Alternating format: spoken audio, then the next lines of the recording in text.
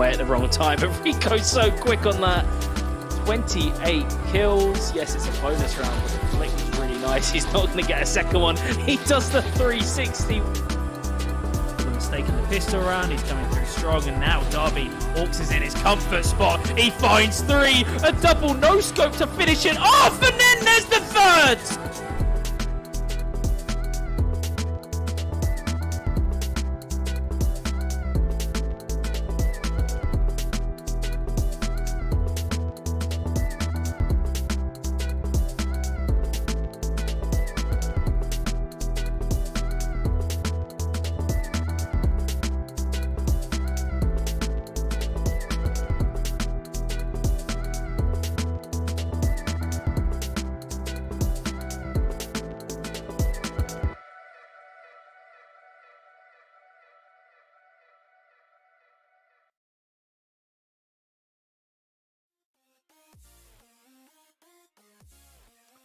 Well, good evening, ladies and gentlemen. It is finally time. It is the new CSGO Grand Finals. My name is Chunks. I am joined by the one and only Protalis. And after a full year of competition, this is where it all ends up. The new CSGO Grand Finals. Protalis, how excited are you for this best of 5 tonight? I am super excited because of the nature of the format. These teams are going to be enduring a huge test of stamina this evening. The tactical depths of the map pool are going to be pushed to their absolute limits, and we're really going to get a clear insight into how much preparation these teams have done, because we could end up on plenty of maps tonight.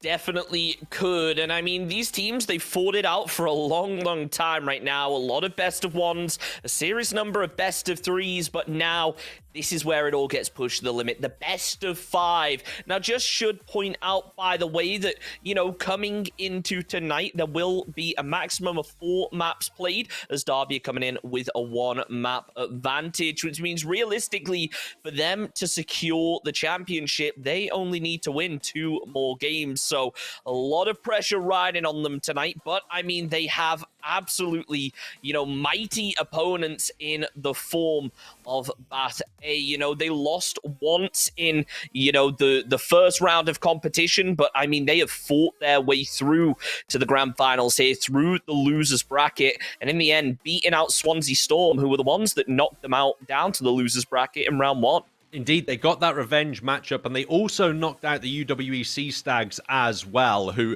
at the start of this tournament would have been my favourites to take it, perhaps all in all. Now, the Derby Gods, of course, they've had a couple of weeks break after they qualified through the upper bracket victory against Swansea Storm White. So we're going to have to see whether or not they have a little bit of ring rust heading into this matchup, or whether they've been keeping that aim hot as ever.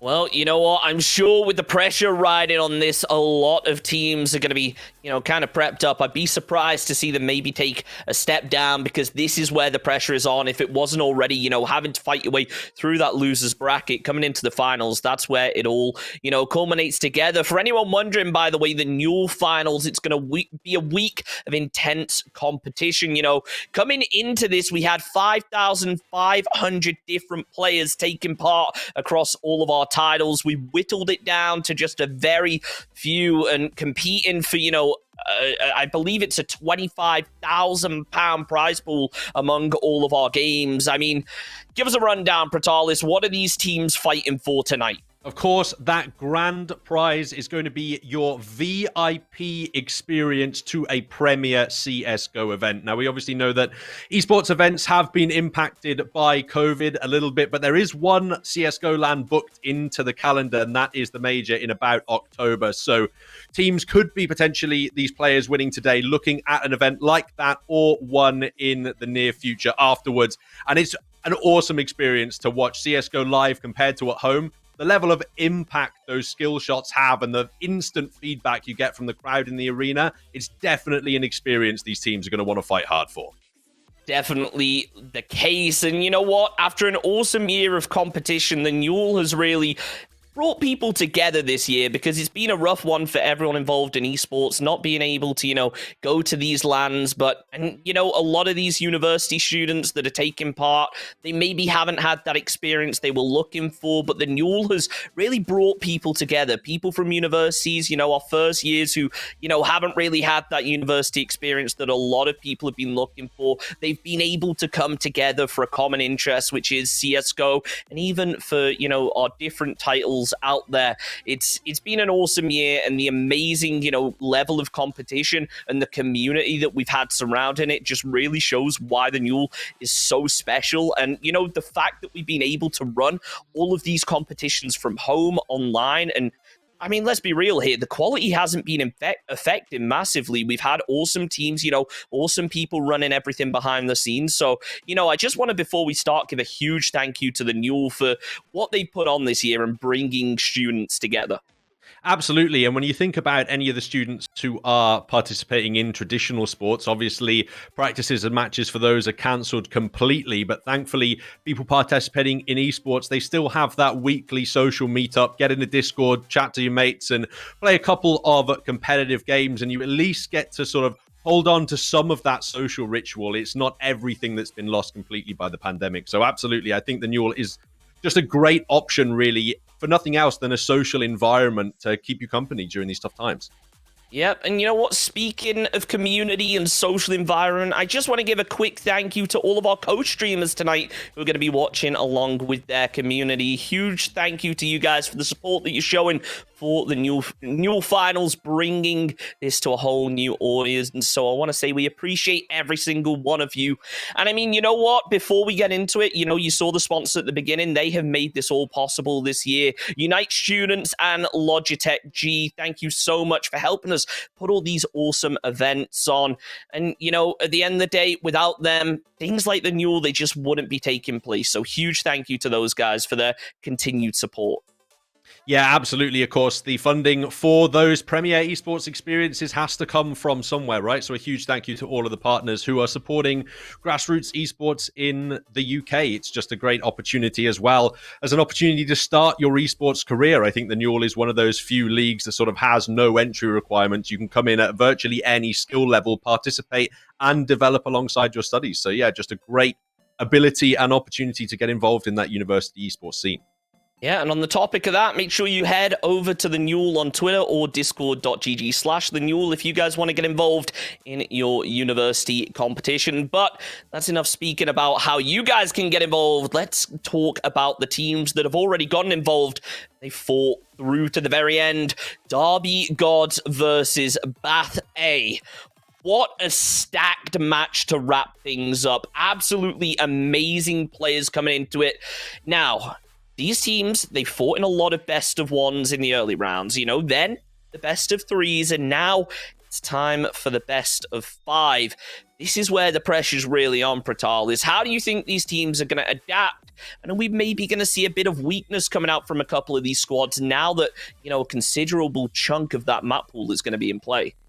Indeed, I think it could be a real test, especially for the Bath A squad, who have to win 3 maps, whereas Derby only have to pick up those 2 because they get the bonus 1 from arriving through the upper bracket. And when you look at it from that perspective, realistically speaking, Derby can be pretty clever with the veto here, as long as they can make sure that, they pick up at least 1 victory on a map that Bath are comfortable on. If you can make sure that there are the first few maps in the series, there are at least 2 of them that Bath aren't going to be comfortable on completely, you theoretically have that final one as the bye, booked in as the decider, as your sort of free map. So you should have the advantage in the veto of this best of 5 scenario, and you should be able to guarantee that at least in those first 3 maps, you can get Bath on 2 that they're uncomfortable on. So I think that it would be a case of the Derby Gods going for a veto towards their opponent's weaknesses, whereas Bath A, they need to veto into their own strengths. They're coming up an uphill battle in this best of 5 scenario, so they want to be on comfortable territory as early as possible. Yeah, well, speaking of the vetoes, here it is. 5 maps, to be picked from, only 4 of which will be played, though. So the pressure's on. The real question is, what decisions are these teams going to make in terms of the maps that they decide to play? Well, the Vertigo ban I was totally expecting coming through. And then this next one is probably going to be between Train or Dust 2. But that Overpass ban is really clever from the Derby gods. Bath A are an incredibly competent team on Overpass. And so I think that's a little bit of a target ban there coming out from Derby, removing some comfortable territory and potentially leaving some of the more open maps in the pool. Bath A taking us to Inferno first of all, where it looks like Derby are going to have that CT start. So it's going to need some mobile active rifling from Bath off the gate. And they're going to have to hope that their aim is there starting on the T side of Inferno. And then looking at the order, the next are going to come through the Derby gods, bringing Train through next. This is what I was talking about not letting Bath get on comfortable territory wherever possible. Put them on a difficult map, something they might not be too well drilled on, and give yourselves the opportunity to put another one on the board early, because all the Derby gods have to do is just steal one early map away, and then Bath A are under so much pressure for the rest of the series. Yeah, I mean, you got to say as well, Bath A, in round one of these kind of playoffs, they got knocked down to the losers bracket. Could that maybe show a bit of a weakness on these team-focused maps and, you know, kind of show why they lend into more of a puggy playstyle? And the real question is, have they been able to adjust more to the team-focused element of competition now that they're in these longer form matches? It depends, I believe, on the degree of preparation you put into the maps. If your definition of preparing for these games is you played a bunch of Face It matches on Train, for example, then sure, you might know the sort of general matchmaking strats to the map. But if your idea of training is getting into a server with a coach, drilling those set piece executes with utility and studying the pro meta, you're going to have a much more tactical advantage on a map like Train, because it has a very specific play style about wasting CT utility as much as possible before you end up going for your attacks on the T side. And so if you have a read on that kind of a game plan, it can be much, much easier for you rather than just preparing by playing on it in a relatively high level. Mirage coming through next as that next pick from the Bath A squad. You can see them picking those fairly common maps with Inferno and Mirage there, which could be a little bit of a troubling sign with Overpass out of the pool, that they're just looking for comfortable territory wherever they can find it. And that means that the Derby gods have the opportunity to have Dust 2 or Nuke as the second one. And that's a really interesting one, because I think if you leave Dust 2 over as that final map, it's probably the one that's most likely to be a 50-50. And so in that scenario, I would argue perhaps they would have wanted to have that as the freebie, but instead they're going to utilize that as our potential last one of the series. So this could be very exciting indeed. All starting off, of course, on Overpass. And really, it has to be Bath A who take that first victory here, or they are going to be looking at death's door for the rest of the final. Yep, and we should probably point out as well, we mentioned earlier that Derby do have a map advantage coming into that, meaning that we will not be seeing that map 5, so Nuke is kind of out the window here, but, you know, Inferno, Train, Mirage, and Dust 2. Any kind of insight here as to how you think these teams are going based off the picks in terms of their playstyle, potentially? I think it's a really interesting one coming out from the Derby gods to pick into Train and then into Dust 2, because tactically they play almost completely differently. You have one of the most utility-based maps and then one of the looser maps in the pool there going straight towards the end. And I guess you could argue that that sort of perhaps is your Hail Mary option at last. If somehow, you know, Bath do manage to pick up that Inferno and Mirage and you're heading into Dust 2 with a potential 3-2 scoreline favoring Bath at the end, all you need is individuals to turn up on Dust 2, and you can really overtake that game. So if the Derby gods are feeling warm individually, there could be some kind of an individual game that they are going to be focusing on in this one. But I think we're going to get more insight into that based on their gameplay on Inferno. The sort of insights that we get from Bath's T sides, the level of aggression that they bring forward, is going to give us an insight into their game plan going forward to the rest of the series. If they're going all out aggressive, they're trying to rush these rounds and force the bomb sites, it's probably showing you that they maybe don't respect the Derby gods so much and believe that they are the better team. And then, of course, that can have a negative flip side if you decide to be overconfident and then end up getting beaten back at the start of the match. That could damage your confidence, which is going to be a factor later in the series. Now, I have to ask as well, we pointed out the fact that we have considerably different maps in the pool. You know, we've got those Train maps, you know, that are very team-focused, but we also have kind of a couple pug-heavy maps in the pool. Do you feel like maybe here it could be, you know, one of the teams thinking, all right, we have our team-focused map, This is where we're expecting to get the win. And then that final pick when it comes on to Dust 2, where it can be a little bit more scrappy in terms of taking the fights. Maybe that is their kind of gamble here. Like, all right, if it does go to this map, which we're really not hoping for, it means that Bath A, they're strong in terms of those team-focused maps. This is going to be our map to make it back in terms of just raw fragging ability and almost kind of trying to outlast your opponent, when it comes to the stamina and kind of wearing them down throughout the evening and almost hoping that they're drained going into the last map. Yeah, I have to agree with you on that one. I think that you saw the tactical overpass ban coming out from the Derby side, and Bath A are also one of the more competent squads in the Newell on Nuke as well. So I definitely think it was a target ban, or in effect making sure that you're picking Dust 2 first, as I would probably have to argue that that is a weaker map for the Bath A squad than Nuke would be, just in terms of that squad's playstyle. So yeah, I definitely think there is a degree of trying to remove that sort of team-based map element and perhaps trying to take it into more unfamiliar territory from the Derby Gods. But it really all is about, in my opinion, shutting the door on Bath early. If they can win this Inferno pick, they can take Bath A's pick straight off the board.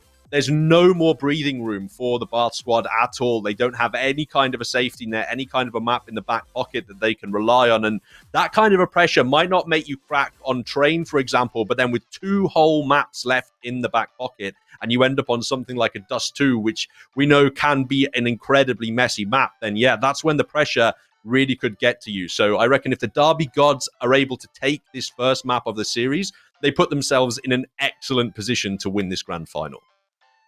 Yep, and you know what? I gotta ask you, Pratalis, you have a lot more experience with CS than me, so you might be able to give me a bit of insight here. And it's heavy on CS, but it's also heavy in a lot of other titles here, and it really comes down to that competitive mentality right here. Look, we've got Derby Gods. They have worked their way through the upper bracket. They've had a week off to kind of relax, think things through.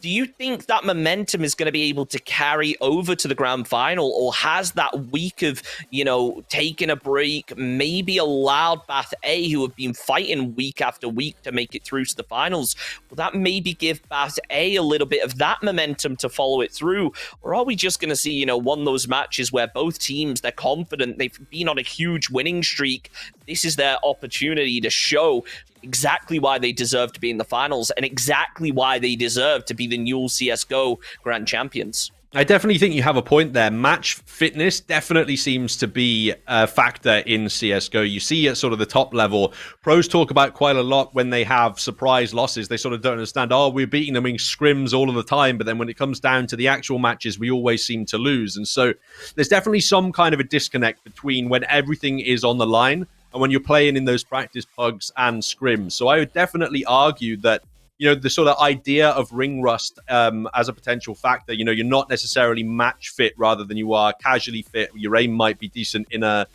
traditional matchmaking server, for example, when you're playing against your mates, but it's slightly different trying to AWP in a casual matchmaking environment and trying to do it in a competitive series where round after round, every single angle you're trying to go to, you're flashed off or you're hit by a smoke or something like that. So it's a really different play style in those super competitive matches compared to the practice environment. So I really do think that the Derby Gods are going to have to put an extra degree of effort into their practice and preparation here to sort of counteract the fact that Bath A got that extra week of match play to sort of keep their competitive level up. And let's bear in mind as well, those lower bracket victories were 2-0s, if I'm not mistaken. So they were definitely bringing the heat into those series. Yeah, and talking about bringing the heat, I think it's important to remember here that this isn't just a university CSGO tournament. We are really right now showing some of the most up-and-coming CSGO talent in the UK scene. We've seen a lot of players that take part in the Newell and take part in these varsity leagues, playing at that top level of UKCS over in the ESL Premiership, that kind of thing. So I think it's going to be a really interesting one to watch, but it's time to hop into our first match of the evening. I'm so excited. It's a best of 5 Derby Gods with the 1 match advantage. But before we get into it, just a huge shout out once again to Unite Students and Logitech G for their continued support.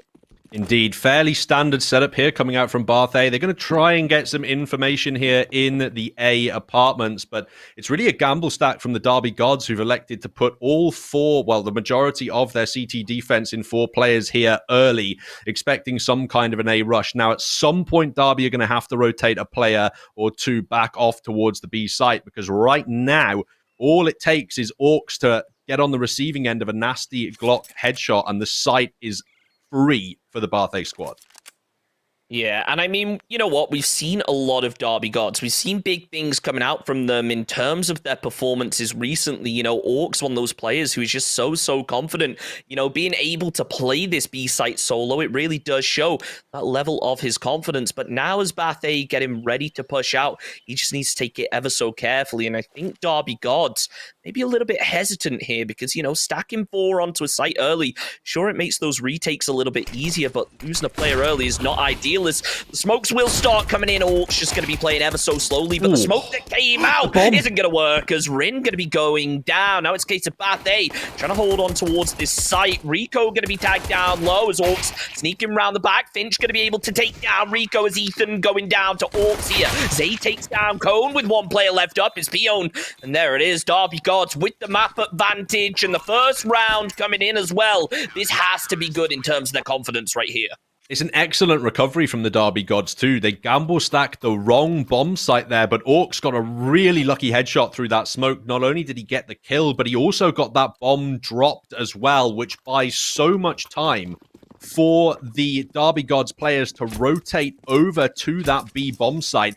I mean, you see the remaining CTs arrive and are already taking Ts down before the bomb's even starting to get planted there, and that's all off of 1 high impact kill from Orcs. So excellent work to find that one through the smoke. But Bath A, they've not been too deterred by the loss in the pistol round. It's Kaon and Ethan on Mac 10, a couple of Galils and Rowan on that Deagle alone. They're going to try and force the issue and break that early CT economy, and there's definitely potential to do so. 3 M4A4s up on the board for the Derby Gods at the moment. This would be a really expensive round to lose, and it would be horrible to give those upgraded rifles over to the T side early.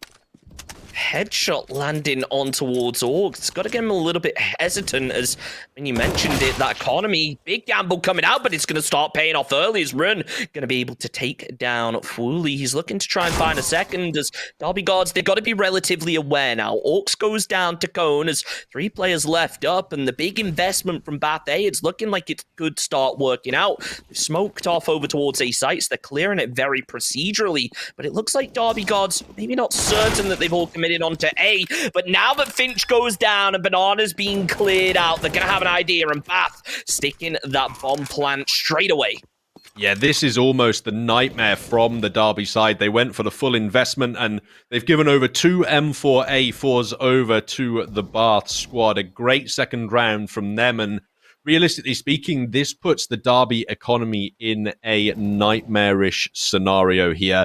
They can't really buy up into the next round, but the cash reserves are also totally empty, so it could be a bit of a debate whether they do actually want to force around these 2 saved weapons, because it's going to be a double eco anyway in the next 2 rounds going forward. But either way, in a map of Inferno that does slightly favor the CT side, this is great news for Bath if they can take control of the early T-sided economy and put together an early round streak. It's going to be so important for their efforts at winning this map, starting off on that more difficult side. You got to be pretty happy right now if you're Rune. You just invested in a Mac 10, and now you're going to be able to get yourself an M4 off of it. Same going for Ethan there. So, you know what? Not a bad start coming out from Bath A. Derby Gods maybe playing a little bit too confident, stacking a lot of players. Well, maybe they should have been playing a little bit more split, but as the utility coming out early, Bath A, they look aggressive. They decided to slow things down just a little bit for the time being.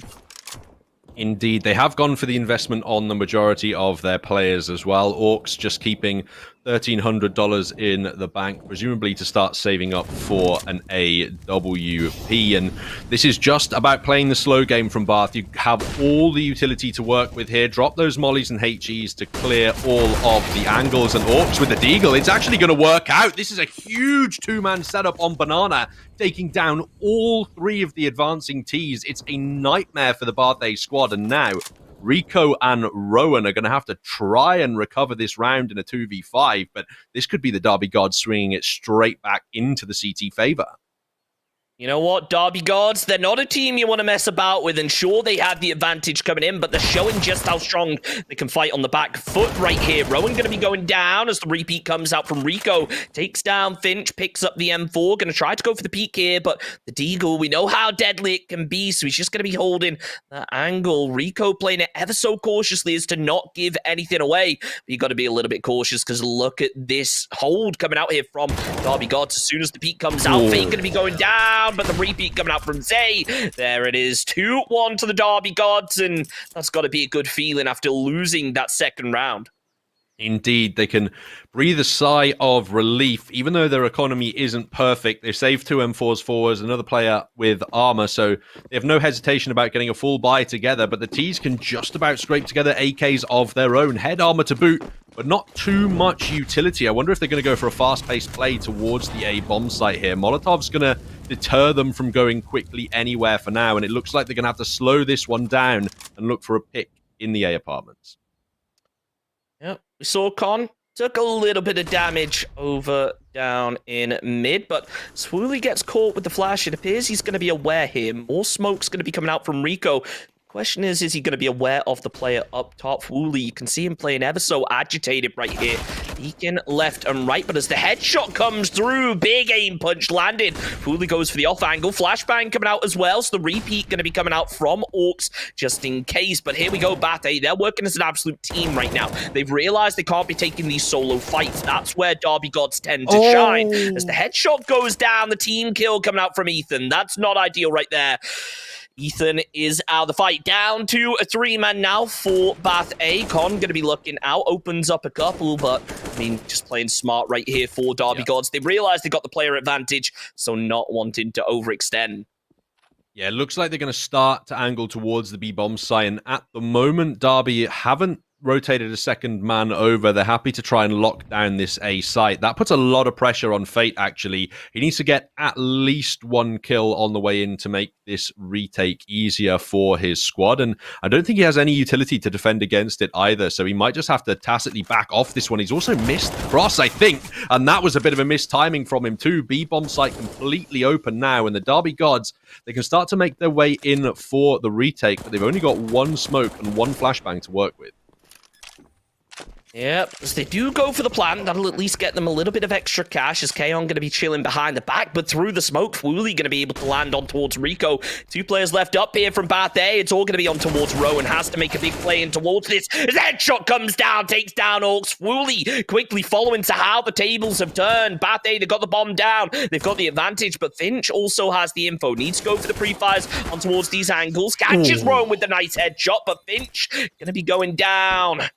Out it goes, and 2-2 in the early game. So just as close as we really expected here. Very impressive, and it's got a sting for Ethan right here. -1 kill and 3 deaths. Yeah, that one is going to hurt, but perhaps not as much as the Derby Gods' money is hurting. That last round was the real crippler. They've gone for another force buy here, but there's only 1 FAMAS on the board, just the Eagles supporting it, and this really is Bath's opportunity to take control of the game here. Orcs is going to try for some aggression.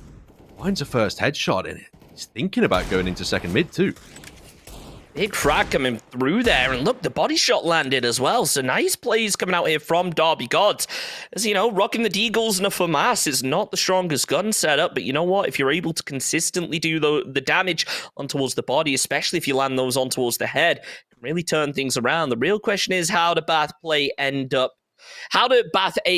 up playing this? Is peeking through ever so cautiously, is got to worry a little bit here. Maybe Bath, they might want to go with a bit more of a confident play, knowing that they are up against that Deagle 4-man. Yeah. You just have to worry about those stacked up Deagle sites. The body shots still do so much damage, and if they start spamming in your direction, you can be taken down fairly quickly. They've already lost a player early, and with a couple tagged, they do have to play this one carefully. The Deagles are still a threat, but so is the time. With just 40 seconds left, it looks like they're going to bail out of A and start to head up Banana now. It's going to take them another sort of 10 or 15 seconds to get towards the site. but they could be under a bit of time pressure when they do end up putting this execution through. There's not too much utility to work with either. And we got a couple players stacked, 3 in fact, over on towards B site. Fate going to be playing up on top, so as the smoke comes through, he should be able to get a good angle on towards it. Rowan goes for the pre-fire and is going to be able to land it. But Orcs at the back of the site, we talked about how deadly that Deagle can be. The headshot lands on towards Rico. Kaon going to be going down as well. Zay just holding behind the smoke as he goes for the spam to try and deny the plant. He's going to get caught through the wall with the AK down. He goes into 2 versus 2, but Peon going to be down low. Rowan, however, lands the headshot. It's down to Fooley. The last player standing swaps over to the Deagle, confident in landing the headshots, but he has to do it quick with only a couple seconds remaining before the bomb goes down. The headshot lands on towards Rowan, but unfortunately, the second one not quite working out. Fooley gonna be getting taken out as Bathe taking that 1-round advantage, and it's looking close already to start things off. I'm telling you right now, this best of 5 is gonna be a scrappy one.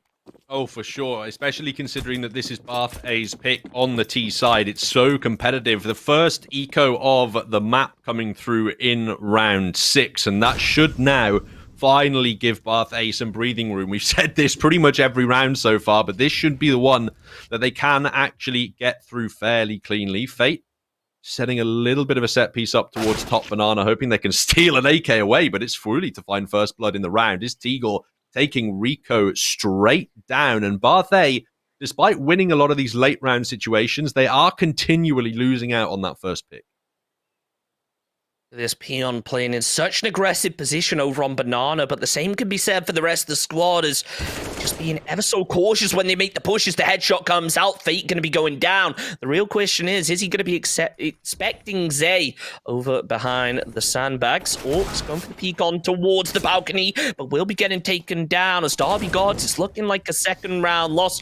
Could be coming their way in a row, so at least they'll get themselves a slightly better economy going into this after a big eco. Kaon, through the smoke, takes down Fooley. Zay going to be going down as well, leaving Finch as the final player left up. Got the USB, maybe a couple headshots could do the job, but Kaon with the 181 tap, down it comes. And Derby Gods now at a 2-round disadvantage. That one map not going to make too much of a difference right now in terms of the momentum.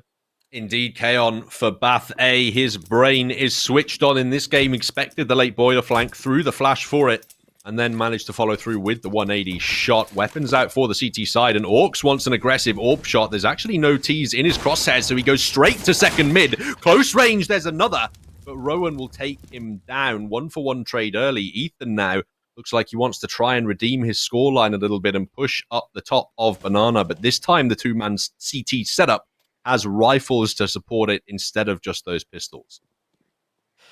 Now, sure, the AWP is good, but it's also expensive, and losing that early is going to be a little bit of a pain in the pocket right here for Orcs as he made the aggressive push. 8 and 5 right now, a good start, but, sometimes conceding a player early can just be so deadly, especially when they're rocking the AWP. Now the push going to be coming out here. Fate lands the headshot on towards it. Kaon down. Bottom of Banana is watching out with the AK. Molotov comes through as Fate does get taken down to only 8 HP. It's not ideal. Peon going to be going for the repeat here, getting ready to engage. Zay goes for the spray behind the barrels as he will be able to take down Kaon. Zay is taken out in return. Faye quickly followed right here. There's now 2 players left up, Fooley and Finch. They have to try to retake the B site as the bomb is going to be getting planted. A bit too much aggression from the Derby Gods in Banana there. They found 1 kill, they found another headshot. They could have retreated back in towards the site more passively and held it, but instead they wanted to stick around for kills, and that ended up costing them. They have found Peon, though, and Rowan now left in the 1v2 has to go big. Rowan as the solo, but the headshot lands through. That'll be a good confidence booster right there, and Fooley going to be able to get the trade with the headshot. There it is. The defuse going to be coming out for Derby Gods, kind of breaking that losing streak now, leading to only a 1-round deficit, but with only 1 player left up, and their economy, it's not going to be super strong. How are they really going to play this out right now? It's such a scrappy start to the game, and this is really the opposite of what you want to see as the CT side. You want to be winning multiple rounds in succession, preferably with multiple players alive to be padding out your bank. They've never had an ideal economic buy for the Derby Gods, and because of that round being won in the B site, they couldn't even recover the AWP. Orcs missing the opening scout shots this time, trying to find that tag on the nade arm, but no luck just yet. AKs are out for the T side, but Kaon's down to a Tech 9, so that T-sided economy is suffering a little bit as well. A slightly slower play at the start of this round, but angling towards the A-bomb site. They want that mid control. Mid control can just be so vital. As Ethan, can he finally get his first kill of the game? Not going to be the case, as they going to be able to land the headshot there. So they realize the banana's going to be clear. Derby Gods, they have to position up for this A push right now. Orcs going down, fully followed quickly. Zay caught with a headshot as Fate finally opening up here. Going to be returning at least a little bit. It's down to a 2v2, and with Rowan down to low HP, things are looking good for Derby Gods, but we know how powerful those AKs can be. If you get caught with a headshot, everything's over. As right now, it's just a case of Bath playing slow and Derby Gods waiting for them to push on towards the site. Well, Finch is playing the mega off angle here from the balcony, essentially waiting for them to cross all the way into the site. And Bath still don't really know where they want to go. B has to be the target here. Looks like they want to drop some kind of a fake smoke on the A site, but you can see from the way Kaon's moving, they have no map control through Banana. He has to spend so much time, but the smoke, it's 300 IQ. It's baited Fate over to the other side of the map, and now Bath A have a totally free bomb site to plant in. He might just make it back in time. This is going to be so tense. Yeah, with 15 seconds on the clock, it was all given away, but 7 seconds now, the bomb plant will be coming out. Rowan taken out, now it's down to Kaon as the final remaining player. Utility comes through here from Fate, followed by the peak. He goes down, but Finch with the MP9 cleans it up. What a headshot. There it is. It's 4-4, and Derby Gods even, down to just a one-man. The clutch scenario is really coming out. The defuse will work, and it's going to put them in a slightly more favorable position in terms of that economy now. And you actually have to give Finch a decent amount of credit for that shot there. At long range, the MP9 isn't the most ideal weapon to work with, and you could quite easily fluff a 1v1 in that kind of scenario if you miss the headshot. So do have to commend him for his aim in a high-pressure situation. And finally, the Derby Gods have broken Bath's economy. Just pistols for the T's, and Orcs has his AWP, but Bath, they look like they want to storm quickly towards this A site. Definitely appears to be the case, and when your utility and your weapons are like this, you've not got much to lose. Orc's going to be holding the side angle, though. Finally managed to get himself the AWP again, but the shot comes through at the same time as the flash, so it's not going to be landing, and now Bath A are going to be aware. Look at this. They are stacking up. They're ready to peek over as a group. The second shot doesn't land. Orcs, what is going on? 3 in a row, make it 4. But Zay going to be able to get the train on towards Rowan. Now he has to play ever so careful. Trying his best to hop up top. It doesn't work out. Fate getting the train on towards Rico, but he's eliminated just as quickly. Ethan now finally managed to pick himself up a frag or two. Has himself that M4 Kaon with the AWP. Now it's down to a 3 versus 2. And look at this. Peon holding that side angle, ready the Derby Gods to push through, but it's not going to matter as Fwooly getting taken down with the AWP. Finch looking for the rotate out of here, needs to try and disengage, needs to save that weapon, because after a big investment coming out from Derby Gods, their economy is not looking ideal.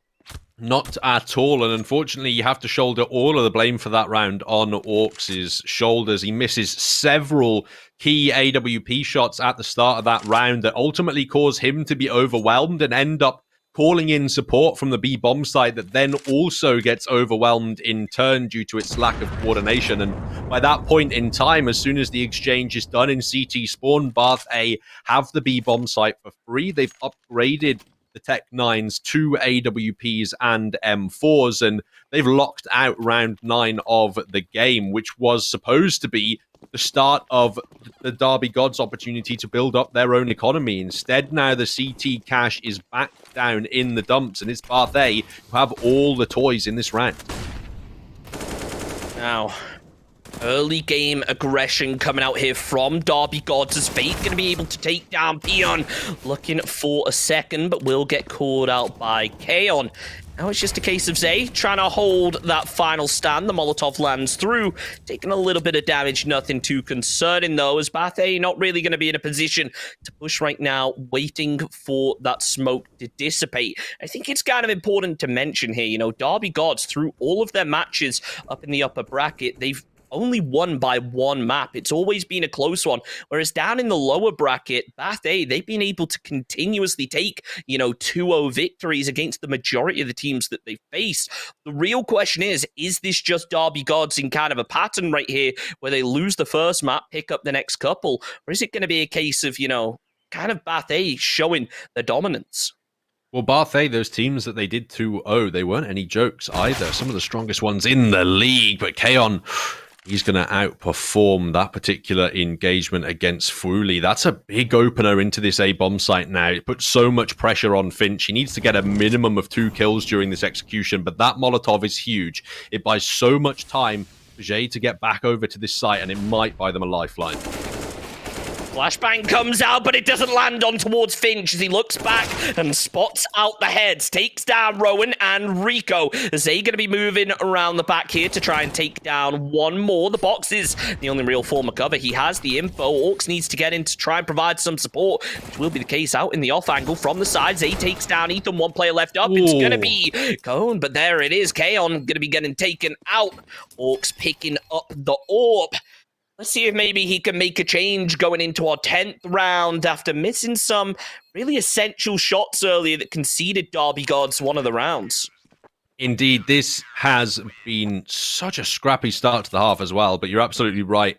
Orcs has to start finding a little bit more impact with this AWP. We can see that he knows how to use it aggressively, but again, you already mentioned you don't want to be losing the weapon just to get one pick at the start of the round. It's the most expensive gun that's functionally bought in the meta, and as a result, on a CT economy that has been shattered all game, you want to be trying to preserve that cash as much as you can. This time it looks like Orcs is going to be using that AWP over towards the B bomb side as a secondary form of defense. And Bath, they're happy to play another one relatively passively. They have to wait these CT smokes out, and then they're going to try and get more map control. But the Derby Gods, it looks like they want to get an aggressive position in Banana and deny any kind of map control towards the Bath A squad. So the real question is now, Orcs, this doesn't work out with the AWP right now. Maybe it's time to start switching over to that rifle, you know? 2 rounds, losing because of an AWP. It's not ideal, and especially with the investment you can save going on to, you know, just a standard AR, it might just work out. But we see Fate starting to get a little bit aggressive. Here comes the execute from Bath A, pushing over on towards A site, and with Fuli playing on the backside, going to be looking to try and find something. Derby Gods with a pretty standard setup right now. It almost feels like Bath A starting to get a read on the positions that they're playing. There hasn't been too much tactical variance, and Kaon, he reads the aggression, which has come out time and time again for the Derby Gods, and he dismantles both Banana players. I don't think Orcs is going to be able to get here in time to defend unless there's a gap in the smoke, but another critical shot missed. He's going to hope there's another opportunity afforded to him, but it doesn't look like Bath are going to give them over. The first save of the game is this, perhaps. Actually, the second, I think, from the Derby Gods now being called to preserve these rifles. But Bath A, it's a dominant round for them. Despite losing Rowan at the end of it, they just decimate the Derby Gods B site hold, all because of that aggressive Banana play. Look at this Orcs. He's playing for the exit frags. Those players are going to be pushing. There it goes. Lands one on towards Peon. Looking for one more as Ethan going to be deciding to scarper back and rotate through to Banana with the rest of his squad. I mean, you know, I don't want to say it, but Orcs, he could try for something here. Not going to be the case as it's only a couple seconds till the bomb does blow up. There it is. Off it goes. Bath A with yet another round, but it's a close one. In round 11, there's only a 1-round difference. And now, you know, even after the round lost, Derby Gods, they got themselves 2 ARs and an AWP. It's got to be looking strong for them to potentially start mounting a bit of a comeback.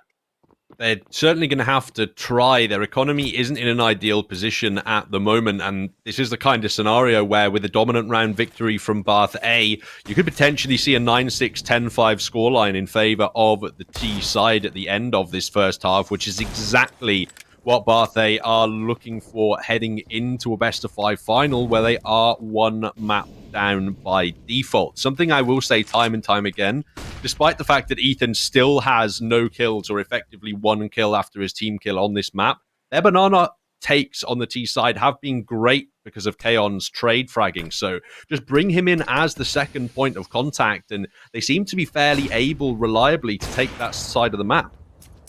What an ego peak coming out there from Orcs. Going to be able to take down Peon right out in the open using the edge of that smoke for cover. So now it is going to be Derby Gods with the first frag of the round.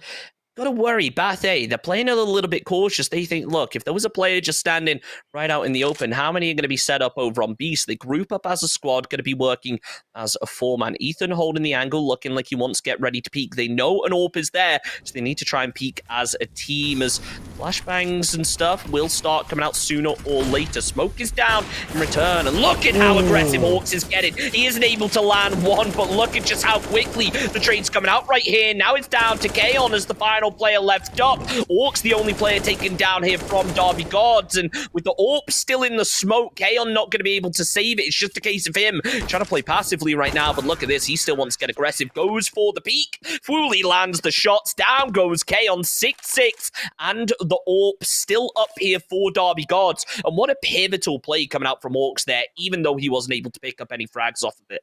Yeah, indeed. He does go aggressive with the AWP, but it's probably more beneficial for him to play from coffins in that kind of a scenario. He does cause a little bit of a distraction, which allows Fate to pick up the triple kill, but for most of the time, he's in the smoke, and they're only really focused on Fate, who's straight up out aiming the Bath A squad. If he's sat a little bit more passively in that scenario, he can probably more actively help in the gunfight rather than charging forward and missing those no-scopes attempts like we saw there. Either way, though, a round victory for the Derby Gods and a very important opening kill from Orcs that probably did bait in that Bath A attack to the B-bomb site. The victory in that round also deals heavy damage to the Bath A economy, but you can never discount these AKs and Deagles. We know how much damage they can do, and Bath right now are just hunting around the map, trying to sniff out an early pick before they push onto either bomb site.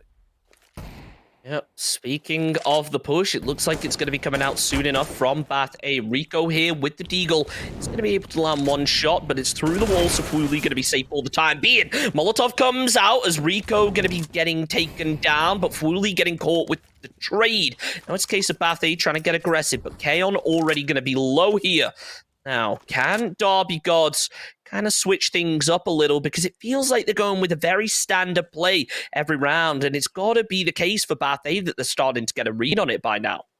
Indeed, even just the set place setups on the A bomb site, it's generally the same positions every time for the Derby Gods, so the pre-nading and utility you can see be utilized slightly more effectively by Bath A into the pit, but Finch gets one basically through smoke there. Jay can double up on the flank, and Fate might as well have just dismantled the whole attack. Jay will finish it off, but that was an excellent hold from the Derby Gods, despite the fact that Bath A seemed to have an idea on their positioning. I must assume that there was some kind of a pushover towards B there that got them the information to go for those frags, because they had the perfect read on the positioning of those Ts just then, and they shut them out of the bomb site as beautifully as possible. With just P250s and Glocks, Bath A are desperate just for a bomb plant to make sure they have whatever they can in the last round of the Hearts. It feels like that smoke was so pivotal then. It denied the Molotov, and being able to get a kill through it just absolutely, put Bath A on the back foot. As now, we're coming in towards the end of the half, and with Rico going down early, the pistol rush coming through, Fate takes down Kaon, but he's traded out in return. Fully finishing off Ethan as Zay with the 2K cleans up. There it is. Derby Gods taking it to an 8-6 scoreline. Bath, they should be able to grab themselves at least something in terms of weapons, getting that head armor as well. But let's be real, the utility coming out here is going to be very minimal at most. Now, you could argue that 6 rounds is already enough coming out from Bath A on the T side of this map, as it's slightly more CT-sided in general. But in the current meta, you really want to be pushing 7, even 8-7 halves if you are a side who just prefers the T. What are you... Okay, Orcs, I was trying to finish my sentence, mate. I wasn't expecting you to sit in a Molotov and just burn alive. And this is what I'm talking about. This aggressive playstyle from Orcs. It's really not working out for them with the most expensive gun in the game right now. Hey, look, all right. Fire is dangerous, all right, especially when you've scoped in, you have no idea where it is, and you only really notice that you're in it when you start taking damage. And shift walk, trying not to give anything away, but doesn't quite work out, as Zay now also going to be down to extremely low HP. So you got to be a little bit concerned for Derby Gods here. Look, they just got a 2-round win. They're starting to open up the gap, but with Orcs going down like that and Zay taken down low as well, it's not going to be ideal, and you have to be a little bit concerned because, look, if you're in such a high pressure situation, your teammate goes down to a death like Orcs had, which realistically, it's a rough one. There's no way to sugarcoat it. How does that affect your mental state? You really got to wonder here. But look at this. Bath A, they've realized a player died over on Banana. They're going to start playing aggressive, but with Fooly round the back, he's going to be able to open up, takes down Kaon and Rowan with the 2K. Both headshots working out. Fate moving around the backside, but as the solo up against the rifles, he has to make something huge happen. The pre-fires coming out through the smoke are going to land a little bit of damage. Finch needs to work in as that entry fragger right now. The rest of his teammates are going to be low, so just 1 or 2 shots will finish those off. But with Ethan playing up on this high angle, he's going to be prepared for this right now. Lands the shot on towards Finch. That gives the info. There's going to be one more underneath going for the boost. Fate working around the back, but now with the man disadvantage and low HP, you got to be a little bit nervous. Zay opens up. He gets taken out. Fate eliminated as well. And there it is. Bath A, they close it up. 1 round between the 2 teams going into the second half. Well, it takes in the whole first half, but eventually Ethan does arrive in the server and pick up a quad kill in the last one for the Bath A squad. And now we're going to see the sides switch with a single round advantage in the favor of that Derby side. This is where things do start to get tense indeed now. We're going to see whether or not Bath A are preferring the T or CT side of this map. They should theoretically now be on the easier half of the map, but simultaneously, they don't get to control the pace anymore. It's the Derby Gods who get to dictate what site is attacked and when, and that can bring its own set of trials and tribulations along with it. But from my personal perspective, I'd expect to see some incredibly aggressive play from the Derby Gods here, especially from Orcs, who was content to go wild with his AWP on the CT side of this map. I can absolutely see a world where he decides to go crazy aggressive on the T side as well, because that is sort of the nature of the beast of the T side of Counter-Strike. So, timeouts coming out here from both teams. They have a couple seconds to reset. But is that what you want to be doing right now if you are Bath A? After you've just really clutched out that round, you've closed the gap massively right here, only at a 1-round disadvantage. Is it time for them to maybe try and carry on that momentum?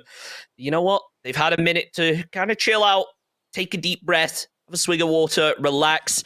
Now is the time for them to get started. Let's see if Bath A can, maybe turn things around on the CT side, but the momentum from the first half, it's got to be looking good. Kaon, he opens up, but Fooly takes down Rico with the headshot. Rowan going for the spam, but caught with the flashbang. It's not quite going to work out. The flash getting thrown out in return as Derby Gods is going to slow them down a little. Headshot comes out from Rowan, followed by a second, takes down Zay, but Orcs returns the fire. Out comes one through the smoke from Kaon, but Ethan taken down. It's down to Kaon and Peon as the 2 remaining players, Orcs and Fooly, trying their best to get aggressive. The USP going to be getting picked up. If a headshot lands, it's already over. So now, what do Bath A do from this? Is just going to be a case of them having to push this very strategically. They have a HE and a smoke, but no body armor to work with. But it doesn't matter when you're hitting heads like that one. Orcs on the P250 needs to go big here, but he's being tagged down ever so low, and he just can't convert it. Stormed into the A-bomb site, did the Derby Gods, but it's Bath who are able to retake it, and they are certainly going to be breathing a sigh of relief, perhaps, but only maybe a brief one. We did see them bring out the Force Spy in their second round of the T side, and considering just how scrappy this game has been so far, I have to imagine that the Derby Gods are going to go for some kind of an investment here. Yep, you see the AKs come out, the Galils, MAC-10s to boot. This is not going to be an easy round for Bath to get through. But if they can at least dispatch this Force Spy, then they should have an opportunity to build up their bank. This might just be me right here, but I feel like when in round 2 you opt to grab the AK and kind of neglect the head armor. I feel it's a bit of an ego play right now. So Fooly really showing that he is confident in this. Look, Bathe, you can't hit your shots on me. What do you mean? I've got an AK right here. Gonna finish you off in no time. But as Ethan opens up some shots through smoke, Peon gonna be going for a similar position. Now, Derby Gods, I think they've realized, look, Bathe, they bought themselves an MP9. They're gonna be, in an aggressive position. They've got themselves decent guns. Maybe it's time for us to just slow down and rethink how we're going to take this. Indeed. And to your point on the AK as well, in a force buy round where theoretically you're supposed to be the team at a disadvantage, you risk giving a seriously powerful rifle over to that CT side, which has one-shot headshot potential at pretty much any range in a CSGO map. So it's a big risk to buy it in the second round scenario, and you generally do have to be pretty confident you're going to win the round off the result. But look at this. One smoke left for the T side, and Orcs has it. He's on the A bomb site. If he gets picked off here, Derby Gods have to go into B totally dry. Maybe this is the play, though. Look at this, Orcs. He throws out the smoke. He's making noise now. It looks like Bathe are going to start the rotate on towards this. Peon going to be going for it, and we spoke about that 400 IQ smoke earlier. Now the same going to be coming out. But as Ethan takes down a 2K, that lack of utility really starting to become evident. The bomb plank comes out to Derby Gods. They're going to be able to get themselves a little bit of extra cash out of it. It's 8-8 right now. It's going to be a close one. The FAMAS holding the side angle. Orcs looking to maybe get aggressive, and you got to worry a little for Derby Gods right here. They have been a team, they've been getting aggressive in the first half, but now that they have the bomb site, it's just a case of them holding it and not conceding any control. Indeed, a couple of flashes on that T side picked up, but there is a Molotov and a smoke for the CTs in the hands of Rowan. That could be very useful in a late round situation. First FAMAS of Orcs, though, gets a kill. Jay follows up as well, and Kaon in the corner hasn't been spotted yet. He can live a little bit longer than he's supposed to, but the result is still the same. A surprise Derby Gods victory, it has to be said, but the force buy works out. The AK is preserved, and it's a nightmare for Bath on the CT side, who've had their money just go straight down the drain. Fortunate there for Finch as he does go down, switches over to the knife at the very second the player peaks. Not the way you want to be going down. But you know what? It's CSGO time, and at the end of the day, it's just typical at this point. But with, Derby Gods now with a round advantage, and they carry over this momentum. Deagles coming out for Bat A. You got to say, on the CT side, these Deagles, they could be so powerful if you're able to catch a player on that peak.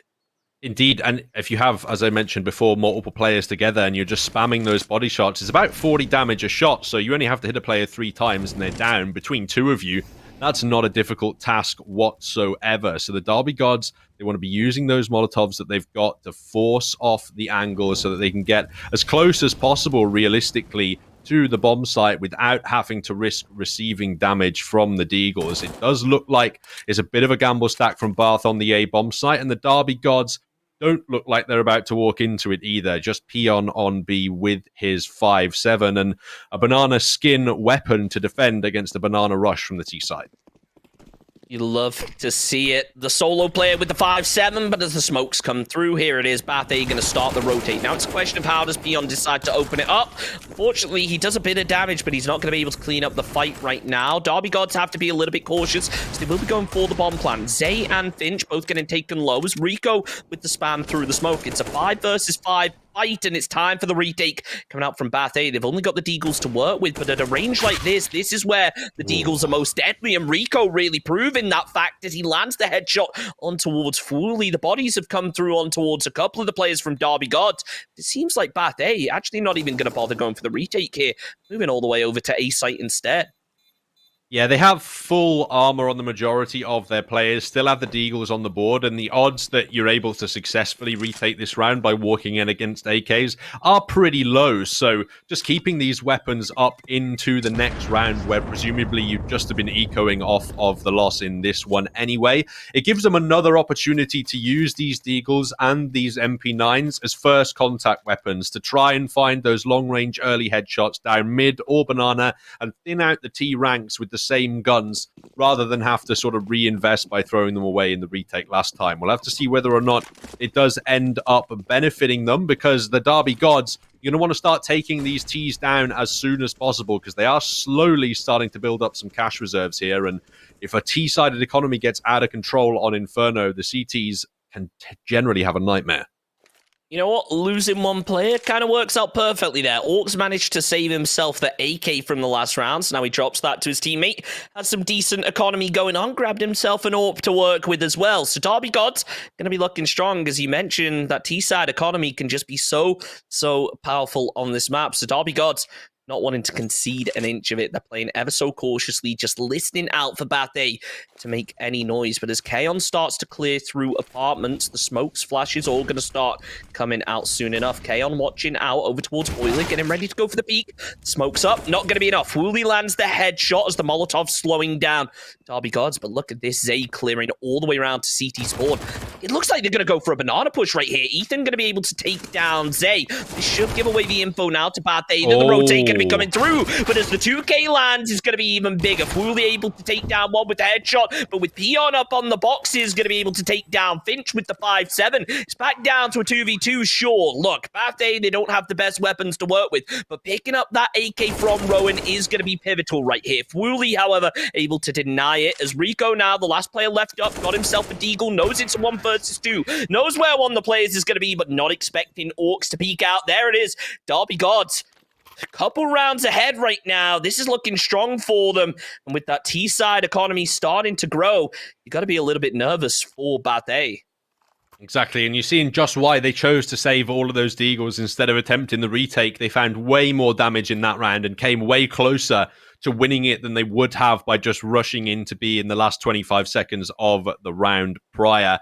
They do still have a little bit of cash in the bank after this save, but not enough for an AWP on the CT side, and Peon does have to drop down to that FAMAS. So no one-shot headshots for him, but presumably the Derby Gods, they have everything they want in this one. Orcs has dropped an AK to a teammate before he's going to pick his AWP back up, and despite several whiffed plays with that AWP, he is actually the top fragger in the server at the moment, other than Kaon, who is just 1 kill ahead of him. So this aggression, it might be a mixed bag, but it's working out enough for him to be one of the top dogs on the scoreboard right now.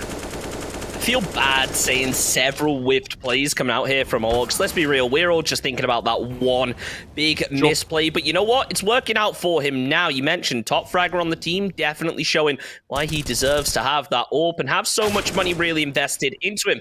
Rowan going to be able to take down Fate, but as Zay peeks out of apartments on towards balcony, Rowan going to be going down as well.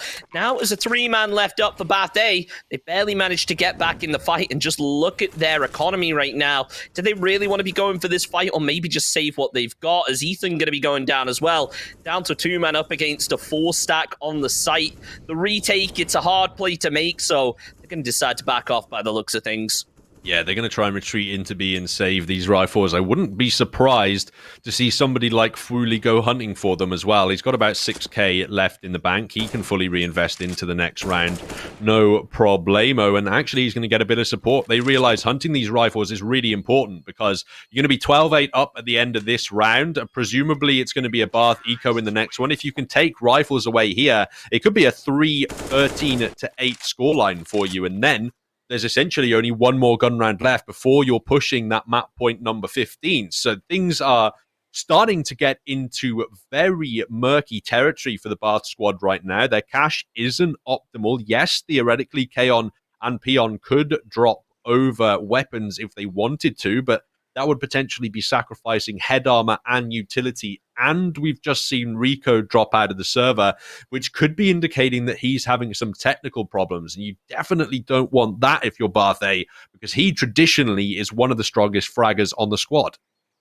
Yep, I have received some confirmation here. We are having a technical time out for the time being, just as Bath A make sure they can get all their players on top form, because you know what? When you're 4 rounds down, you don't want anything impacting your play, even if one of your housemates is, watching a movie or something and killing that internet. You got to go in and yell at them real quick before you hop back in the server. But 21 rounds in, 1 map advantage to Derby Gods. If you're Bathe, you got to be sweating right now, because let's be real here. You lose this map, it's all or nothing. You have to mount a huge comeback in this best of 5 and deny Derby Gods that 3rd map.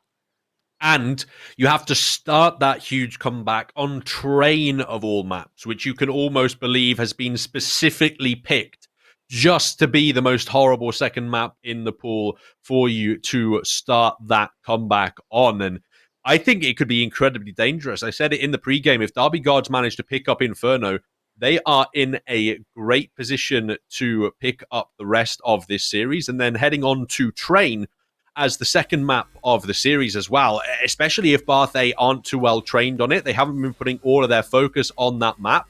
Well, that's the one you have to start your comeback on. You lose on Train, you lose the series. That can be a very momentum-based one, especially on the T side of that map. So absolutely, Bath are in a tough spot right here, and they're going to want to be using this technical timeout if they can to be discussing all of their options to try and dig themselves out of the mess they're in on Inferno. Yep, as you mentioned, just a reminder for anyone just tuning in, we are on a little bit of a technical timeout right now because, you know, we want to make sure that all the players are on that level playing field. You don't want technical issues getting in the way, so maybe just a quick reboot of the PC and then they will be back in. And you know what? It's really important right now for these guys to make it back because Derby God's coming in with a one-map advantage. If they're able to carry on this momentum that they picked up in the second hard, it's all but over right here. So, I mean, Derby Gods, you got to be a little bit concerned that maybe, you know, this time out, it might slow down the momentum a little bit, and we'll see if they are able to continue it because, I mean, coming into this map, we knew things were going to be evenly matched. Look at the first half, how close that was. Are they going to be able to take it now? Are Bath A going to be able to take it to that overtime potentially and make a comeback? Because let's be real here, the chances of Derby Gods on the tear that they're on right now not being able to make it 15 rounds, it's looking very, very slim. The next couple in regulation are going to be really important. That next full gun round for sure is going to dictate so much of the rest of the pace of this first map. Because if Bath A do lose that first gun round, overtime is pretty much guaranteed then for the Derby God squad. And they're 12-8 down right now, and 15-8 isn't the easiest scoreline to fight back into, even to push overtime. It wouldn't be guaranteed in that scenario. And then you look at the rest of the pool. We already mentioned Train is a bit of a messy one to end up on, but Mirage and Dust 2, as your last two maps in the series, are probably your most commonly maps played in the pool. So you don't have to worry about not having any strats for them for either squad. So those are the most likely maps to be sort of 50-50 coin tosses, and well, two 50-50s in a row, the odds that one of them go to your opponent are pretty high in that scenario. Yeah, and you know what? Sometimes you love to see it when it can be that coin toss where, look, you know, one team can absolutely tear away on the first half, but when the sides switch and, you know, it gives teams the opportunity to really mount a comeback. But, you know, we should point out, you know, just another reminder for anyone just joining, we are on a technical timeout right now waiting for these players. And I think it's a good time to remind everyone as well just exactly what these teams are fighting for and why it is so important. You know, this is the Newell CSGO Grand Finals right here. So the first place team is going to be playing for an all-expenses paid trip to a Tier 1 CSGO event. Obviously, COVID permitting, with the past year, no LANs have been on. The Newell has been there, providing support for university players with this awesome online format, bringing people together in a way that, you know, it's been hard to do this year, especially if, you know, you've just coming into university for the first time. You want to get involved in university esports, but with everything going online, it's been tricky. So huge thank you to the Newell for really throwing this all together and allowing people the opportunity to compete even with the current circumstances. Yeah, absolutely. And those premier esports events really are premier as well. You're talking your ESL1 Colognes, you're talking your CSGO majors, really big environments that you absolutely do want to go to, and just sort of renowned tournaments that have an absolutely amazing atmosphere. And that's why it's so tense at this point. It's not like you're playing for an extra couple of £100 in the bank account. You're playing for potentially memories that you're going to have for the rest of your life. And as this technical pause comes to an end, we'll have to see whether or not Bath A are going to be able to dig themselves out of the hole that they find themselves in. They've made the first tough choice and chosen to preserve their economy for a full gun round in the next. So we have to expect 13-8 from the Derby Gods unless we see some heroics from these two rifles. Yep, the pressure is on right now. It's a big gamble to make that you're going to be able to pull it through in that next round, but as the nade lands through, Wooly going to be going down. So nice start coming out here for Bath A as they get the entry frag. Orcs just holding onto that smoke ever so carefully. Zay through it, however, goes for the spray, lands on towards Ethan. Now, you know, one down for each team. Orcs going for the peak. He's got himself the AWP. We've seen just how powerful that can be. 21 rounds in with only 4 rounds difference. Both these teams got to be super nervous right now. Absolutely, they do. One rifle on the B site, one on the A site as a Deagle supports either one. Glass cannon to boot, so theoretically, if Derby Gods use their utility properly, they should be able to easily walk into a bomb site here. Rico has to go aggressive to try and defend, but he's flashed off beautifully, has to fall back deep into the site, and now the Gods are going to capitalize.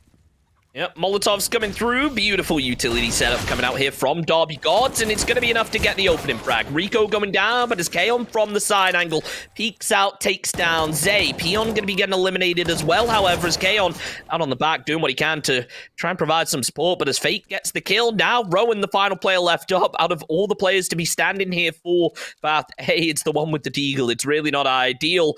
It's a 1 versus 3, Derby Gods. They've got themselves the round lead. Maybe it's time for Rowan to come out and attempt one of those hero clutch plays, because realistically, in the situation Bath A are in right now, they should be able to force themselves a bit of a bye in the next round. But instead, looks like Rowan going to decide to opt out and concede yet another round to Derby Gods. Yeah, he was just looking around there really for an AK to bring forwards. I mean, theoretically, he could attempt a clutch there, but with no body armor, the chances that he's going to be able to find those pixel-perfect headshots on every player when he has virtually no info either as to how they're set up after both people go down straight away, it's pretty unlikely he's going to be able to accomplish much. But if he can pick up an AK, that's more utility for his team to utilize here in round number 22. That's a better rifle than any of the M4s that the CTs can purchase. But interestingly enough, Rowan's not chosen to buy head armor here, presumably because he's saving up for an AWP in the next round. And well, against a full complement of AKs and AWPs, that's not going to matter too much. But this really is the important one for Bath A. This is the do or die round, and it starts off with a beautiful nade down Banana, knocking Fooly down to less than 50. 43 HP for Wooly, as both teams gonna now be on a full buy. The utility still being saved here from Bath A as the flashbang comes out. Smoke gonna be coming over as well to try and slow down the push coming out from Derby Gods for the time being. Now this is a pivotal one right now for Bath A. They've invested so much of their economy towards this. If they're not able to start closing the gap quickly, then Derby Gods might just be able to tear it away. As 1 minute left on the timer, the execute needs to come out quickly right now, because Derby Gods, they're playing ever so cautiously. They know that Bath A have a strong economy at this point. They know that if they secure this round, it's going to tear it back down again. Flash is going to be coming over as Rico lands the shot on towards Fate. Traded out quickly by Finch as the frag grenade will come out. The headshot going to finish off the job. Orcs getting caught with the frag now as 2 players left up for Derby Gods. It's just a case of them trying to play it slow, pick off players one by one. But as Bath A appear to have their number, they're getting the pinches on towards this location. Zay spotted out. Kaon finishes off the job. Wooly now, solo player left up, tries to find it. Headshot coming out over on towards Rowan. Pulls out the knife at the worst possible time. Down goes Wooly. And that's what Bath A needed right there to be able to start closing the gap.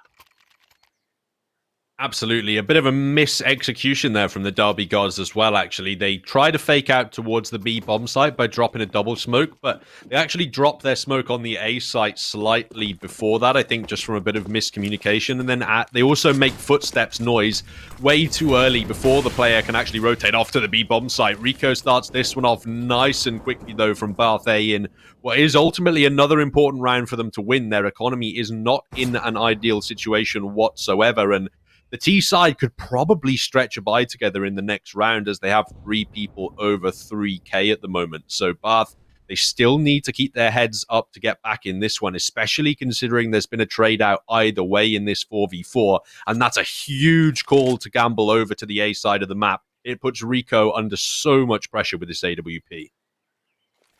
Gotta say, I'm a little bit concerned from Derby Gods. It felt like earlier on when they were on that tear, they were getting super aggressive in the early half of the round. Now, however, after that technical timeout, things have started to slow down for them, as it's a 13-9 scoreline.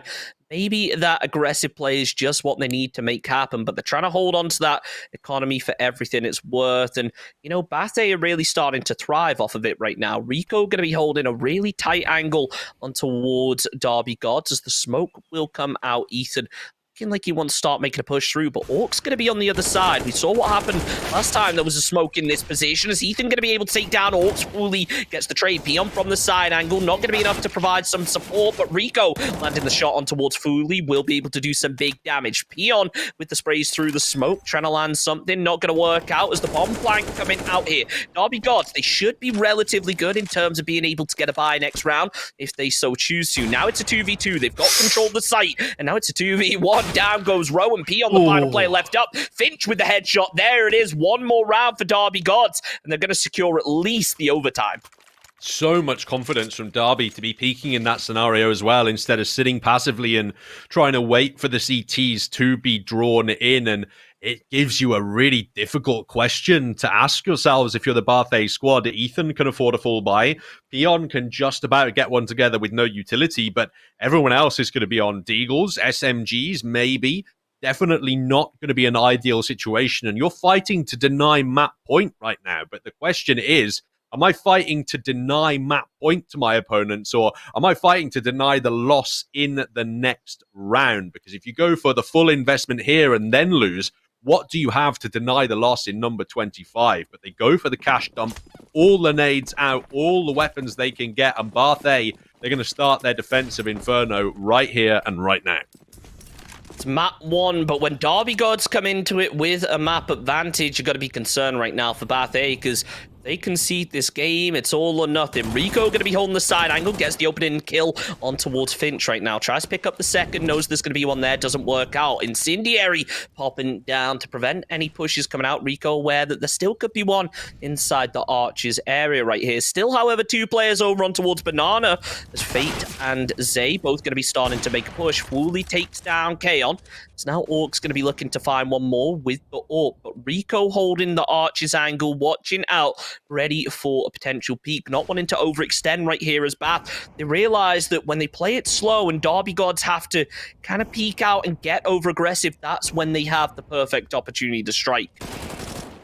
Oh, Orcs, he almost played that perfectly. 4 bait shots, but couldn't quite get the lineup on the last one for Rico. Meanwhile, Fate's out on B. He's drawing attention, and he's drawing bullets too. Peon takes down Jay, but do they know Fate's up close? He's found the first, but can't get the transfer. No free bomb site and 2 Ts left. They're on A, but the bomb is deep Banana, but nobody knows that fact. The Derby Gods dropped it back there, so Bathe actually have to push to find it, but Orcs gets the recovery shot, lands it through, and that's the perfect bait now. Derby, you'd have a free B site. They never knew it was A, but Orcs now has to hold and defend. This is a crazy round.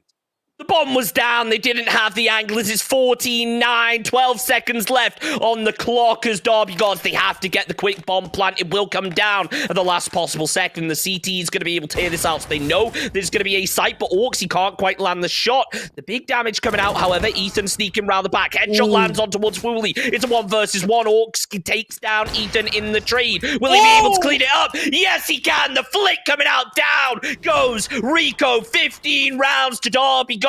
And they're close to sealing their second map in the series. One more round and one more map, and they will be the new grand final champions. But there's still one more round in the game. Bath calling a timeout. Is this the opportunity for them to reset? Can they get back in the fight? Can they, muster together some form of an economy to try and get a fight going?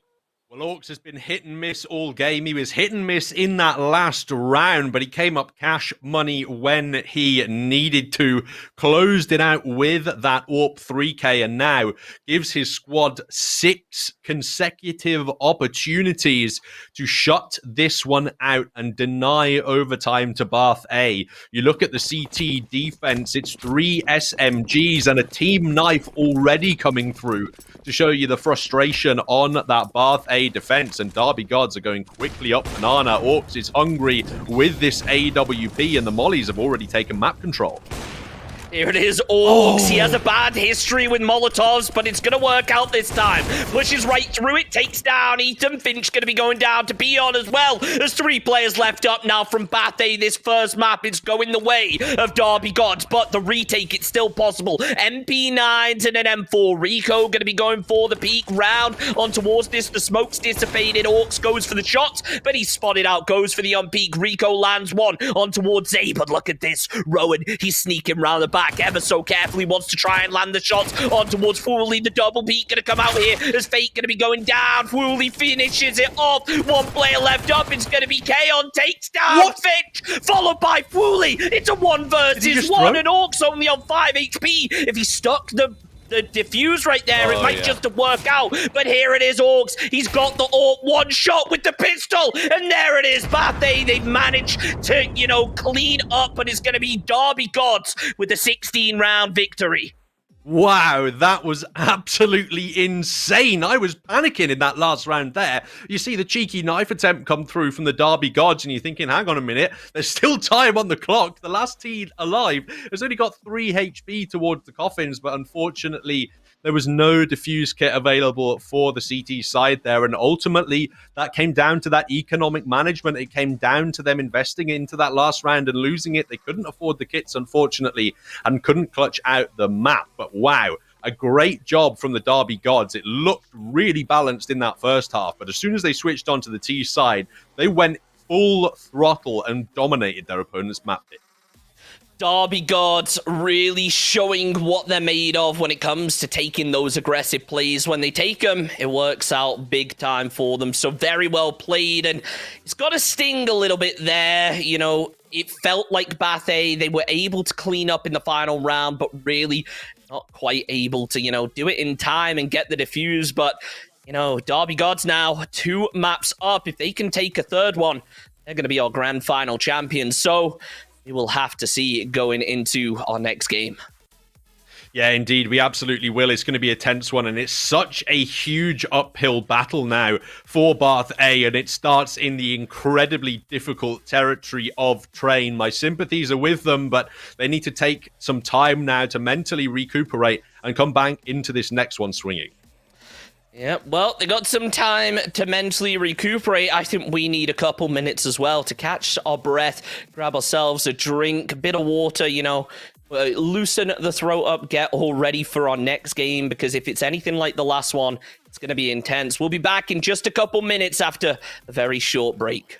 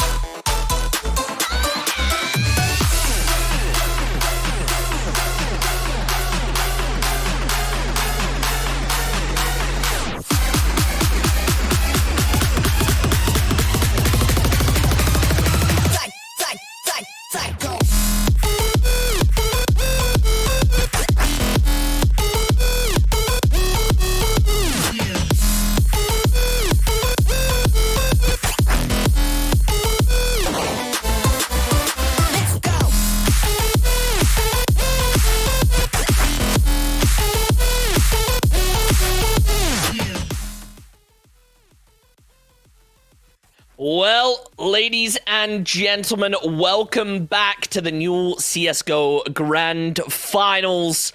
Derby Gods taking our first map of the evening, and being the team that qualified through the upper bracket, they also get a map bonus, so one more map to be able to secure things.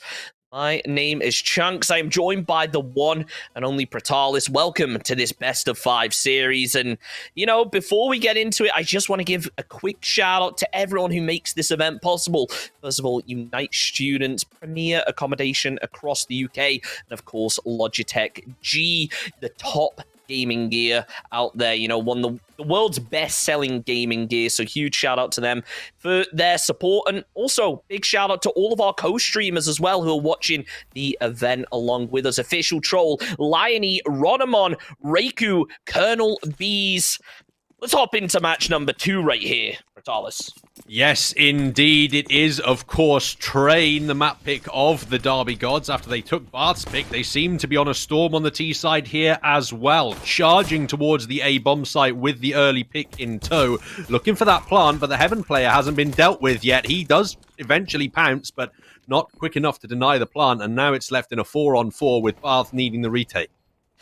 Kaon going to be able to get the opening kill here, but Ethan going to be low HP as Rico takes down Orcs. The bomb's already down, and as Fate gets a nice little 2K, making a 3K. Rowan going to be going down. Derby Gods opening things up with a bang. Rico takes down 2, however, as it's back down to a 1v1. Fully playing the backside, should know that Rico's going to be relatively low. Hopping left, right, and center all over the bomb train. Quickly goes for the reload. 2 bullets left in the gun. 1 left to make it work. Down to only just the knife left. Rico making a run for it. Switches over to the Glock. Both players going to be fairly low HP, but it's not going to work out as Rico lands the headshot on towards Fooly. The bomber takes down Rico. The first round of our technically 3rd map is going to go to Derby Gods, and you spoke about it. Big aggression coming out in the start. Is this the Derby Gods we're going to see over here on Train?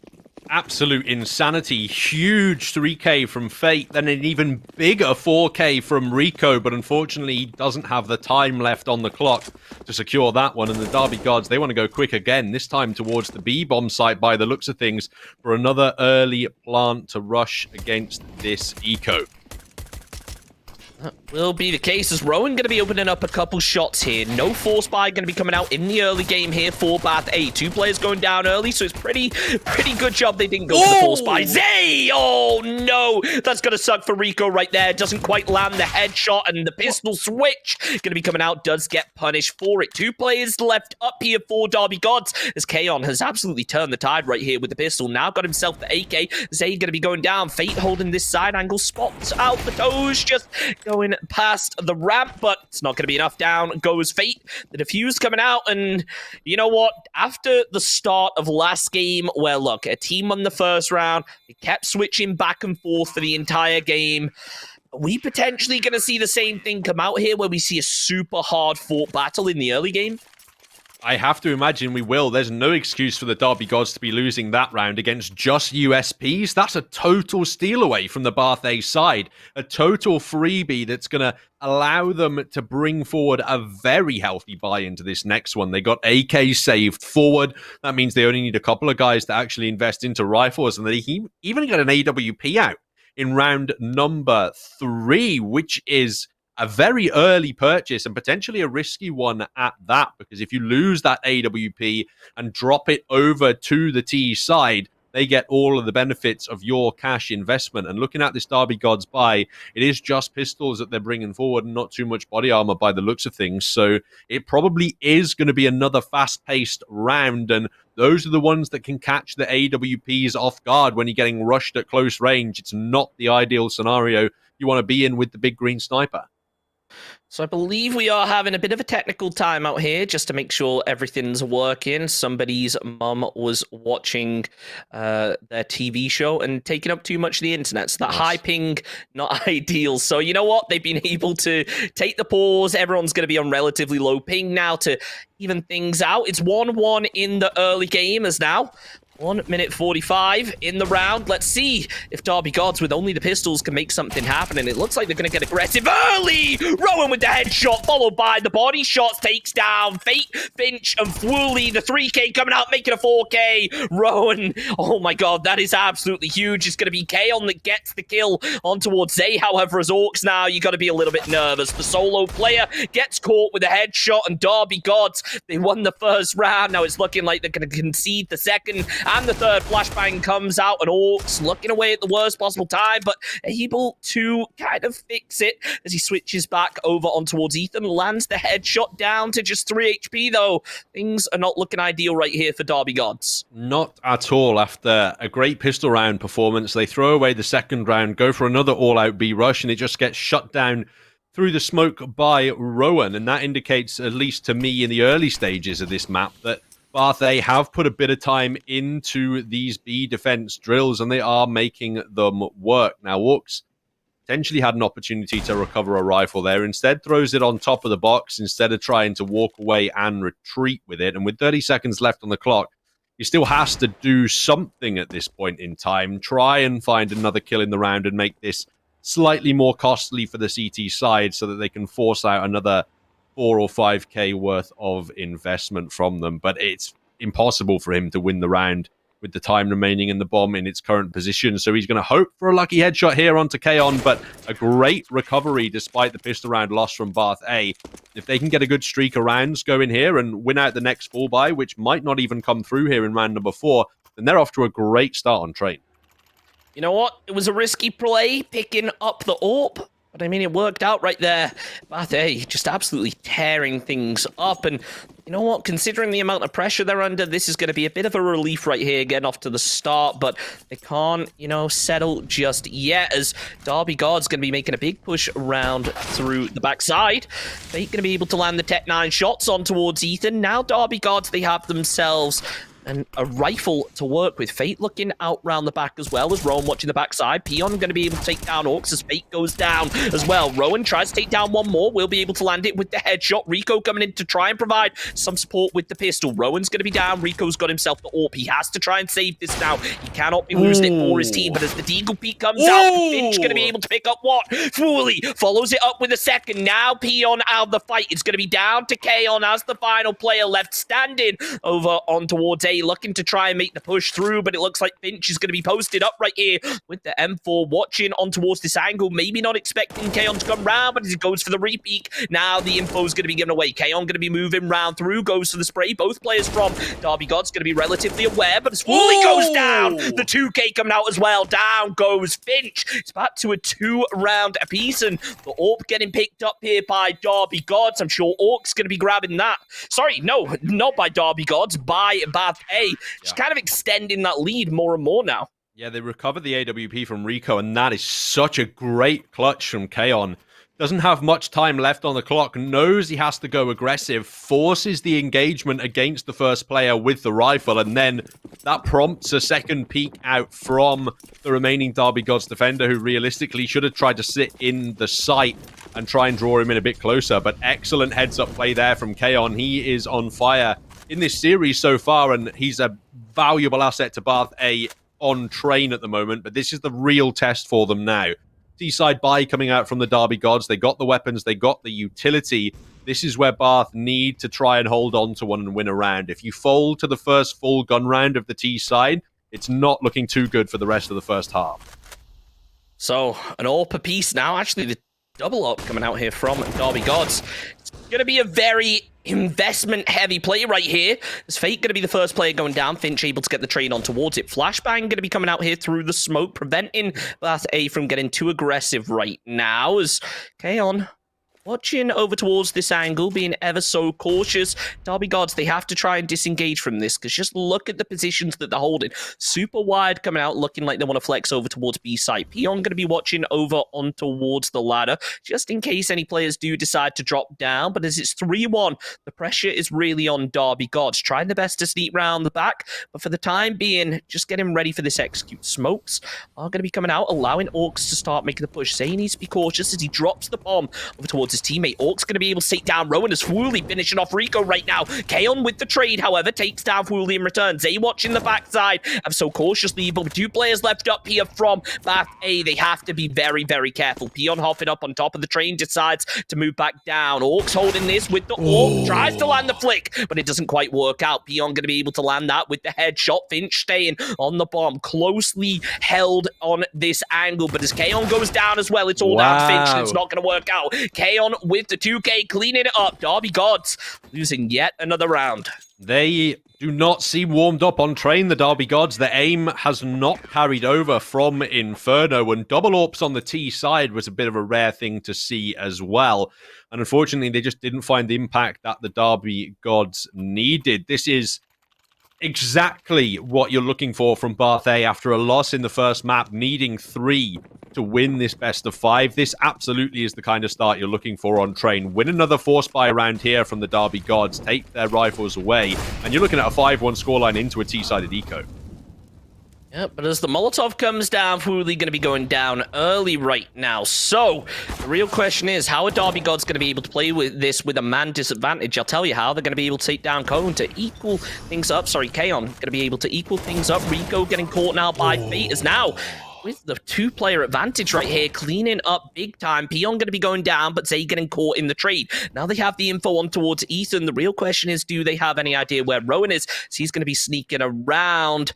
Finch watching for this just in case. Kind of aware that a player could have come through B site and could drop down. Ethan getting popped out by the headshot from Orcs right now as Rowan, the final player left up, could decide to save, but this round advantage, it wouldn't surprise me to see him decide to get aggressive, but for the time being, just going to be holding onto the ladder, playing for any possible exit frags coming out here. Derby Gods might just be able to grab their second round of the game. Indeed, and the cash isn't perfect for the Bath A squad. They're coming in off of a single round's worth of loss bonus, so Ethan and Rico, they aren't going to have perfect amounts of weaponry or utility up into that next round. I don't think there are too many buying options. Rowan could probably drop Ethan a weapon, and then Rico can look at being maybe the only player on a Deagle or an MP9 to that regard. But the point here is that the Derby Gods do have a chance now to start to trash that CT economy on train. And that really is the name of the game on this map, perhaps more than any other. If you have a healthy CT economy on train, you have a happy CT side. But without the necessary utility, it's nigh on impossible to defend these bomb sites for Bath. So they go for the full investment into this one, but they do need to come out on top. When you have a lead like this, it is so useful to be able to take those gambles and be like, look, we can put some money into this round. We can try and, carry on with the lead right here, pick ourselves up some good weapons going into the next one. But at the same time, they also are aware that, look, even if we do end up losing this, there's 2 rounds that Derby Gods have to try and close back right here. It wouldn't be the end of the world for us to lose this and lose our weaponry. So it is, kind of a relief here for Bath A, but they do need to realize that the pressure is still on. They can't be conceding anything just yet.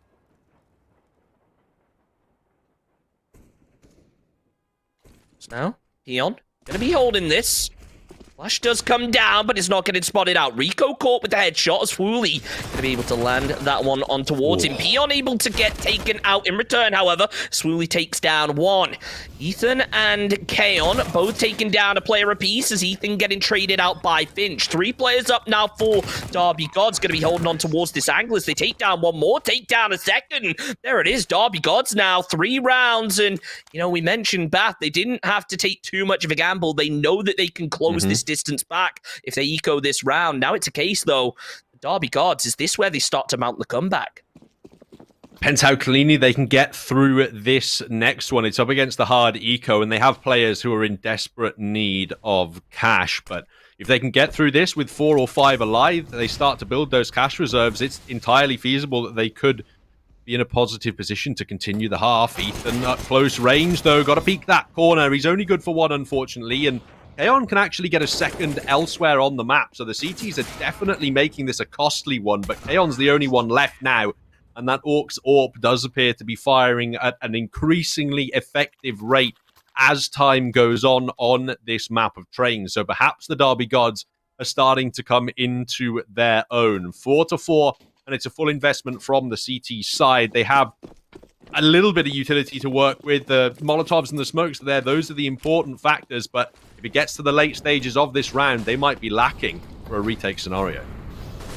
This Bathe, they're hopping up on towards the bomb train as the smoke's going to come out. Derby Gods, they want to get aggressive here because we know that's where they tend to thrive. Fate, the only player that's really taken any damage so far until, however, Ethan goes down. Kaon with the train on towards Fate as Fooly catching the headshot on towards Kaon. Rico eliminated, followed by Peon. It's all down to Rowan right now as Bathe, they invested in the buy, but it's not working out in their favor right now as Derby Gods using that momentum, carrying it over 4 rounds apiece, and it's looking like it could be a fit, but the hero play potential could come out from Rowan right now.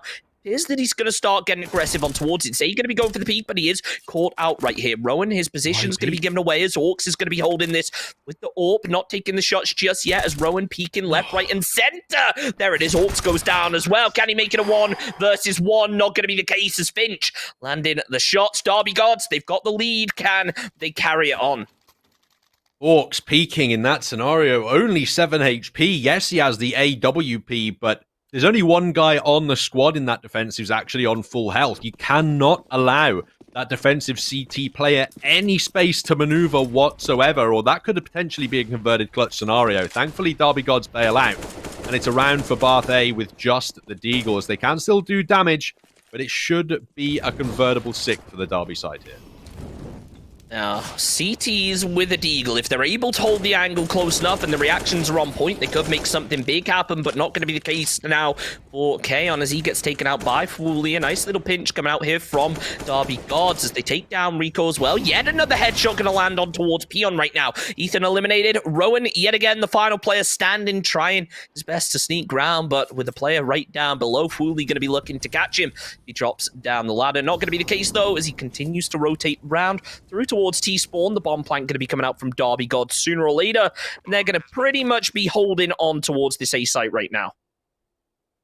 For sure, I can't see a world in which Rowan commits to the retake in this scenario, especially when he can save that body armor into the next round and give his team a little bit more utility to work with because he doesn't have to spend the 600 on the Kevlar. I might hold for an exit frag and a cheeky steal away of a rifle or something like that, but the priority is to stay alive at the end of this one, and you can hear Fate charging towards his crosshair. Free rifle found, mission complete for Rowan now. All he has to do is stay alive with this AK and use it to bolster Bath's defensive weaponry in the next round. Great flash, could have even found an AWP there, but he's done enough to survive, it looks like, at the end of the round.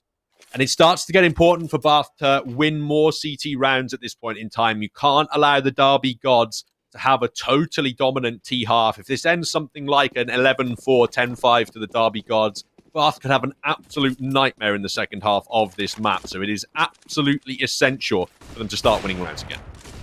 Well, they've got themselves the 4-buy. Let's see if that's able to help things out. And you've got to say, Orcs almost getting punished there for that risky solo play. It does work out, however. Zay going to be moving around the back, but eliminated by the Molotov. Seems like a trend here with Derby Gods that they don't really like those mollies, but as Fate and Finch both going to be going down, it leaves Fooly and Orcs as the 2 remaining players. Make it just Orcs. The AWP is the final gun in play here for Derby Gods. And as the flashbangs start to come out, it appears the Bathe, they're going to have his number. Ethan lands the shot, down goes Orcs, down go Derby Gods. So 1 round difference is becoming a scrappy first half. It's almost a pattern at this point after our Inferno game. Are we going to see one team start to take a lead over towards the end of the half, or is it really just going to be that close coming into our second half right now?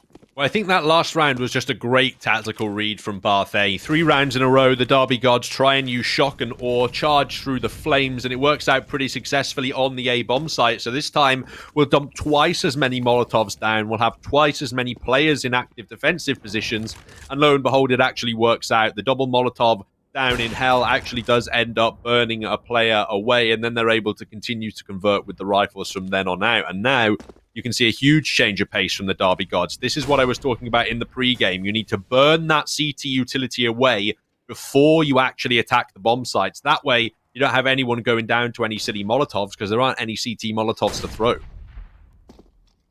Now, Fate gets caught with the flashbang, but it isn't spotted out by Kaon. Big spray coming out there, going to be able to take him down. That is unfortunate to say the least, but as Fwooly goes down, Finch is going to be looking for the trade as the BXQ coming out. Not expecting, however, Pion to be making a push through over towards the smoke. Finch eliminated. It's down to a good old-fashioned 3v3, but as Zay takes down yet another one, it closes things up a little bit more here. The CTs with only 2 players left, they're going to be very wide split from each other. Now Derby Gods, they've managed to get the bomb planted. It seems that Ethan knows roughly where the player was. The real question is, does he know where Fate is going to be? He goes out for the peak right now as Zay getting eliminated. It's back to a 2v2, but the retake scenario is going to be coming in. Fate able to get the kill on towards Pion as there it is, Orcs with the AWP. 2-round lead. It is so scrappy. It is a round-for-round battle right now. So we go into round 13. They're going for the full buy yet again. Is this the best play for them, though? And there was a potentially 1 second difference maker in that last round. If Ethan had been slightly earlier, he could have caught the planter off guard and potentially found a way into the A site. It's another quick attempt from Fwooly onto A, but Rico is faster with the AWP this time, and now it's Orcs to try and find something on the A site, but the utility dump is occurring from the CT side, and this is the strat from Derby. Get them to burn all of those nades in the first 30 seconds, and then try and move in later. The downside is, however, Derby's utility is looking equally weak as CT side, they are going to be burning through a lot. Rowan holding on towards this angle, but with Orcs playing slow with the AWP, he's going to be looking for something. Rico takes down Zay as Rowan playing ever so cautiously. Not sure whether he was able to get eyes there, but he certainly didn't take the shot. Pion going to be getting eliminated as Fate's starting to move around over towards B site as well. Rowan ever so cautiously as Orcs lands the shots on towards Rico. Here it is, the side angle. It starts to pay dividends. Fate goes down, followed quickly by Orcs. Finch, the solo player, left up now for Derby Gods. Got himself the bomb, going to be going to plant it over on towards A. He wants to try and land this quick right now. He knows that the chances of clutching out the round are slim, but that extra cash that you get out of planting the bomb, it's going to be a big game changer right now. But Bate, they have his number. They're looking out over towards the position. As Ethan lands the headshot, there it is, Derby Gods. Only 1 round difference, but Bate is starting to close things up. They certainly are. The cash, it's not ideal for the Derby Gods, but they'll be able to get some kind of a buy together. The problem is for Fwooly is he keeps trying to go aggressive onto this A bomb site, and now it seems that Barthay really do have a read on that early contact out of T-Con. So there's going to need to be another solution to the opening question of each of these rounds for the Derby Gods, and they want to try and avoid having rounds like they just did where 3 CTs can stay alive and preserve that cash. Rico playing cautiously, looking over towards the T's as Orcs trying his best to get the wall bang, not quite working out, however, as Derby Gods, they went super aggressive for a couple rounds, but as Bathay were going to be able to close things up, they decide to switch things up a little bit. Saying that, Finch opens up with a kill over on towards Kaon.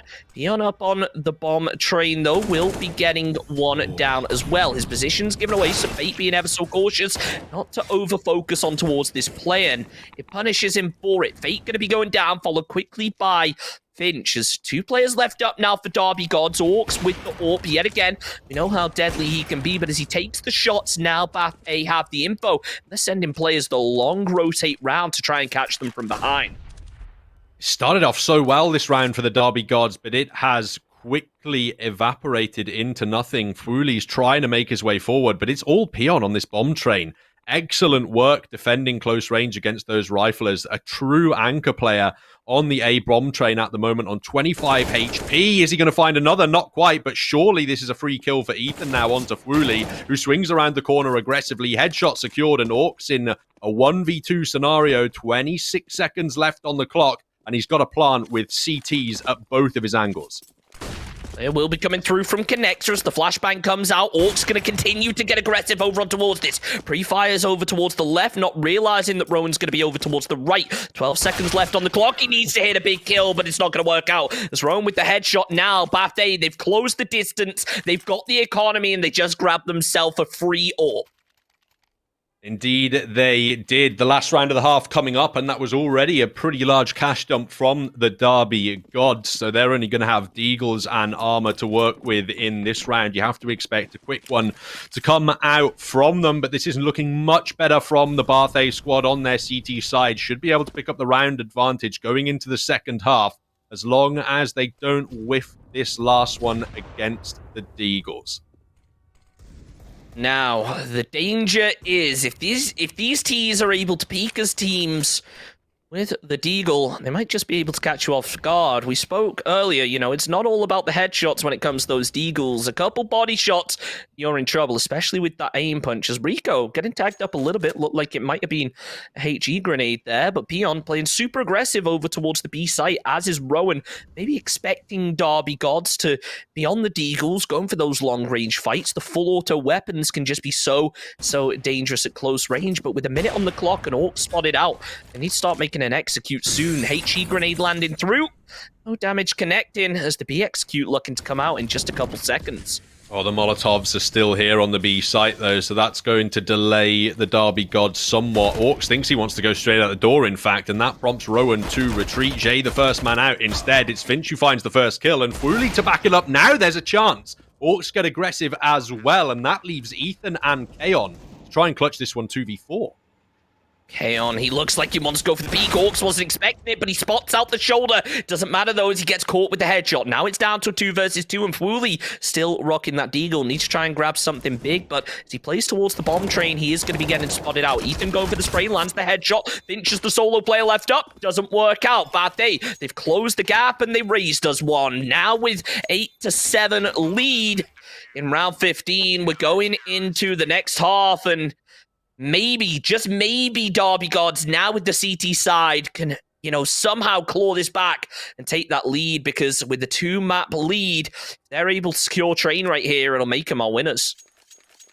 I'd be worried, though, for their prospects on this CT side. It has to be said. It seems like the biggest problem the Derby Gods have was actually defending that bomb on the T side. They were able to get into the sites. They were able to get the bomb down, especially on the B bomb site, but they could not hold on for the life of them, going aggressively and taking every gunfight in the retake scenario, it feels like, when you just feasibly don't have to do that. It can be much more beneficial for you to sit passive and force those CTs to be running forward towards you when you're taking those gunfights, rather than peeking straight into them and opening the door potentially for them to walk straight back into the round. Now the halves have switched. It's really going to come down to how measured I feel the Derby Gods play here. If they continue to overextend on the CT side and take unnecessary picks, Barthay could find their first map of the series here. So we hop into the second round, the half. I want to take a moment to thank Unite students and Logitech G for their continued support of the Newell. And saw Derby Gods, they took a tactical timeout.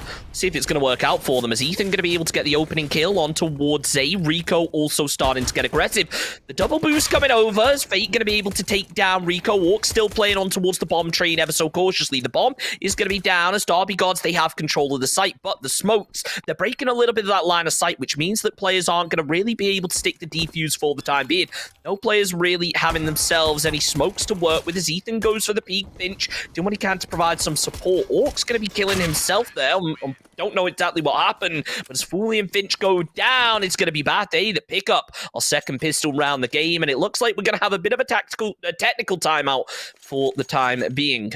Yeah, well, there's your answer. Orcs killed himself because he disconnected from the server, it looks like. So the timeout does come through into a technical pause off the back of this one. And it has to be said that in that pistol round, the retake efforts didn't look too hot from the Derby Gods. They just got stormed in that A bomb site. The bomb goes straight down. There's nothing they can do to answer against the smokes. And then they find the first kill on the way back in, but they take so much damage on 2 of their players that it gets a really difficult scenario, even though they do have technically the better weapons to be fighting at long range in that position. But Barthay here, I'd have to imagine the Derby Gods are going to take an eco, so this should be double digits for the Bath squad going forward, and whatever kind of a round gap they can build here is going to feed directly into their confidence. They need 3 consecutive maps to win these grand finals, and as a result, they're going to have to pick up Train here. So as big a round gap as they can possibly get against the Derby Gods, install that confidence,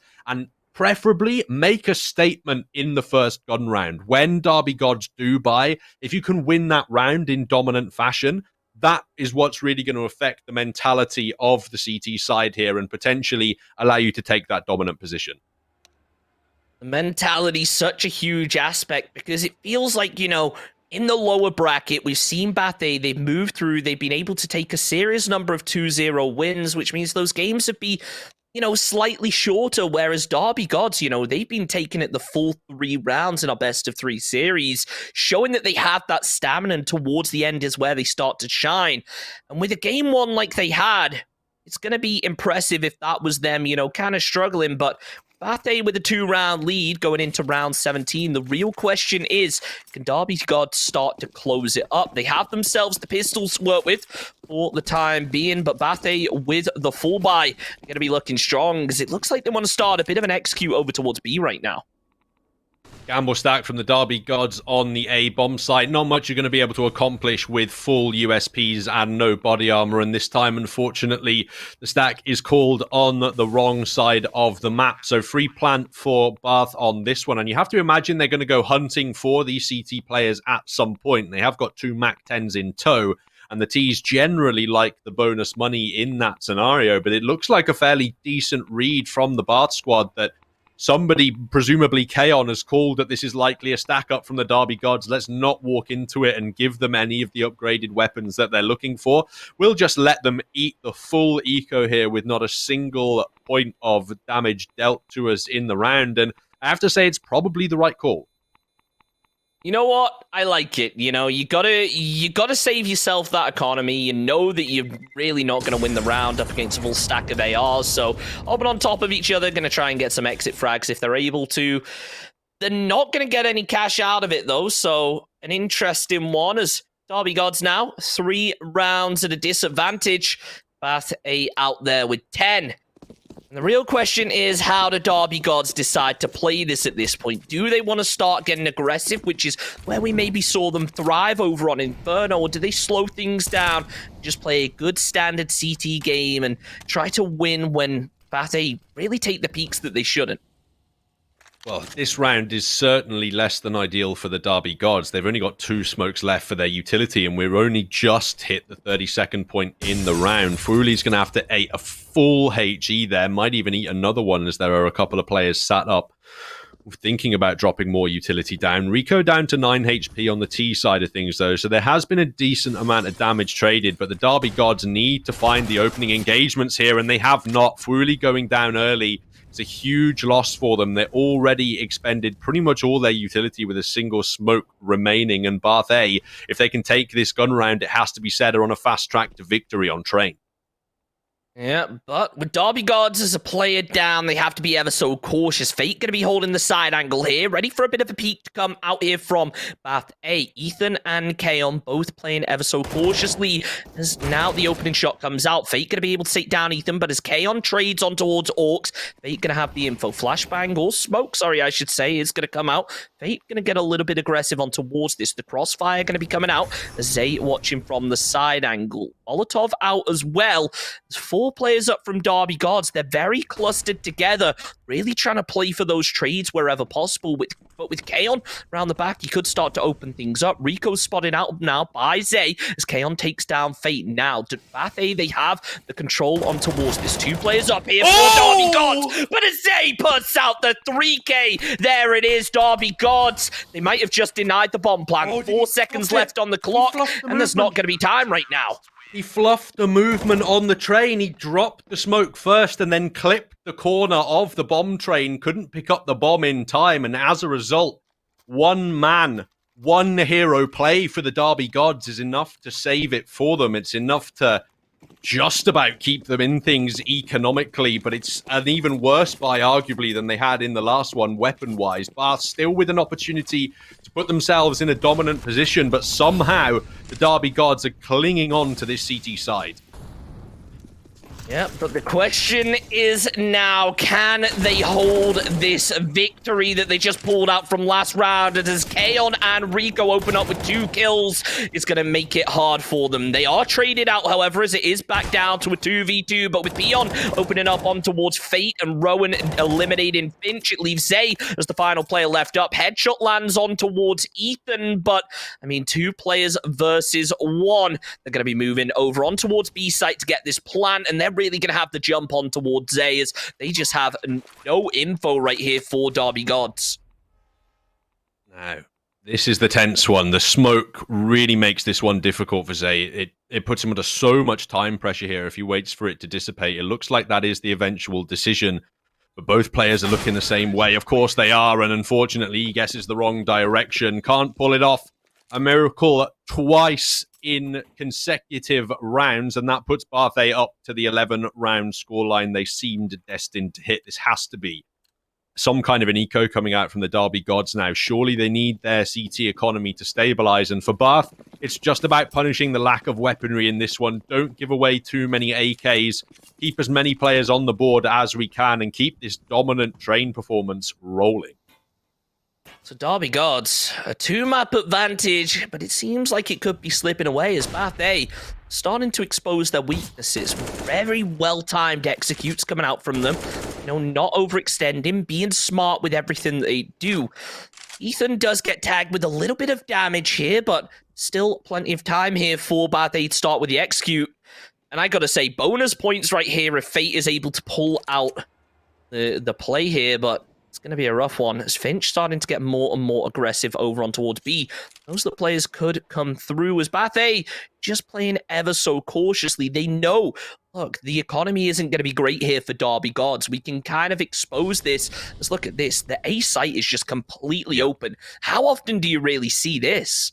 Not at all. It's pretty much only in these eco rounds where you need some kind of an unorthodox stack to make your kills happen, and just due to the nature of the A bomb site being so wide open as it is and having all those different sight lines, it can be really difficult to hold with just a pistol. They're hoping that they're just going to have a stack of 5 players rush down the B ramp and they can spam USP shots into the clump and hopefully drop some AKs. Not the case at this point, but there is still time. Bruli's crept through the smoke, but not able to find a kill, unfortunately. That should be the free plant now, and any damage at this point from the Derby Gods would just be a bonus.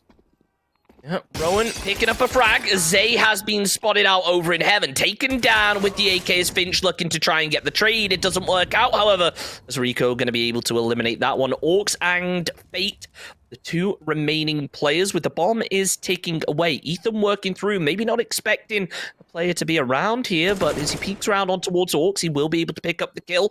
Playing for the last one, Fate. Come on, dude, make it happen right here. Make my dreams come true. I don't think they're going to be pushing him, although I say that. Ethan, he might walk straight into the crosshairs.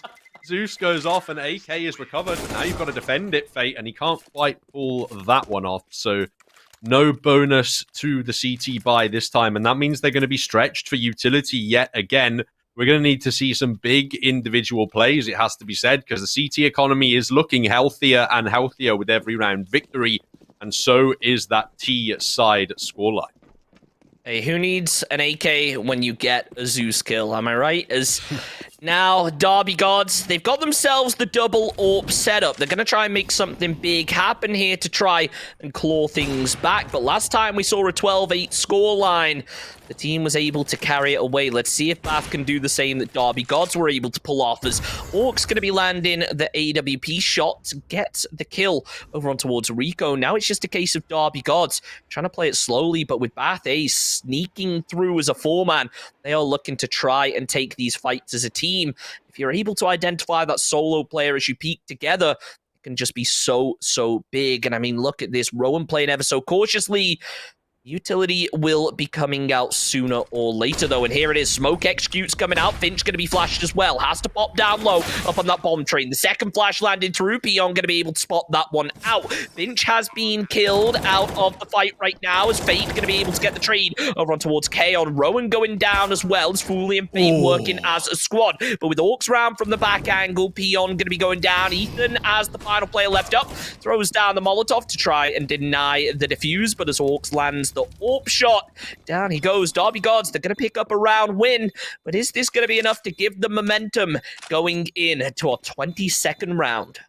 Well, they pick it up with 4 players left alive. They also pick up the T-side AWP as well, which is going to be a key component to the defensive setup of the Derby Gods here in round number 22. The cash is not perfect for Bath A, but I don't think they're necessarily in danger with a loss here. Although I say that, I feel like they'd only be on a single round loss bonus, so they wouldn't have an ideal buy in the next round should they lose here. There is an opportunity for the Derby Gods to start to come back into things, but they have 2 AWPs on the board. That means you have to use them to maximum effectiveness before that bomb goes down, or you could have a nightmarish retake scenario.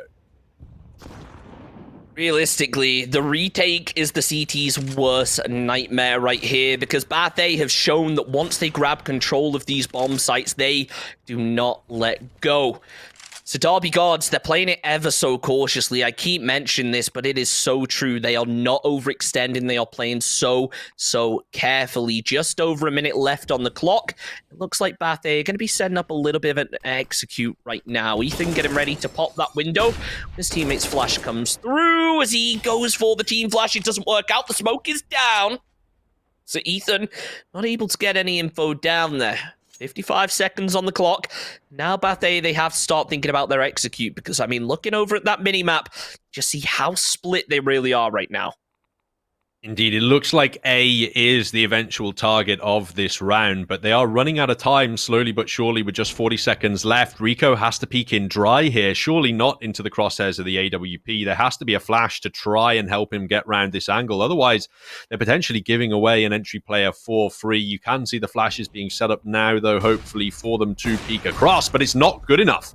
Orcs has clear lines of sight, and that's really going to harp this execute. Thankfully, Pion can get a trade. Trade will work, and Kaon gonna pick it up even more. Fate gonna be going down as Wooly gets the trade, but with Bath A just absolutely cleaning up right now, it's gonna leave Finch as the final remaining player. Derby Gods, just a couple seconds left on the clock, but the bomb plant will come out just in time. So Bath A looking like they should be able to secure this 13th round. Now the question is, does Finch go for the hero play? And looking over at the economy for Derby Gods, not thinking it's too likely right here. No, I can't see that happening whatsoever, especially considering the economy. This rifle is needed in the next round for the Derby Gods, but you have to say commendations to Bath A. They look like a completely different squad on the T side of this map compared to their T side of Inferno. They really are playing a different caliber of Counter-Strike, and you're seeing it for sure right now.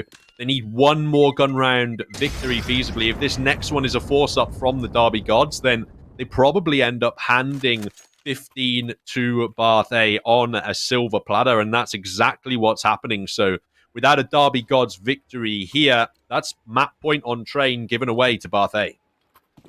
But, you know, if Derby Gods are somehow able to claw it back, it might be their cue to close that gap. But with 13 rounds in the favor of Bath A and only 9 for Derby, it's looking close. It's looking like, thankfully, we'll go to another map, so we get to see these teams scrap it out once more. But as Rowan opens up the pre-fire, at least one player is going to have their info given away.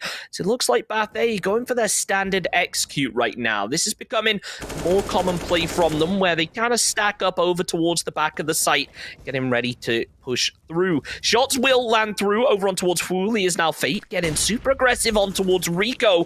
Flashbang comes out, deciding to push back, knowing there could be players from Bath A over in this location, but the push that came out from Fate right there might just give the cue that players are going to be posturing up over towards B site. Flashbang coming out from Pion just to try and bait out a couple shots, but Zay not falling for that trick, goes for the unpeak, because now it looks like the execute is slowly getting set up over on towards B site.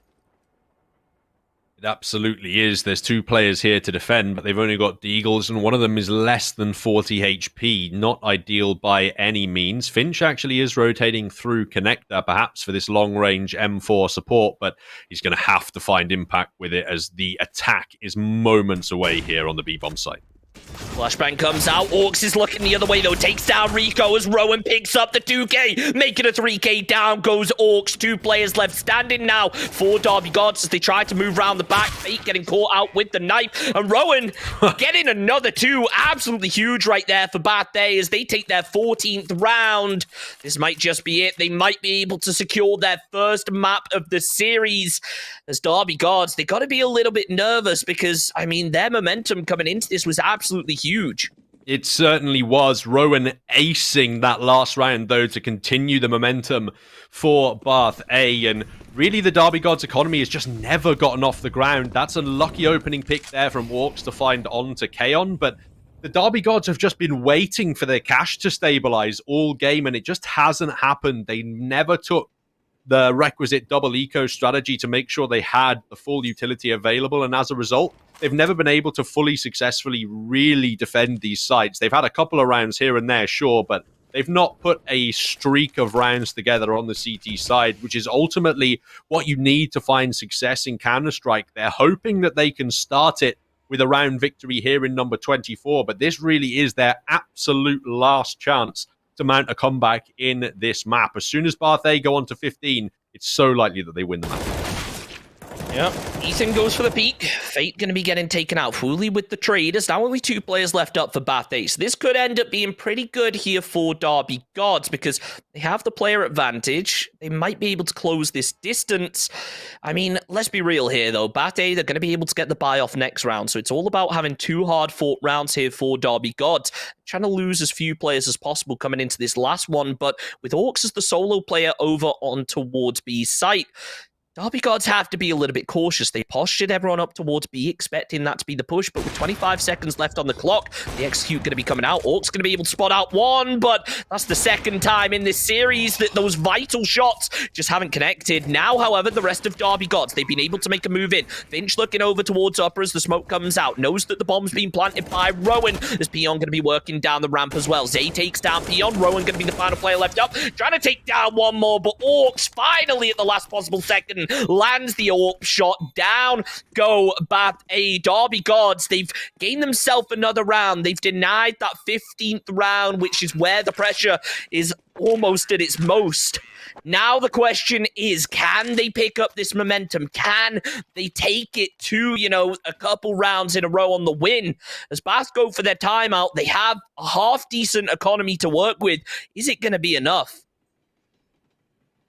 With the Mac 10s, you have to expect Rico to be going in somewhere quickly. That could be enough to catch the Derby Gods off guard. But it's another double AWP setup from the Derby side, and I wasn't necessarily too impressed with it the last time they brought that weapon out. It does have to be said, but maybe they'll have an opportunity to better utilize the double AWP strategy now that they have a more full complement of utility in their back pocket. We've seen Orcs miss, I think, 5 AWP shots in that last round, but he's still the top fragger for the Derby Gods side, and that's been the tale of Derby's woes in this one. Their aim just was not as crisp as it was on that Inferno map. They've been losing more of the one-on-one gunfights here, and that's why they're 4 rounds behind.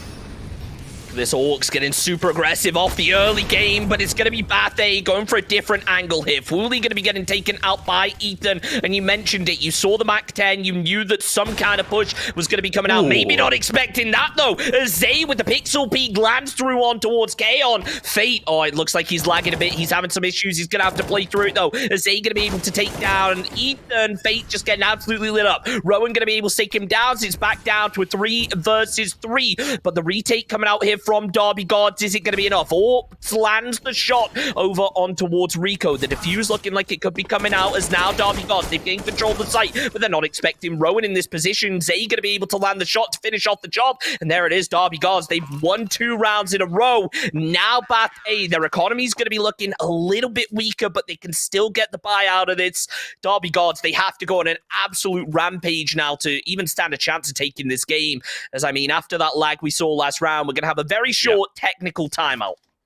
Yeah, indeed. Back on the Netflix, Mum. Turn off all the streaming. We don't want anybody on the internet right now. I am playing for a spot at a premier CSGO esports event. Please, my team is 1 map away from winning. I need 20 minutes on the internet. Please, please, please. It was so rough watching Fate in that last one in such a crucial moment, but they do end up picking up the round. They're not quite out of the woods yet. Rifles coming forward from Bath, but it is only a semi-buy. They're not totally investing into this one to make sure that they can have a slightly more cohesive buy in that next round, even if Kaon will be lacking slightly. And for the Derby Gods, they just can't afford to lose players. They do not have the cash reserves to only be getting through these rounds with 2 left alive, especially in a double AWP defensive setup. It's one of the most expensive you can have in the game. Orcs! This is insanity. Surely not a third. He does miss the next no-scope attempt, but that's great impact at the start of the round. 2 kills coming off early. Is Rowan going to be able to get the trade? Takes down Fully with the AWP in return. However, is Kaon going to be getting eliminated? Rowan with the AWP, low HP, might decide to drop it to his teammate. Not going to be the case. He's going to be watching behind. Peon pushing through with the Galil. Finch posted up on the other side. The smoke looked like he could decide to get aggressive, but opted not to instead. Derby Gods, only a 1-player advantage right now. Peon going to be looking to work his way around, potentially going for the retake on towards A site.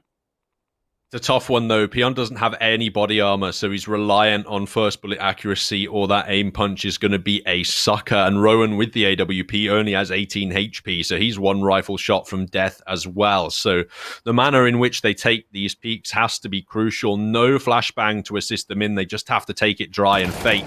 He has an easy lineup for the first. Now we can just back off into the site and wait for Rowan to make his move, as with 30 seconds left on the clock, he still has to get that bomb down. Zay still has a bit of utility to work with, but it's not going to be required. Fate going to be able to clean that one up. Derby Gods, they're closing the gap. This is getting close right now. If Derby Gods are able to close this gap and pick up the map, they're going to be your new CSGO Grand Final champions. So it's all on the line right now, and you know, Mum is off the Prime Video. You know, you get that full ping to yourself. You're able to, you know, hit those flicks, hit those shots that you should be hitting. So let's hope that Derby Gods now, they don't have to worry too much about the lag. They might be able to make something happen. 10 seconds left of the Bath A timeout, and what are they got to be talking about right here, Pratalis? Maybe switching up some strats a little, or is it just about kind of taking a bit of a mental reset? Well, they've gone for a deep investment. Normally their strats on the A-bomb site predicate around dropping napalm all over the site, 5 Molotovs to force the CTs back and then get a quick bomb plant down, but they only actually have 2 available in their arsenal this time. Rico's down to the scout instead of the AWP as well, so I think they have to get a little bit creative with their strategies in this round. Orcs, he's having a nightmare with these early picks and has to be careful now of Rico atop the train, who finds the wallbang headshot. And he picks up a second as well, as Wooly going to be going down. Zay looking for the side angle, does take down Rico, but that position's given away. Now it's going to be a case of Bathe looking to try and find this player on the angle. It's a 4 versus 3 with Bathe having the bomb down. If they're able to get this, they'll at least secure the overtime. Zay going to be going down to Ethan as he sneaks around the back. Fate's being able to spot out one as he just manages to make it in further and further without any info being given away. Headshot lands through, takes down Peon, followed quickly by Rowan. It's down to a 2v2 and the bomb is planted. Ethan going down a well. It's all down to Kaon. As the defuse attempt comes out, it doesn't quite work out. The smoke's up. Fate going to start getting aggressive, as is Finch. As now Derby Gods, right when it mattered, they're able to clutch out. They should be able to get the defuse, but it's going to be a close one. As now 1 round difference. Derby Gods, if they can carry on this momentum, it would be an insane comeback to be able to secure themselves the victory of not only the map, not only the series, but the new CSGO University Championship Grand Finals. Well, they are certainly pushing it the distance. 1 round separating these teams. A scoreline, I believe, that was at 13-8 at one point in time. But the Derby Gods, they're getting through these rounds with 1 player, 2 players up. So take a look at what it's doing to those cash reserves. Buying double AWPs here was a huge gamble and a very expensive one at that. But they understand that if they lose this round, that's Barthay on 15 anyway, and our economy is probably ruined at that point. We need to close things out here and now and go for that 3-round win streak. The Barthay economy has pretty much bottomed out on the T side now. They have maximum loss bonus available, so they can keep bringing rifles into every round, but that utility is increasingly lacking due to the loss streak that Barthay have on the go at the moment. We know they can get into these bomb sites, but it was some clever positioning from Derby Gods that won that last round. You cannot count on players being in flanking positions like that to bail you out of this one. Bath A, it's all or nothing. Their utility, it's looking very weak, and the same cannot be said for Derby God. Zay going to be moving in. Is Bath A just going to drop down together? It looks like it. Zay is going to be spotted out, though, as he will be getting taken out by Kaon. Finch, looking around to the side, decides to hop up over on towards the bomb train, maybe expecting the push to come out. He's correct in it as the flashbang lands through. So all these players going to be sneaking through. Finch, he tries to stay alive. It doesn't work out, but Fate with the 2K, making a 3K, takes down Rico. He's trying to keep this alive right now for Derby Gods. They want to take the clean sweep as the foot will be shotted out. Spotted out, I should say. The shot does land. Fooly picks up the AK. 2 bullets left standing in that gun. He's in a 1 versus 2. As Bathe, if they're going to be able to clean this up, they'll keep it alive. 15 rounds. 1 more will secure them the map victory. But Derby Gods, they can still take this to overtime and get the win in those overtime rounds. So it is all or nothing right now. Derby Gods, it only takes 2 rounds and they can keep things alive. Otherwise, we'll be going to our 3rd map. I don't know what Finch is doing on this B-bomb site train, but that's 2 consecutive attacks where he's just been flashed off, crouching down, and just messing up the movement totally and being taken down for free. Get off the train and play for a different angle, or at least drop off when the first flashbang comes through, because he's just not practiced that crouch retreat enough to keep obscured from vision. He's just a free kill on the B-bomb site in those kind of executions. And while Orcs trying to get aggressive this time has given another free kill towards Bath A, they take down Jay now as well, and it's looking very likely that they're about to push us onto a map 3. Fate, however, he's got himself the M4, the only player on the team that does, goes for the spray, takes down 1, but the Molotov going to be doing some big damage right there, down to just 42 HP, watching the backside, but he also has to be cautious of the front, as all of these players, they're going to be clustered over on towards a site, as surely right now, Rowan has, a bit of info on towards this, as we do have a player playing around towards Ivy. Finch going to be rotating over towards B, expecting the execute face starting to get aggressive as well. Now, 3 versus 4, and Derby Gods doing everything they can to try and keep this alive. The comeback, it was momentous, but I'm not sure whether it's going to be enough really to secure them the game, as 30 seconds left on the clock. Now the execute will start coming out here from Bath A. It's all about this flank from Fate. How close is he going to be able to get? What kind of impacts is he going to find before they hit the site? Because Finch and co with just Eagles. Fooly's already been taken down. That's Fate, though. He's in the back lines. That's the bomb, too, dropped. They now have to push him, and he can still save this map for the Derby Gods with time. If he can just drop the bomb here, I don't think they have time to plant. Rowan is going to charge down and get to the bomb site just about in time. Fate can't clutch out the round. It's so depressing from that perspective, but he finds the first, now needs to find the one-on-one engagement. Does get shown the head, but on 13 HP, Peon's AK bullet can finish off the round, and Bath A stay alive in our Newell Grand Finals. There was 1 second right there between Derby Gods keeping it alive and losing the map, and you know what? Just a couple more seconds would have completely changed the outcome and potentially even the overall, tournament right there, and kind of secured ourselves a winner, but it's not going to be the cases. I mean, you know what, Bath A, they're able to pick themselves their first map. Just a reminder, we've only played 2 maps so far. Derby Gods, they made it through the upper bracket, meaning they came into this with a map advantage. So realistically, if you're thinking about it like that, sure, Derby Gods are up, but in terms of the maps played so far tonight, it's 1-1 overall, and Bath A really showing that they're able to perform under pressure this evening.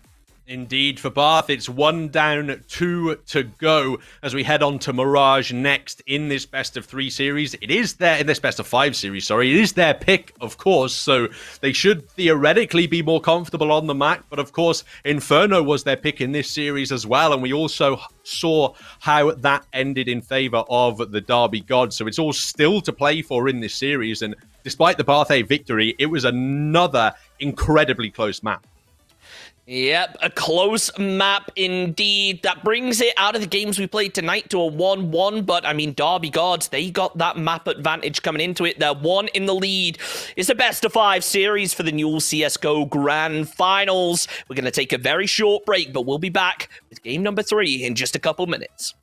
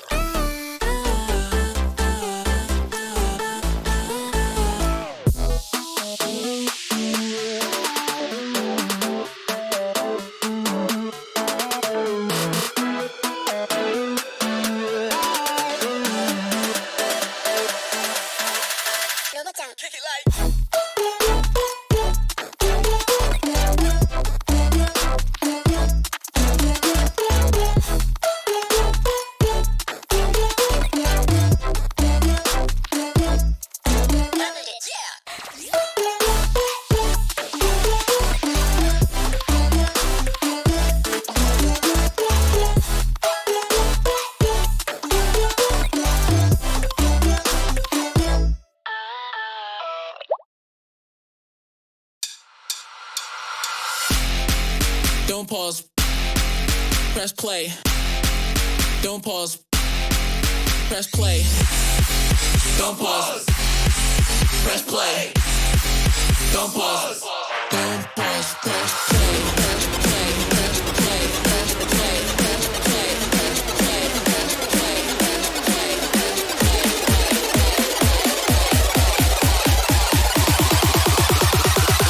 Don't pause. Press play.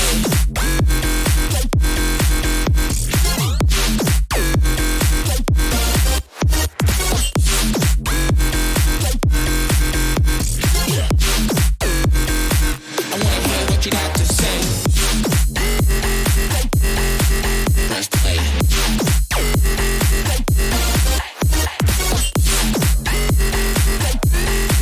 Press play. I wanna hear what you got to say.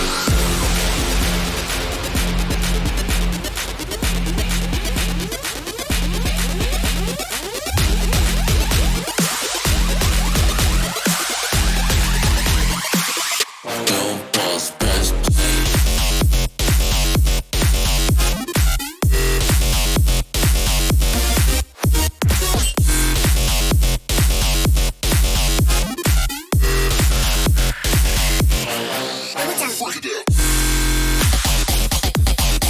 Press play.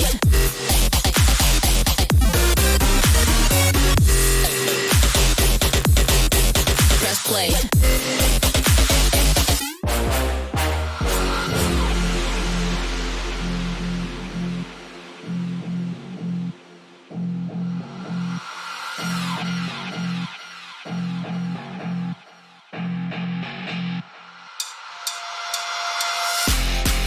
Don't pause. Press play. Don't pause. Press play. Don't pause. Press play. Don't pause. Don't pause. Press play. Press play. Press play. Press play. Press play. Press play. Press play. Press play. Press play.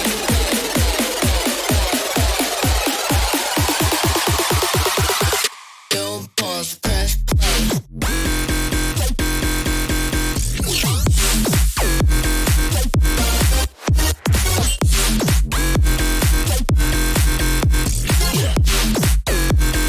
I wanna hear what you got to say. Press play.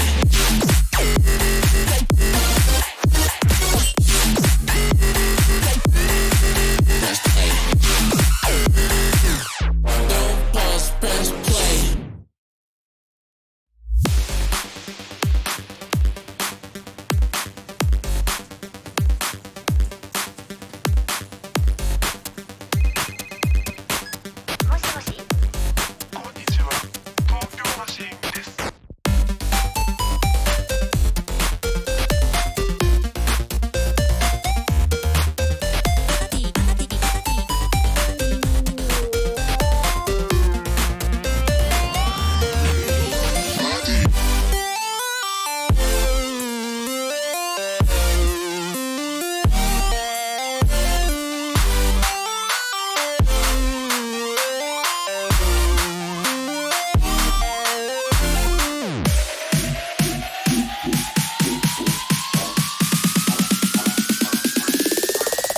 Party.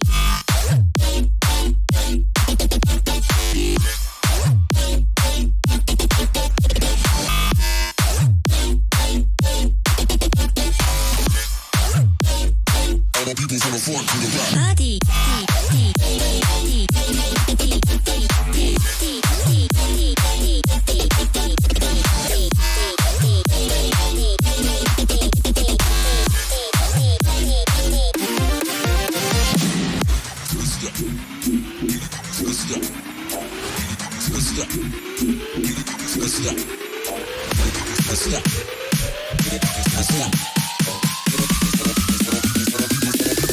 To the back. Party.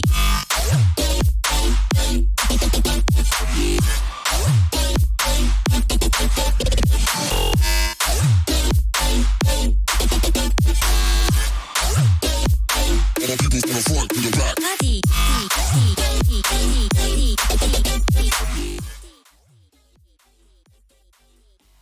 Well, ladies and gentlemen, welcome back to the Newell CSGO Grand Finals, the culmination of a full year of university esports and really deciding who the strongest university CSGO team in the UK is. My name is Chunks. I am joined by the one and only Pratalis. And you know what? 2 maps down, Derby Gods with the 1 map lead, having qualified through the upper bracket. It's been a set of close games so far, as we still have 1 more coming up. We'll see if Derby Gods are going to be able to extend that lead, whether Bath A can maybe tighten things up a little. Indeed, heading on to Mirage as our next map in the series. It is the pick of Bath A.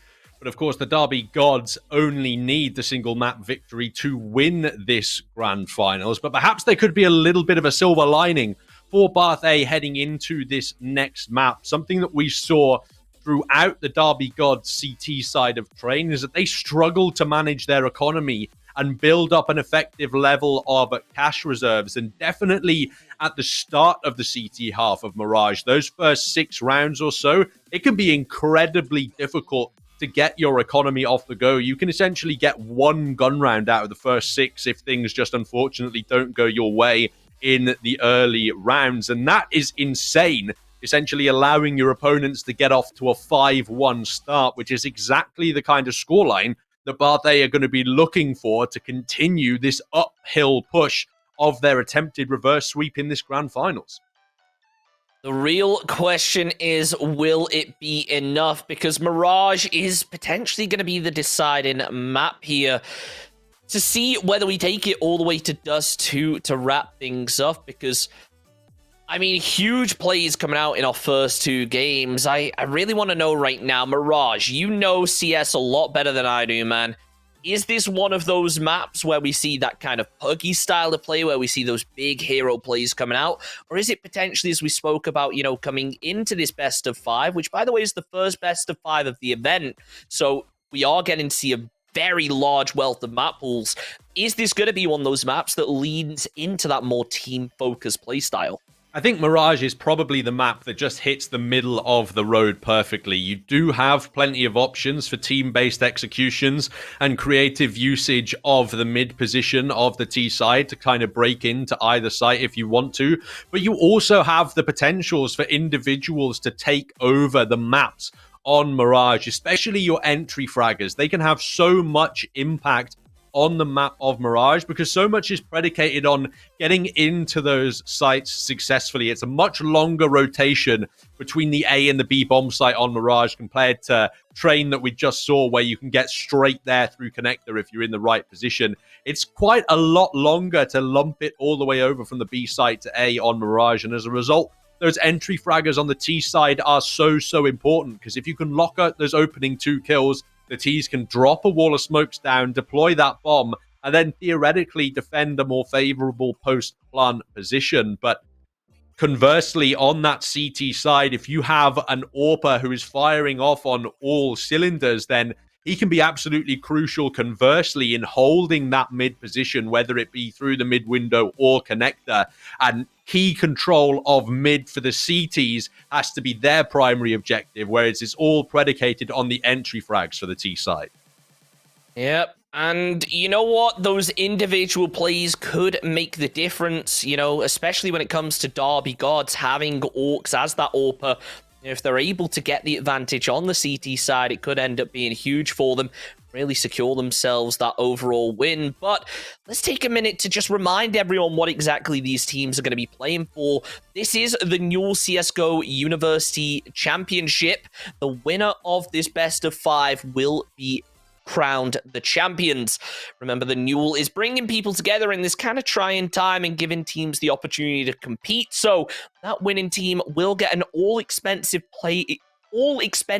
paid trip to a tier 1 CSGO event, obviously COVID permitting, but you know, fingers crossed that we'll see it happen because, you know what, over this year of university esports, it's been rough for a lot of students, you know, whether they're involved in esports as players or whether they're just there as students. It's been a rough year for a lot of people who have maybe come into university for their first year and not had that real experience. That sense of community may be missing. And the Newell has really brought people together this year, switching to an online tournament format, getting people who, you know, maybe weren't as engaged with their university as maybe they could have been in a real life environment in together into those discords, linking up with people in their unis to get involved. But as we hop in to our third map of the evening, just want to give a huge shout out to Logitech G and Unite students for making this all possible. Protalis, Derby Gods on the T side first. How do you think they're going to be feeling coming into this after conceding that second map? Honestly, it looked like the Derby Gods preferred the T side of things, both on Train and on Inferno, even if their T side wasn't as great as it was in that first map. So I'm hoping that them being on the aggressive side of things is going to lend back into their strengths. Orcs just missed a key opportunity to find an early kill in this pistol, though, but Fruli has not. Ethan goes down with his back turned, and Fruli hits a teammate in the head. Rico finishes the job, and they're trying desperately to break into the A-bomb site. Yep, Fooley gonna tag up his teammate, could result in the death, but it doesn't matter as he does manage to trade one out at least. 3 players up now for Derby Gods. My mistake, it appears the HUD was the wrong way around, but it is gonna be Derby Gods over on the CT side and Bath A over on T side. Peon and Kaon, 2 remaining players from Bath A, doing what they can to try and get control of the site. And you know what? It can be so pivotal, grabbing this pistol round over on Mirage. It's a beautiful headshot landing through from Fate. Can Peon maybe make it happen? The 1 versus 2, not looking like it. Derby Gods picking up the first round over here on Mirage. That's got to be looking good for them in terms of being able to hold out Bath A when the pushes come in. It's all about the early management of this CT economy. On a serious note, it looks like they're not going to be contested too much in this round by Deagle, so they should be able to convert it and at least get 2 out before the full guns come out. But they can still find themselves in a round deficit after the early economy trades on this map. So it is still time to be careful. And we did see Fate take the one-on-one engagement against Kaon there rather than wait for his teammate. And that aggression might cost them in later rounds. Clearly getting punished there as they going to be able to pick up a key 3K, one of them through the smoke as now Kaon, the final player left up. Not going to be enough. Derby Gods with their second round win. You know, setting yourself up with weapons in the early game, especially on Mirage, it's pretty much guaranteeing you a round win. But now Bath A, they've got themselves the AKs. Let's see what they decide to do here. Mid might just be a little bit off limits for the time being, unless they can throw out that utility, as the smokes will be coming right across to mid early. We'll see what they decide to do. Rico playing it ever so cautiously, though, as the flashbang lands in. Bit of a bonus round here from the Derby Gods as they choose not to upgrade those MP9s. We'll have to see whether or not that has any significance in the late round. Fate's already been taken down in the early stages, and none of these Bath players are lacking head armor, so these MP9s could struggle in the gunfights if they're not careful. A flank potentially coming in, Say as well, and he turns around at just the wrong time. It all starts to fall apart until Finch arrives on short, finds himself a single kill, but Orcs and Fuli left both on the A bomb site. This should be a fairly easily convertible round from Bath A here. All they have to do is walk into B, and they'll realize there's no one there to defend it. Orcs finding himself in almost a poetically awkward position, trying to hold that close angle on towards Connector. But it is going to be clear. Decides to make the push through mid, which is going to be wide open for the time being. Derby Gods, they're aware of this. They're going to start that rotate over towards the B site, but they don't want to overcommit to it. You mentioned it earlier, Protalis, about how wide those rotates can be and how long it takes for you to make it back to a site once you have lost control. So Fuli playing ever so carefully for Rowan over on the backside. He does throw out a flashbang. There's a little bit of a bait here. It works out. Orc's going to be going down. Fuli from the side angle opens up the aim battle. This is going to open Bath A up now. They can get the bomb plant over on B site. So Fuli going to be getting eliminated. The bomb plant will come down as a little bit of extra bonus cash. Bath A, 1 round behind, only in the 4th. They are looking pretty strong in terms of their economy right now. Bath A certainly are, but the Derby Gods are starting to worry me a little bit. Going for a force buy in this round was a questionable decision. They have an AWP on the board, but with a loss, it's 2-2 into an eco. That's the lead for Bath A, and it's a quick one onto the A-bomb site. Wooly and Orcs have to defend, but the rifle has taken down, and the scout is soon to be overwhelmed by the automatic weapons. This is another bomb site under Bath control. Through the boxes, Orcs goes down. The body shots on the scout, just not quite enough, but with the rest of the squad rolling through behind CT spawn, Zay might be able to make something land here. He's got himself an AWP as well. It's the flashbang coming out again. Lots of peeks coming out from Bath A. Fate, however, from the side angle, spots out one, but not able to take the shots before Peon opens up. 2 players left up here for Derby Gods as Kaon watching towards that ticket booth, ready for a player to peek up over the top, but not going to be the case as Zay and Finch appearing to maybe back off of this fight. You've got yourself the AWP. You've invested so heavily in this round. You need to try and save something. And with 4 players left up here for Bath A, it's an understandable decision to back off and try and save yourself that AWP.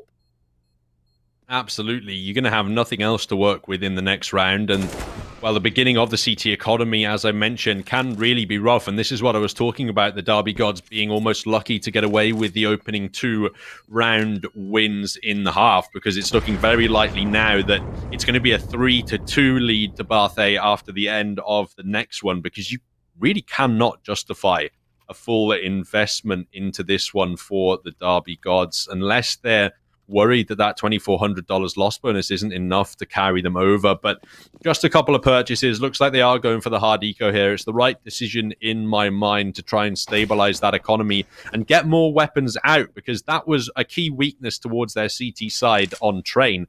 They basically never took a hard eco scenario or that hard double eco call that they needed to fully replenish their economy, and that way they're always fighting on some degree of the back foot, whether it's slightly more deficient weaponry or it's not enough utility to adequately defend the bomb sites, where if they just take that one confirmed round loss, they put their odds up to winning the next one up to more close to a 50-50 rather than a 60-40 to their opponents with the utility advantage.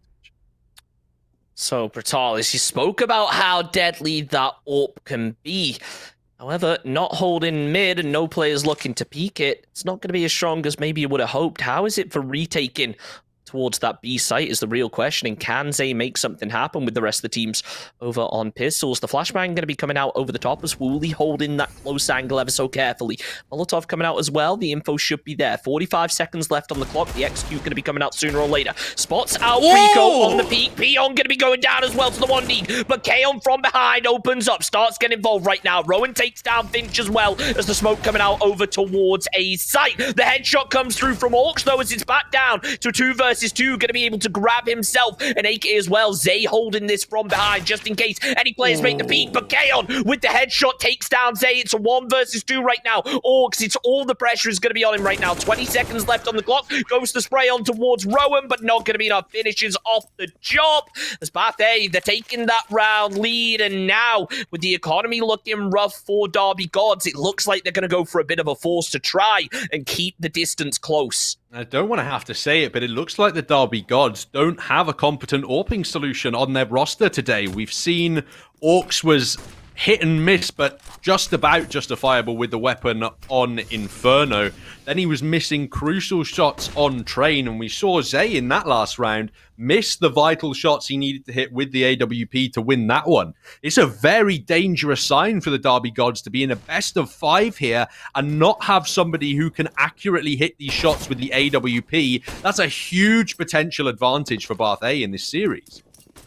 Gotta hope Orcs is maybe going to switch to that AR at some point, because the scout shot's clearly not working out either. Sure, he does some damage on towards Peon, but he's going for the body, and he can't even finish off the job right there for now. So it's going to be a rough one. Orcs moving back for the time being as Derby Gods. They are in a round disadvantage. They've got themselves some rifles to work with, but the utility will be coming in. It's going to deny that mid window. It's going to allow Bath A to potentially push through mid, but with the players posted up over on towards ramp, Rico Or looking for this. He comes out, Rowan goes down, ready for the second, not going to be enough. Orcs going to be able to get the trade on towards Rico with the scout, however. There's Orcs, we spoke about him not being able to hit the shots. He's heard us, he's changing our mind. The 3K coming out with the scout right now. Is he going to be able to clutch it out as Kaon, the final player left up, goes to sprays, lands the headshot on towards Orcs, not expecting Zay to be behind the boxes. It's down to a 3-3 and Orcs. I'm sorry for what I said, man. You can clearly hit those shots. You are proving us wrong right now. Well, he can hit them with the scout. Now, if he can just start hitting them with the AWP, then the Derby Gods might be putting themselves in a leading position here on Mirage. We'll have to see what he does now and whether or not he's fired up off that last one. The Molotov to extinguish the smoke misses its mark, but that's not going to matter because there's a rush heading towards the B-bomb site. It's going to be a rough one right now as Finch, he's aware of it. He's playing slow over towards the site. Opens up on towards Rico. Not going to be enough as Fate takes down Ethan. Finch getting taken out in the trade. Fate follows up with one more, but Rowan trades that one out as well. 3 players left up now for Derby Gods against the 3-man of Bathe. And as the smoke comes out, it's almost going to allow Bathe to get the bomb plant off. Rowan holding the backside of the smoke. Maybe not expecting Rowan to be holding it right now. Zay getting taken down. A second one coming out here from Rowan and Orcs. He has the AWP, but he can't land the shots. There it is. Bat A with another round win. I'm starting to notice a trend here. These early games, they just end up being so close. The real question is, are Bat A going to be able to use this advantage they have to start tearing away with the lead or not? As Derby Gods, after that round loss, they're taking a tactical timeout. They want to think things through right here. They certainly do. The CT economy is not in an ideal position, and we didn't really have to see them worry too much about their economy on Inferno. There were fairly easy decisions to make at every point. They either found themselves flat broke, and so they could just sort of invest for the double eco and then win upset rounds, or they just had enough cash to make it through. But their economic management on train certainly left something to be desired, and their economy hasn't exactly gotten off the ground here on Mirage. But just picking up the Deagles, keeping about 2k left in the bank is going to be decent enough. It should allow them to bring rifles forward to the next one. But again, I feel like the point is there about that pertinent AWPing. The scout shots were beautiful from Orcs, but the big green gun comes out and he doesn't find a single kill for 4,750 investment rather. And the all-out B rush there was pretty much no counter to it. Fate had an excellent job finding the double kill as the second man in the site, but I don't know why Jay jumped out of the window on his own, obviously trying to make a play, but totally isolated from the rest of his team, and it essentially shut the door on that retake from the Derby Gods. It's another round where over-aggression cost them a pretty even scenario. Derby Gods, they're known for making these big plays, but as, you know, we get into our third map of the evening, you really have to ask yourself, look, are these teams going to be able to keep up that stamina? And maybe Derby Gods, now that they're in this longer format, are starting to struggle. We mentioned they had a week off to kind of chill out. Maybe should have used it to get some scrim practice in, but as the Molotov comes through, Fate looked like he wanted to maybe get a bit aggressive, but just holding this angle for the time being. Bath A going to be backing off and potentially could see them go for a bit of a mid-rotate here, as they already have 2 players posted up over at A. Yeah, just a passive one from Bath. They don't want to walk into the Deagle, as that's a nice bit of utility towards the A ramp to find an early kill, but Shay might get a bit aggressive off of this one.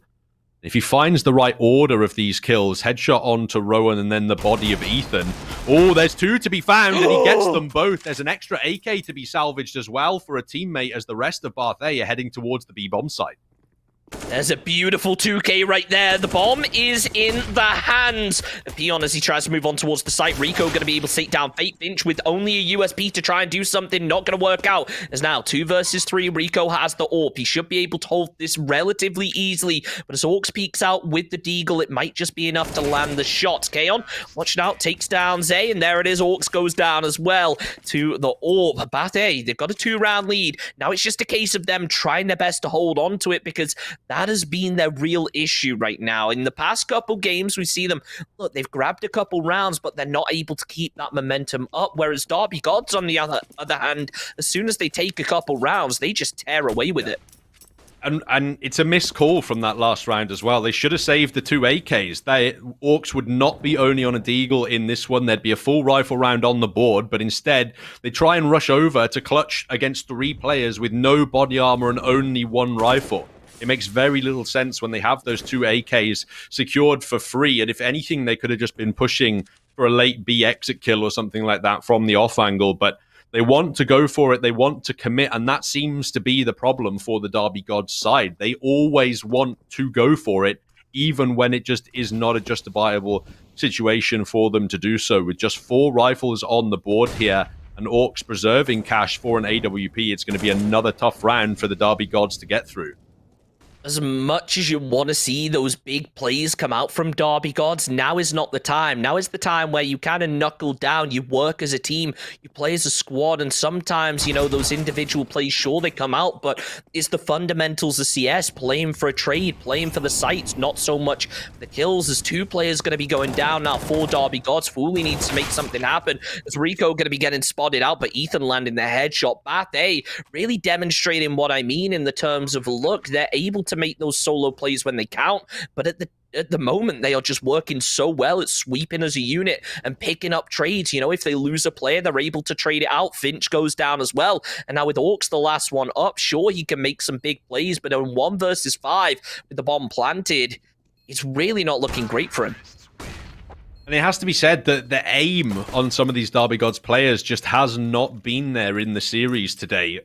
You know, a lot of the case, you do have to give credit to Barthay players like Kaon and Rowan, who do go crazy a lot of the times and just find these absolutely mental shots. But we've seen our fair share of missed sprays from Derby Gods players, missed opportunities to find important kills, and that's really hurting them at this point in time, losing these gunfight engagements. And unfortunately for me, I can't pick out a star player on the Derby Gods side. I can't pick out one shining star who I can commend for their firepower. It feels like since their T side of Inferno ended, they've been slightly lacking in the firepower department of this series, and I wonder whether that's a slight insight to the mental side of the game starting to fall apart.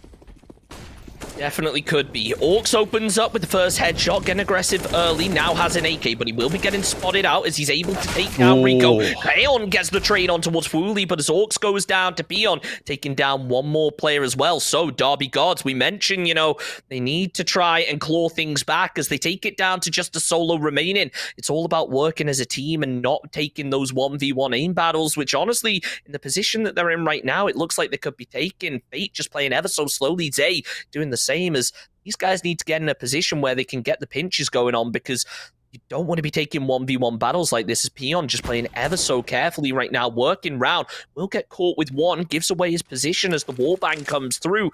Now, Derby Gods, they know where he's going to be. Smoke comes out. That's going to deny the line of sight coming out from Finch. So it's all down to Zay and Fate, but Finch still going to start to make the push anyway. He spots out one over towards jungle. There it is. Finch able to pick up the kill. Derby Gods, they need to get the AKs. It does work out. There's 3 of them. Now, can they close things up? Or are Bathe going to be able to carry on that momentum that they had, potentially take it to a final map? Double AWP's out, and there's a big question mark over the AWPing for the Derby Gods, so it's a bit of a risk them investing so heavily into both the snipers, but Orcs is posted up on mid, no Molotov on his position, but the enemies are behind a smoke screen right now, and he has no clear line of sight. Jay tries to make a play from Connector, and Orcs can trade out his death, but it's still 1-for-1, and that generally favors the T side in terms of thinning out those defensives, so Fate decides he wants to have a bit more of an aggressive position up on B, but for now, no T's are going to grace his crosshairs. Orcs down to just 12 HP, pretty much the equivalent of a glass cannon right now. One nade, one shot will finish off the job. The frag does come out from Finch as he does start to back off. Ethan taking a little bit of damage, nothing really too noticeable, however. 1 minute left on the clock. You're going to see Bathe start to prepare their execute. They've still got utility to work with, 2 smokes, a Molotov, and plenty of flashes to go, so it's all about using them strategically right now. However, they have the upper hand in terms of, you know, being able to use them, whereas Derby Guards not so much. They still have something. Ooh. The headshot lands through from Ethan. Nice peek coming out. Fate holding the side angle. Takes down one, but Ethan with the trade. Now he's picked up two so far this round. Orc's going to be moving in to try and provide some support. Orcs and Wooly, the two Orps. One of them's going to be down. It's down to a solo. Down to none left up. Wooly goes down. Derby Gods losing another round. And Bath A, they're starting to feel more and more confident right here. And they get their second ace of the series, Barthay. This time it comes from Ethan, and there's no excuse for it from the Derby Gods. That's a full gun round, double AWPs on the board. They have all of the trimmings there, and ultimately what happens? They deploy one HE grenade deep towards the B apartments and then fall back off the angle and sacrifice all of the information. They have no way of telling that there's anybody attacking the B bomb site until they're already out onto the B balcony if they've killed a player. That means that there are serious failings in their early warning systems on that B defense, and you see by the time Fate is able to pick up that side angle and find shots, it's a super common angle to be playing from. Of course they're going to peek it. And then it's all over from then on out. The Derby Gods, their CT side certainly has left me desiring something more, but their saving grace on Inferno was that T side. So if the Gods can pick up 6 rounds here on Mirage, I won't call them out of it just yet. Ethan tried to get aggressive early over on towards A ramp, giving away his position, but it's not really surprising that there's going to be a player for Bath over on the ramp. So they're playing super split right now. I'm pretty sure Derby God's going to be aware of this. They're not going to try and get aggressive on towards it. Just playing carefully. Kaon, however, opens up with the headshot on towards Zay. Rico going to be looking to try and move back, as it looks like these players potentially want to try and move back towards B site. Fate watching over towards Short is going to have the idea that they're not quite moving on towards A just yet. Could make him a little bit suspicious. So now, Rowan has himself the bomb, looking like he could start making a move. Knows that there could be a player sneaking through here, as Ethan opens up on towards Orcs, just taking down Derby Gods. These 1v1 aim battles and consistently coming out on top. Fate doing what he can to hold on to ladder. Wants to try and take a peek through out of the window, but doesn't want to drop down and give away that audio cue. Finch watching over towards apartments, but nothing just yet. 3 players up for Derby Gods, and you can see just from the way that they're moving about, the way they're looking, they're definitely a little bit nervous. Fate takes down Kaon, but as Wooly goes down, Derby Gods with only 2 players remaining have to be just on the edge of their seats right now. They should be saving these rifles. Like, why they're still jiggle peeking into angles like this is beyond me. It's so important that they keep these weapons up into the next round, but they're more concerned with peeking around and trying to find a late round kill, trying to take away another weapon from the T side, and which would ultimately have very little impact on the next round, as they'd just be able to drop forward or buy up. The Derby squad are the side who need to save these weapons forward at 8-4. Barthay are on a dominant tear of this T side of Mirage. Yes, it was their map pick, but this is a fairly commonly played one in the pool. It's not like you've caught somebody out on Vertigo when they never play on it, for example. Fate is lucky to be alive and actually doesn't get through the rest of the round. Rico can trade him out, so there's only 1 rifle up in the hands of Finch, and off the back of that one, it's got to be a half investment. $3,400 coming in, we have to fall buy in the next. We can't justify buying around a single AK. So, something we've not really seen so far in this series. One team just tearing it away in the first half. 4 rounds ahead. 2 rounds remaining of the half. We'll see what they can do, but as Orcs get spotted out through the wall, taking some serious damage, down to just 15 HP, you're going to be forced to move back. Now, is this Derby Gods trying something different? Are they trying to get aggressive, or do they just want to play things a little slow? That mental state just coming into it. You mentioned how huge it can be in series like this, where they start to drag on. You can't get called out by 1 map loss, and it feels like could just be the case for the time being for Derby Gods. The mental state just getting absolutely torn apart right now. Zay does get spotted out by Rico as the jump boost coming out through window. Will be able to land the headshot. 3 players left up here for... 4 players left up here for Derby Gods. With Orcs on low HP, 1 bullet will finish the job.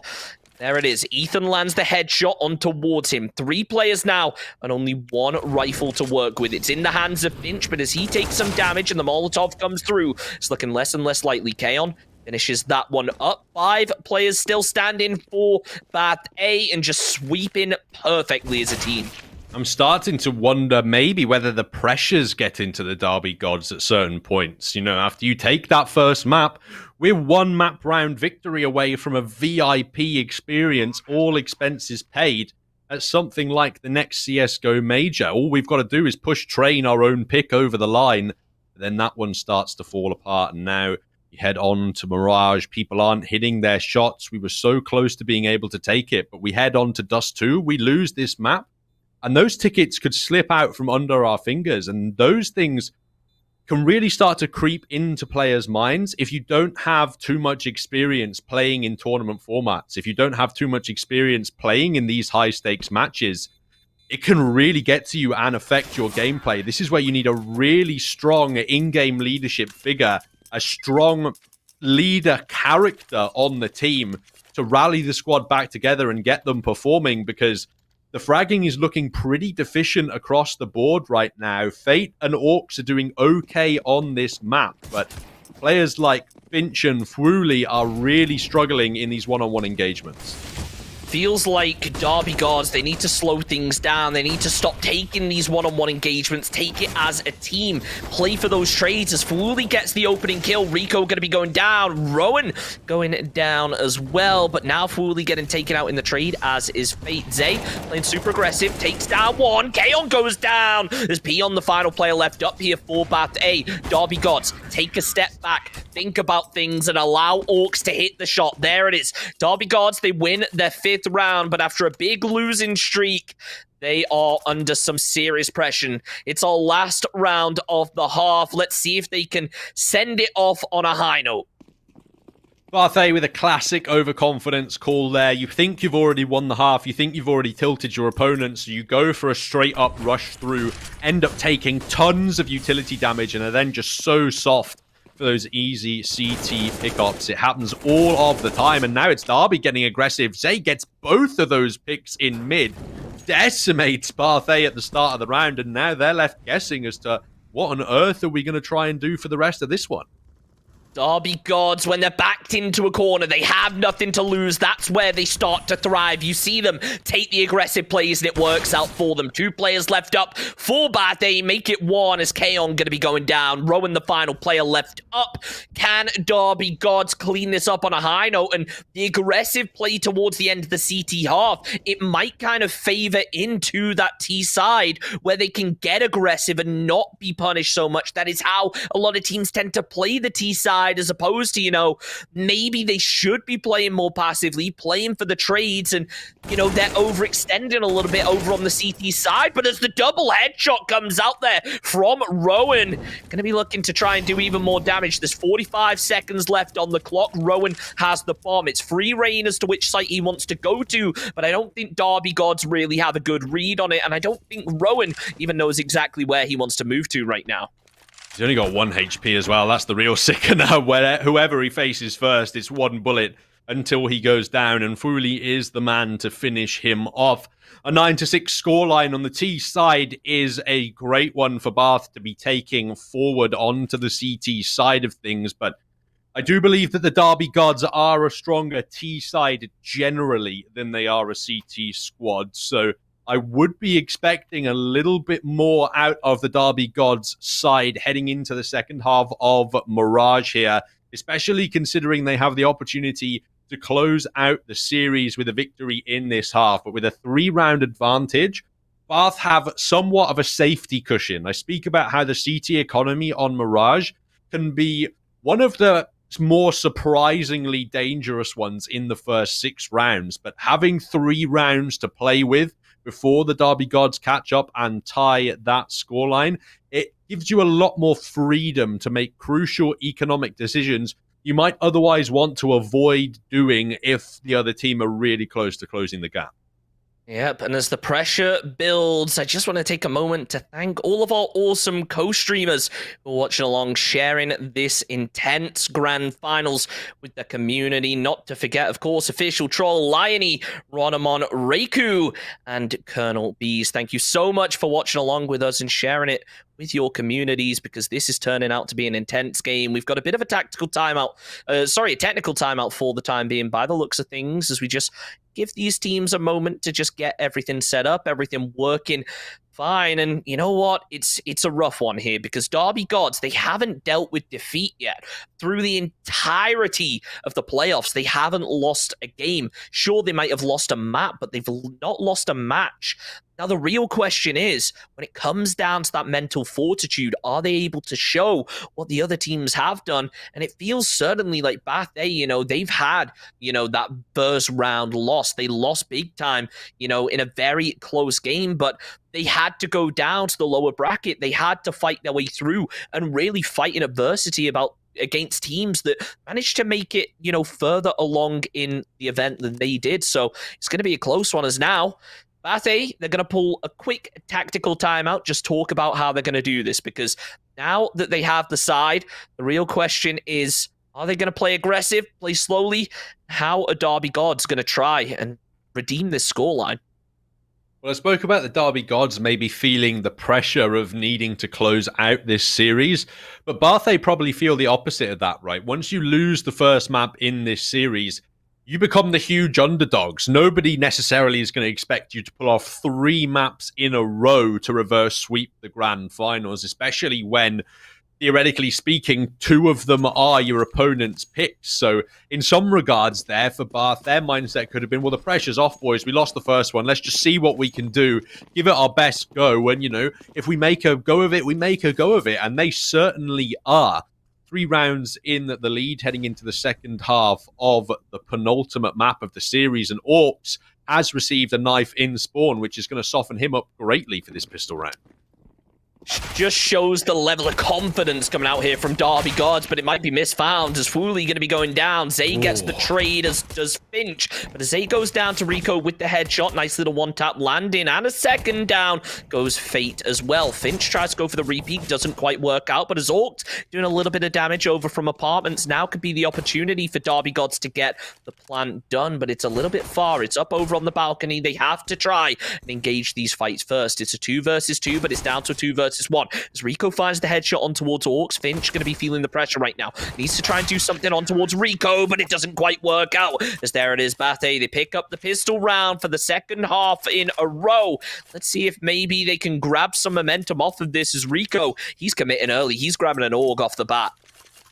Such a brutal pistol round to lose for the Derby Gods as well, because they believe that they've got control of that bomb site. They find the opening 2 kills. They should theoretically have a free plant, but they lose control of that bomb, and they just can't get back up onto the balcony to reclaim it. The Deagles are out this time. They're looking for damage, sure, but it's the scopes of the CT side that are finding them in return. Rico gets a massive double, and the Derby Gods, while Jay can get a single with the P250, they're all but locked out of this round. Yeah, Beyond, he tries to take down one more, and there it is. Bathe, second round in a row, 11-6 right now. They're looking pretty strong, and I gotta say, they might be taking it to a fourth map, I should say, and it's gonna be a close one. It's a best of 5. Remember, Derby Gods came into this with a 1-map advantage, having qualified out of the upper bracket, so the pressure really is on for Bathe, and they have a lot to prove right now, as now Ethan, he looks like he wants to start getting aggressive onto this, assuming the Derby aren't going to have the best economy. Well, they may be slightly wrong, as they have the AKs to work with. Fate is going to be going down. Orcs looking to try and find one, but as Ethan plays inside the smoke, it could be big. He's spotted out, though. Orcs lands it through the smoke. Now the flashbang lands through, and Bathe, they decide to back off a little bit. They've done some damage. Now it's just a case of them trying to hold on to the site and not give anything away. Yeah, no need to overextend from them here and give away another free pick. That would really thin their defenses out unnecessarily. Instead, stay grouped together and hold these close-range angles. I like it. Both MP9s in towards the A slope in case anyone goes for a rush. Just have them loitering around. You know the enemies are in mid, and you know Rico's been hitting shots all game. gets his second of the round to bring it into a 3-on-3, but Fwuli perhaps swings it in the favor of the Derby Gods. Kaon's AK sings out, but the B-bomb site is empty, and the bomb is well on its way to being planted. The only man who could perhaps save the round is Peon on the flank. The real question is, can he do it as Derby Gods? They've got the plant down now. They're going to at least get some cash out of that one, which is much needed in the current situation, looking over at how much they really have to work with. Only a flashbang remaining here for Fwuli, but I guess it is still better than nothing. Peon, however, with the flash and the smoke, might be able to make something happen. Cause a bit of a distraction here for Kaon as, you know, moving around the side, watching out ever so carefully, ready for Fwuli to try and peek, because he's going to be low HP. Ooh. Kaon, you just can't go down like that. Fwuli was absolutely lit up already. 1 or 2 bullets would have finished the job, but now as Peon just playing for the exit frag over towards B Apartments, Derby Gods, they're going to be able to clean up the round. They are going to put their first of the T side on the board, and Kaon just fat fingers his jump key on that one. Maybe mishits the scroll wheel or something like that while he's spraying. And the result is an unfortunate death in the 1v1 and an unfortunate economical situation to find themselves in. Bath, they have to dump all of their cash into this round, and it doesn't necessarily yield ideal weapons. Rico on the AWP, but a USP only for Rowan. Rico's been Molotov'd off that AWP, but he actually can't find the first shot either. Another perfect start for Derby, potentially. If they can capitalize and deny that AWP recovery from the Bath squad, it's a great start to the round. When it comes to those quick reaction plays, Orc showing he is still the king. Fate going to be trying to make a push through this smoke right here as Bath A. They're going to have players over on the other side. Ethan tries to make a push through, but the headshot lands down. Dion playing underneath the scaffolding as flashes start to come over. They don't quite connect. Fate going to be aware of this. Molotov coming through. He's going to be forced into a rough position. Goes the spray on towards it. Does take down Fate, but Molotov going to do its job and finish off Peon. Rowan, the final player to go down before Kaon gets the trade on towards it. Derby Gods now with 3 left up. Kaon doing what he can to try and survive, but the second one being found. Can he take down another? Not quite as Fwuli with the headshot. There it is. Derby Gods, they pick up another win. And is this the start of something for them, as now there's only a 3-round deficit? Indeed, and Bath, they have to take an eco. They emptied the cash reserves for that last round, so 11-9 looking very likely, as it's only Kaon to upgrade onto a Deagle in this one. That would bring the gap down to 2, and I feel totally justified in saying that the Derby Gods are a way stronger T-side than they are CT, but the USPs in mid are dangerous regardless. You have to be careful on Mirage. That's why you saw Bath A take a couple of rounds on their T-side, where they just stayed really slow and didn't even push mid, because those USP stacks can be absolute brutalizers. Free weapons recovered from the CT side, and potentially the chance for them to find some action with them. Look at this now. Fate opens up. Now it's down to a 3 versus 3, and Derby Gods looking a little bit hesitant. They want to start and rotate over towards a site, as Bath they have stacked up over on B. If only they knew just how free it was, they could get super aggressive. And as Bath A, they won't get any audio cues. They're going to start repositioning over on towards a site. So we do see Peon here watching out with the USP over towards mid. Maybe not getting the right idea of where these players are going to be. Rico still watching for the cross, but Peak will be coming out sooner or later from Derby Gods to try and get the plant off. The recovered AWP finds a free kill. This is by far a winnable round from Bath A now. They can definitely go for this one. They've got Peon to use as cannon fodder, to use as bait. And, well, Fwuli and Zay, where on earth do they end up looking? Zay's going on the long rotate towards ramp, which leaves Fwuli totally isolated. A miracle headshot, but it's all on the shoulders of Zay now in the 1-on-2. Peeks out, but he takes down the AWP. Rico, that's an unfortunate one. It feels like Rico maybe should have had the advantage there. He had the AWP to work with, but he just wasn't scoped in. Now it's going to be a case, though. Peon, he's got himself the AWP. He knows the angle to try and look towards it. He's not going to be holding it. Zay, he clears out. He knows it's empty now. Tries to make a run. Can he survive? Hold on to the AK. It's looking like he might just be able to. There it is. Derby Gods, 2 rounds behind. Picking up a couple in a row. got to be a big confidence boost for them. The real question is now, Bathe, how do they end up playing this? Do they decide to force? It looks like that could just be the case. They have got a recovered AWP, and they took 4 players down in that last round. It was really expensive for the Derby Gods. It totally ruined all of their savings that they had built up on the T side, and as a result, they're pretty stretched now. If they lose this round, they could be looking at an eco or a partial buy, something to that effect for certain. And Rico, he has that AWP waiting in the wings. You know he can frag out with it. Derby, one misstep, and they will start losing players, but this mid-base play worked out well for them in the last full gun round. This time, though, they're going to have to pull out the late round stages with slightly lacking utility, as they have just 1 Molotov, 2 smokes, a HE, and a flash remaining. It's going to be a rough one for both teams right now, as neither of them really in a super strong state. Bathe, after conceding a couple rounds, the pressure's got to be on. Look, you tear up in the first half, you grab a huge lead, and with Derby Gods being able to close it up a little bit, got to be cautious. Kaon spots out Zay. Unfortunately, not going to be looking at the right angle, maybe expecting one to be window, which was not going to be the case. Wooly starting to push through apartments as Rowan spots it out, lands the headshot. Pete comes out from Fate as well, but Peon lands it. Rico with another, and now Bathe. They lost a few rounds in a row, but they said no more. 12-9 in the favor of Bathe, and now the real question is, Derby Gods, can they, pick up another round, start that momentum again? Because it feels like after a few round wins in a row, maybe they got a bit overconfident, and Bath just absolutely shut them down.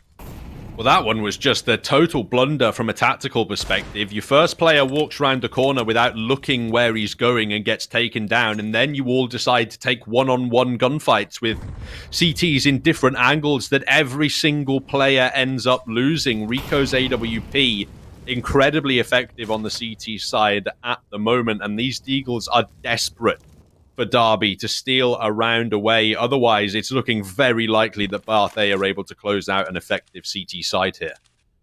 Nice little angle coming out from Rico, but he's a little bit indecisive. Doesn't matter, though, as he turns around, he spots out Orcs before Orcs manages to get the jump. Knows there's going to be a player somewhere below windows to throws out the incendiary, but there it is. Peon ready for it. Takes down Zay. Ethan takes down Finch. 2 players left up here from Derby Gods. Fate going to be getting caught out on the jump. Wooly, however, lands the 1D gun towards Peon, trying to go for the re-peek over towards stairs. Doesn't quite work out, and Rico with the flick. There it is, Bathe, 13-9. Can they just keep this going for a couple more rounds and take it to a final map here, Pratalis?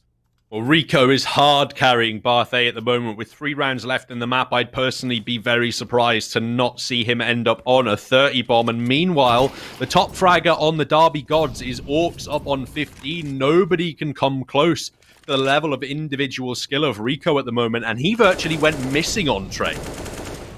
Speaking of Rico, he hits one with the AWP, but it's going to be Ethan putting in a big work with Peon. Zay gets the trade on towards Ethan, but it's not going to be enough. Rico peeks out. There it is, Bathe, 14 rounds, 2 more to secure themselves the map and take it to a final map. 1 more, and they at least know they're secure in not losing right away. And if Derby Gods somehow manage to mount a comeback, it'll only go to overtime. But now they managed to get the full buy-in, the double AWP setup coming in. Is this the correct play from Derby Gods? I don't like it, especially not on the T side, especially not with players sitting in fire. Look at all that damage taken for free because they wanted one cheeky early peek. And the trading, well, it's not necessarily the trading. It feels like it's the decision-making on the Derby Gods side that just isn't complementing their game plan well at the moment. Unfortunately, they are trying to make moves in various parts of the map that are constantly being shut down, and with little utility now, they're going to try and crack into the B bomb site, but they're totally smoked off here. They have to wait it out, and now they have just 1 flash and 1 HE to try and find their way into a bomb site. Even if they get the plant, how on earth are they going to defend it? That is the question that I'm sure even they are asking right now, because without that utility, it can be a rough one. Maybe should have reinvested it on a bit of utility instead of the AWPers. I mean, just look at all those zeros over on the Derby Gods economy.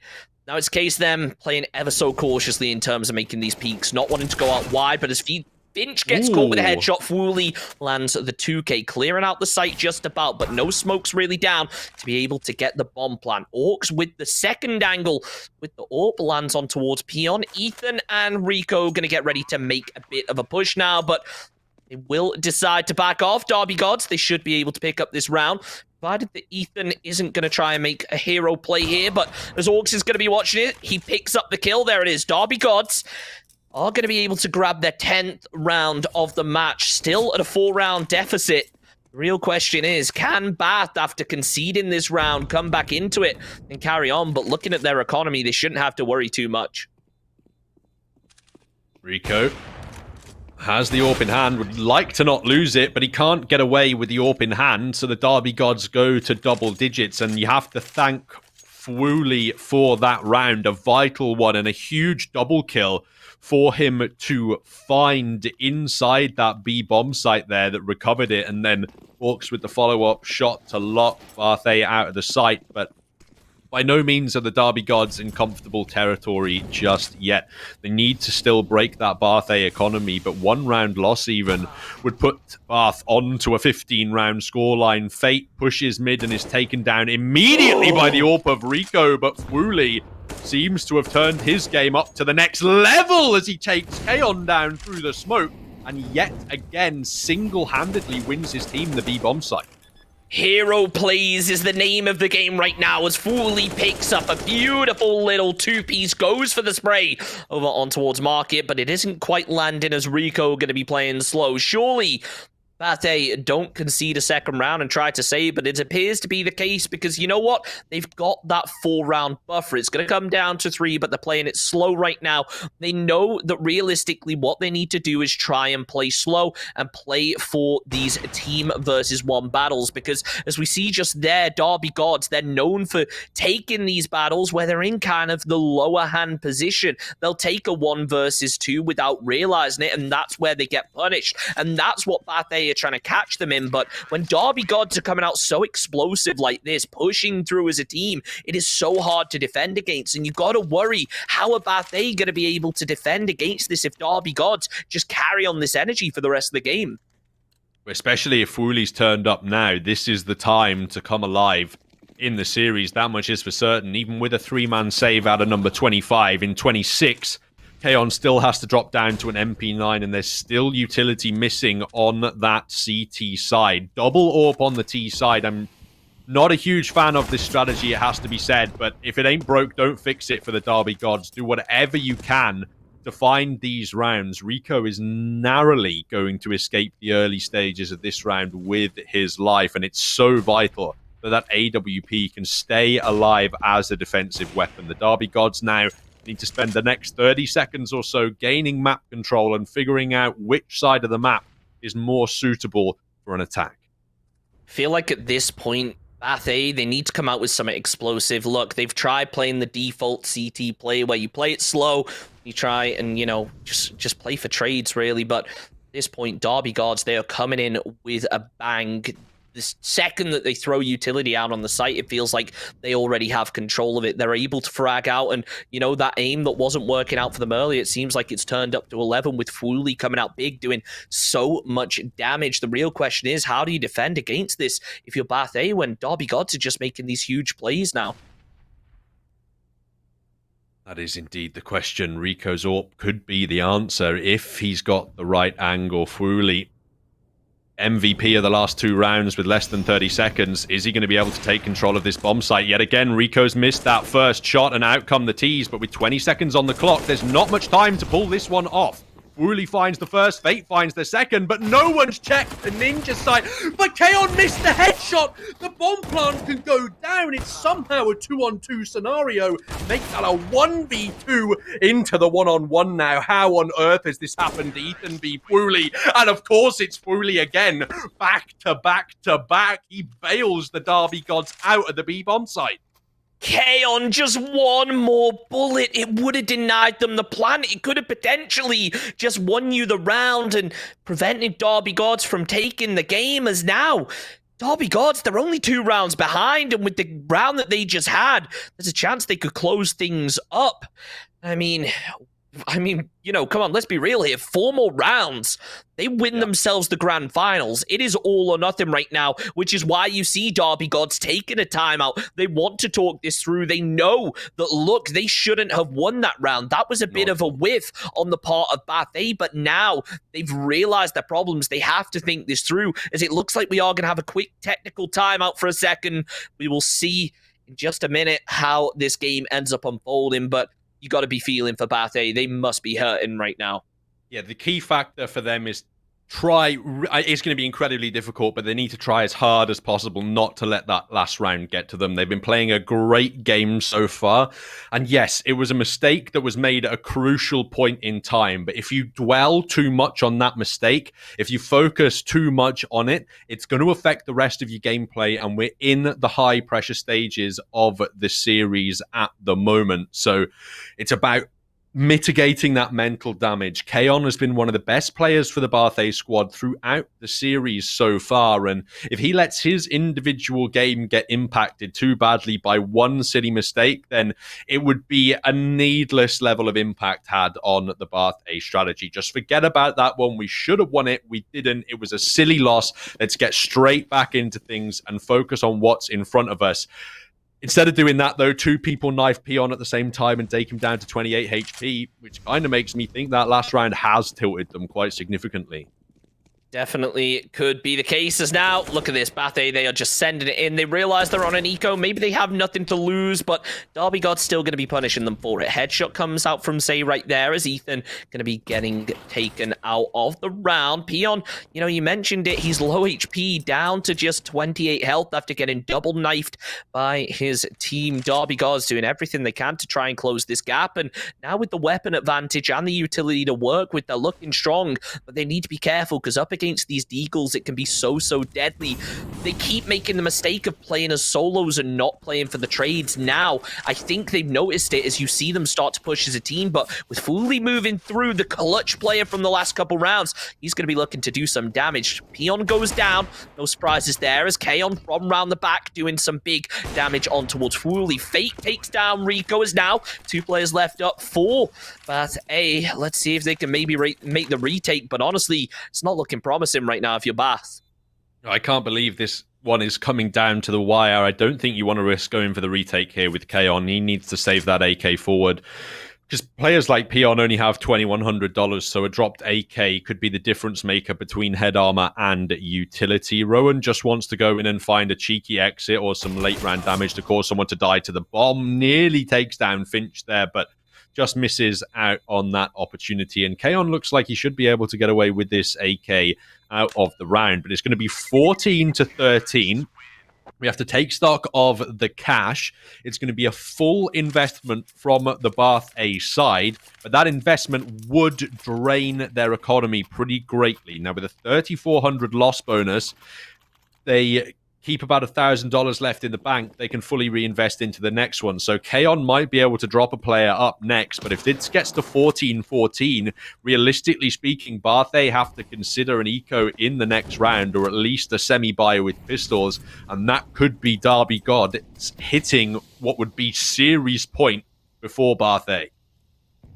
It's a rough one here now, because it felt like Bathe, they had it all. They were going to be able to take it to a final map, but the comeback that Derby Gods have been able to mount is absolutely huge right here. It's 14-13, as now Fate going to start with the push. He will get tagged with the body shot. By the looks of things, it doesn't quite finish off the job, though. Rico going to go down through the smoke right here, as Finch starting to open up. Derby Gods are absolutely coming alive. 3 players left up here for Bath A, as Peon, he's going to try getting up on towards Ticket Booth, but it feels like the call has been made. He's spotted out, taking a lot of damage. Kaon looking like he wants to go for the peak with his teammate as Peon. He's going for the hero play right now. He picks up the AWP. Do they go for the retake? Bath A, they're conceding yet another round.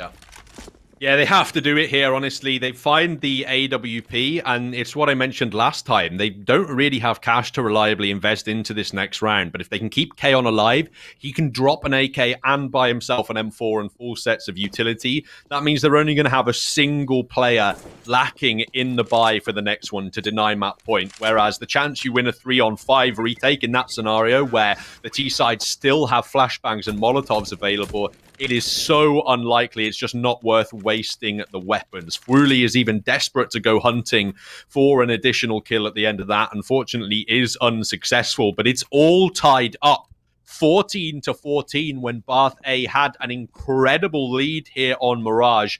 Are they letting the series slip through their fingers? Heavy mid-commitment from the Bath A squad, whereas the Derby Gods want to punch onto this A bomb site.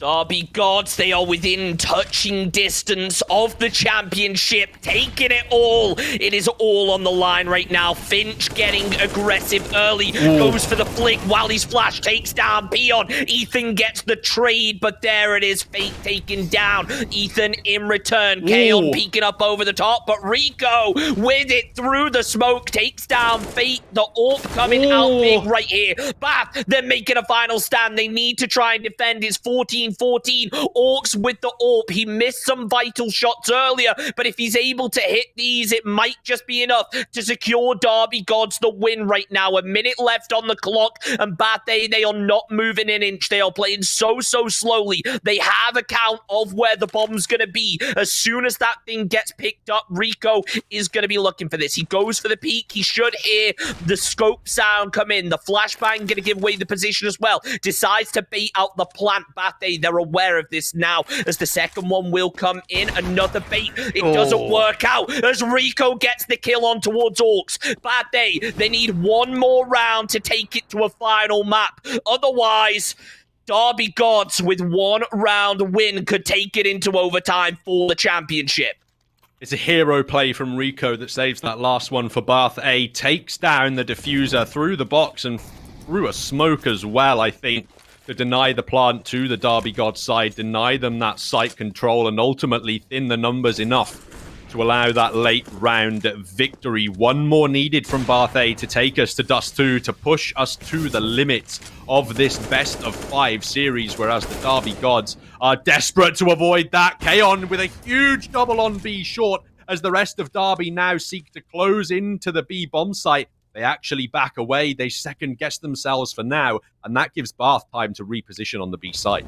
Derby, it feels like they thrive when they get aggressive, but now with one round between them, they're starting to second-guess themselves. The flashbang comes out over on towards Rowan, but it doesn't quite finish the job. As the peak comes through, down goes Orcs. They have Rowan's position, but only 2 players left up from Derby Gods. Make it 1. Rico able to take down Zay. Fate, the final player left alive, and it looks like Bath A, they might just be able to secure themselves the match and take it to a final map as Fate takes down Rico. He gets traded out. There it is. Bath A, we're going to a game 5. It goes to all 30 rounds on Mirage, but the Derby Gods just cannot push this one over the line. Somehow, by the skin of their teeth, Bath A remain alive in these grand finals, and now it is heading over to Dust 2 as our 5th and final map of the series. One final map for the grand finals. Winner takes all. Its first place grabs themselves all expenses paid trip to the next CSGO event, and can't wait to see it. We're going to take a very short break, ladies and gentlemen, but I got to tell you, please stick around for this final map. It's going to be Dust 2, Derby Gods versus Bath A. It is all to play for in just a couple minutes.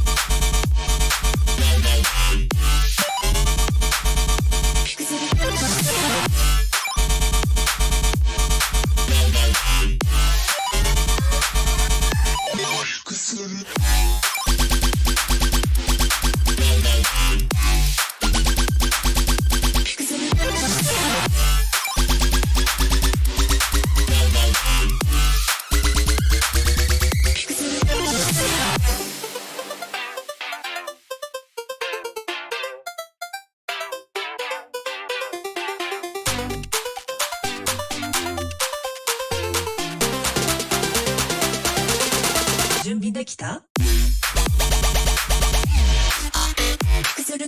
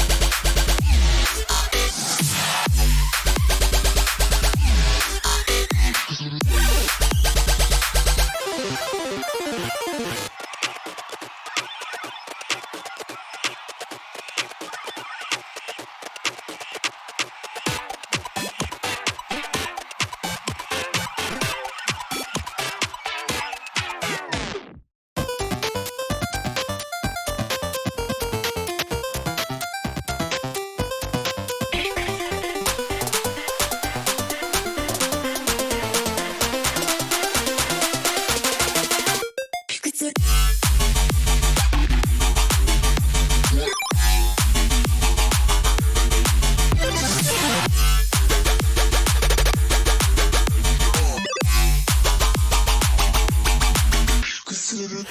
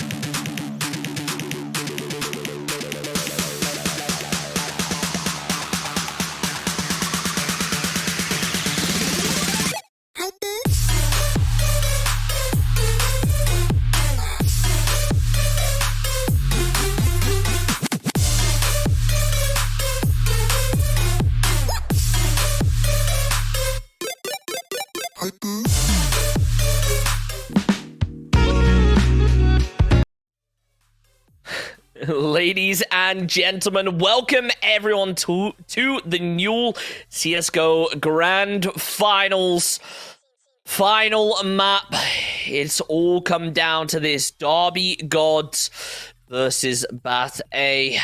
One map decides it all. But before we get into it, I just want to give a huge shout out to everyone makes this event possible. Of course, the Newell for organizing everything. If you guys are students or maybe even going into university next year, be sure to get involved with your university esports scene, potentially be playing some big prizes. Head over to discord.gg/the Newell or follow at the Newell on Twitter to keep up to date with all of the university esports developments in the UK. Of course, as well, thank you so much to our sponsors over at Unite Students and Logitech G. Unite Students providing student accommodation in 25 cities around the country with free cancellation. Of course, Logitech G, the world's best-selling gaming gear. Thank you so much to those guys for the support. And finally, before we get into our game, I just want to give a huge thank you to all of our co-streamers, all of those content creators out there, you know, sharing the excitement with the community for these grand finals. Official Troll, Liony, Ronamon, Reiku, and Colonel Bees. Thank you so much, guys, for, you know, watching along with us, showing some support to the Newell. But it's the grand finals, the final map. The winner of this map right here is going to be taking that first place prize. Brutalis, break down exactly what these teams are going to be playing for today. Well, they are going to be playing for an all-expenses-paid trip to a premier CSGO event. We're talking your CSGO ESL 1 Colognes. We're talking your IEM Katowices, your majors. These are the caliber of tournament that the winning team could be heading to. And it really is all up in the air. The Derby Gods came into this best of 5 with a 1-map advantage due to their push through the upper bracket, and then won Barthay's first pick of Inferno in the series. And I said in the pregame, if Derby Gods won that first map, they'd be in an amazing position to close this out. Well, Barthay seemed to take that as a challenge because they've begun the impossible task of a reverse sweep and found the first 2 maps they needed of Train and Mirage. And now we have the potential of Dust 2 for them to complete the 3-1 reverse sweep and become your new Varsity champions. It really is all to play for in the loosest map in the pool, and Rico getting more than 36 kills in that last map of Mirage. He could be an absolute weapon to look out for here on Dust 2. So, Petralis, you said, look, Dust 2, if it comes down to this, is pretty much 50-50. No team really with a huge advantage right here. How big are we thinking this puggy playstyle is going to come out right here? I think this map is probably the best one out of all of them for the Derby Gods, surprisingly enough. Just based on the way that they've been playing today, they've been taking all the gunfights. They've been aggressive, and it's only when they're backing up that aggressive with successful trading in the gunfights that it's being converted into successful round victories for the squad. And Dust 2 is the perfect map for that. Derby are strongest on their T side, and Dust 2 is the most T-sided map in the pool. So if the Derby Gods had an opportunity to pick up another map victory and close it out, it would be here on Dust 2. But I have no qualms in saying that after that Inferno map, Barthay have looked like the stronger side for the majority of this best of 5 series. And the only reason that that last map got as close as it did were due to some heroic rounds from Fwooly on that B bomb site, and then one critical mistake coming out from Barthay. And even despite those factors, they were still managed to claim the victory on Mirage. Now, Pratalis, I have to ask you, it has been a set of, no matter how it went, they've all been close games. It all feels like, at least the first half of every match has been super close right here.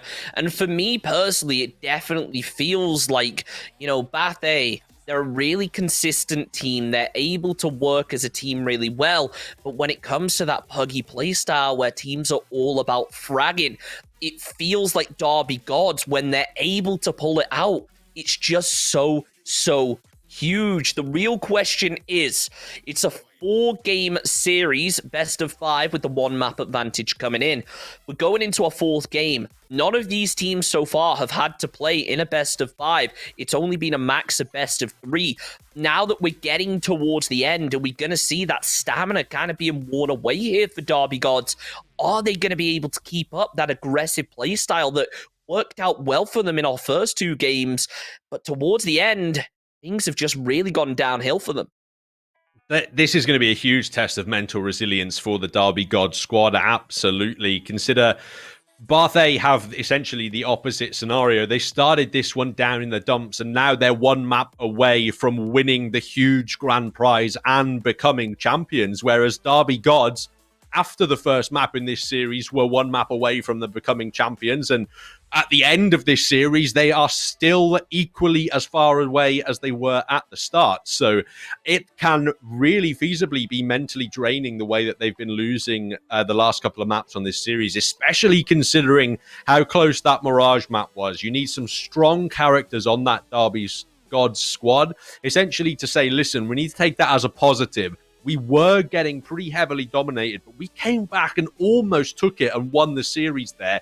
That shows us that we can be competitive and we can take it to a looser map like Dust 2 and dominate. What they don't want to think is, oh, we just can't get anything to work. We came slow close yet again, but Bath beat us to the post. They need to have that positive mindset going forward, because I genuinely believe if there was a map that complemented Derby God's playstyle today, it would be Dust 2.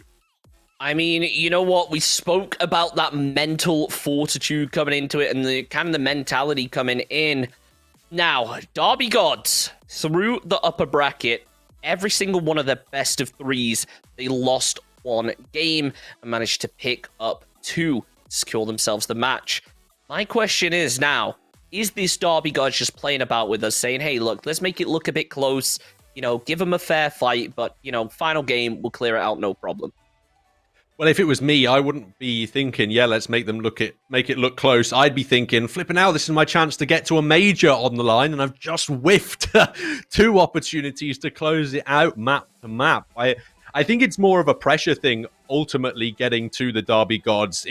You can see all of the symptoms of pressure there in the squad, taking fights that they shouldn't do, making a couple of silly decisions, and then also seeing the aim specifically on some of these AWPers be affected as well. So I think it's more of a pressure thing from the Derby Gods that it is all on the line. All they have to do is push it over and win that prize. But unfortunately, they've not yet been able to do so.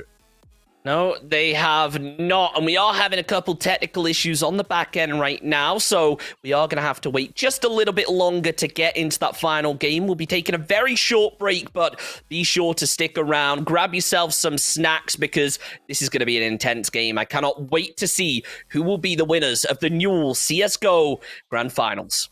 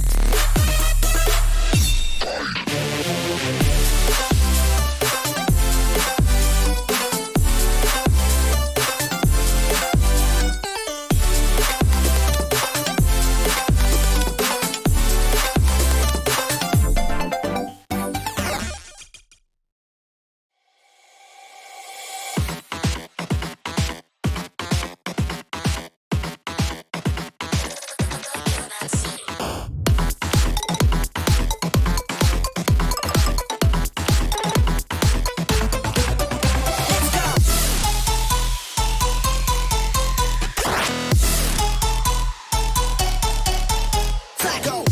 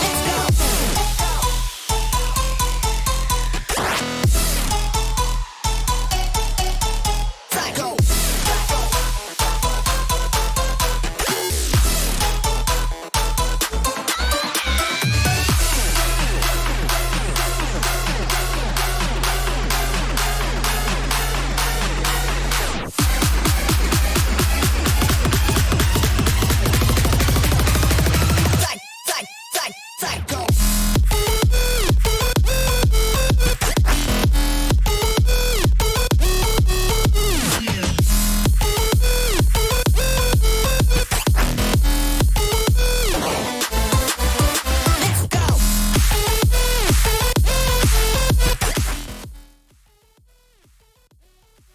Well, thank you, ladies and gentlemen, for bearing with us. We had to deal with a couple technical issues to make sure all the players were going to be on a level playing field for our final game.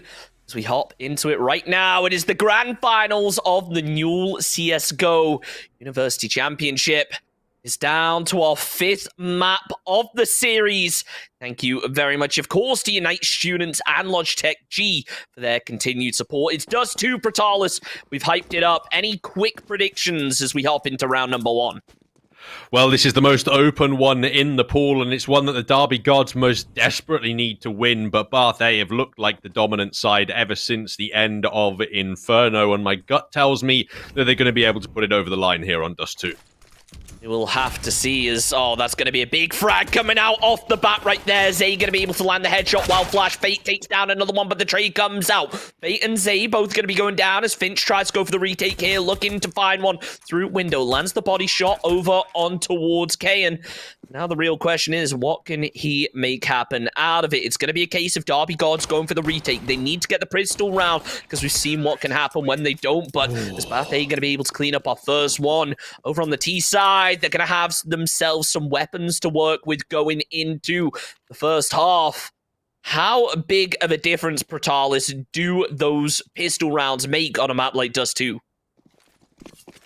It's certainly a bonus, especially to the T side, which is supposedly your stronger side on the map. It helps you farm out all of those additional bonus rounds at the beginning, gives you the weaponry advantage, and can just nestle you in a much better economic position. You don't necessarily need too much cash-wise to make the T-side work here on Dust 2, but my word, the aim from these Bath A players is phenomenal. Not yet one man falling in this second round scenario, as Orcs is certainly going to try with the USPS. His position now known should be a free second for the Bath A squad. And well, the Derby Gods, they're going to buy up into the next one by the looks of things, but Fwuli is going to be lacking weaponry, to say the least. So, Bath A, they're coming into it big. They're starting off with a bang as the A-Rush comes in. They're going to be able to clean up pretty much all members of Derby Gods. As Orcs getting tagged down as well. Right now, if you're Bath A, you just want to try and win this round without losing any players because it's pretty much in your back pocket. The Zeus comes out, though, so consolation points there for Orcs, but it's not going to mean the round win. It's Bath A, second round in a row. And in the grand finals, the final map, it's got to make a big mental impact right here. It certainly has. The bigger you can make your number while the opponent's number remains at 0, it's going to be a much bigger mental boost for you and a much bigger mental damage to your opponents. Just one P250 on the B site, but there are 3 pistols coming into flanking positions, and they have found a couple kills, even dropped the bomb, but that Molotov should allow it to be recovered. Peon late into the tunnels stabilizes as well, and Finch, I'm sure he'll be able to try something in this round, but it should be a third going the way of Bath A. Yep, the Molotov going to slow Finch down, waiting for the smoke to dissipate, but it looks like Bath A are going to be pretty ready for this right now. We've got Peon watching over towards tunnels as the re-smoke comes out. Finch, no real choice other than to push through window.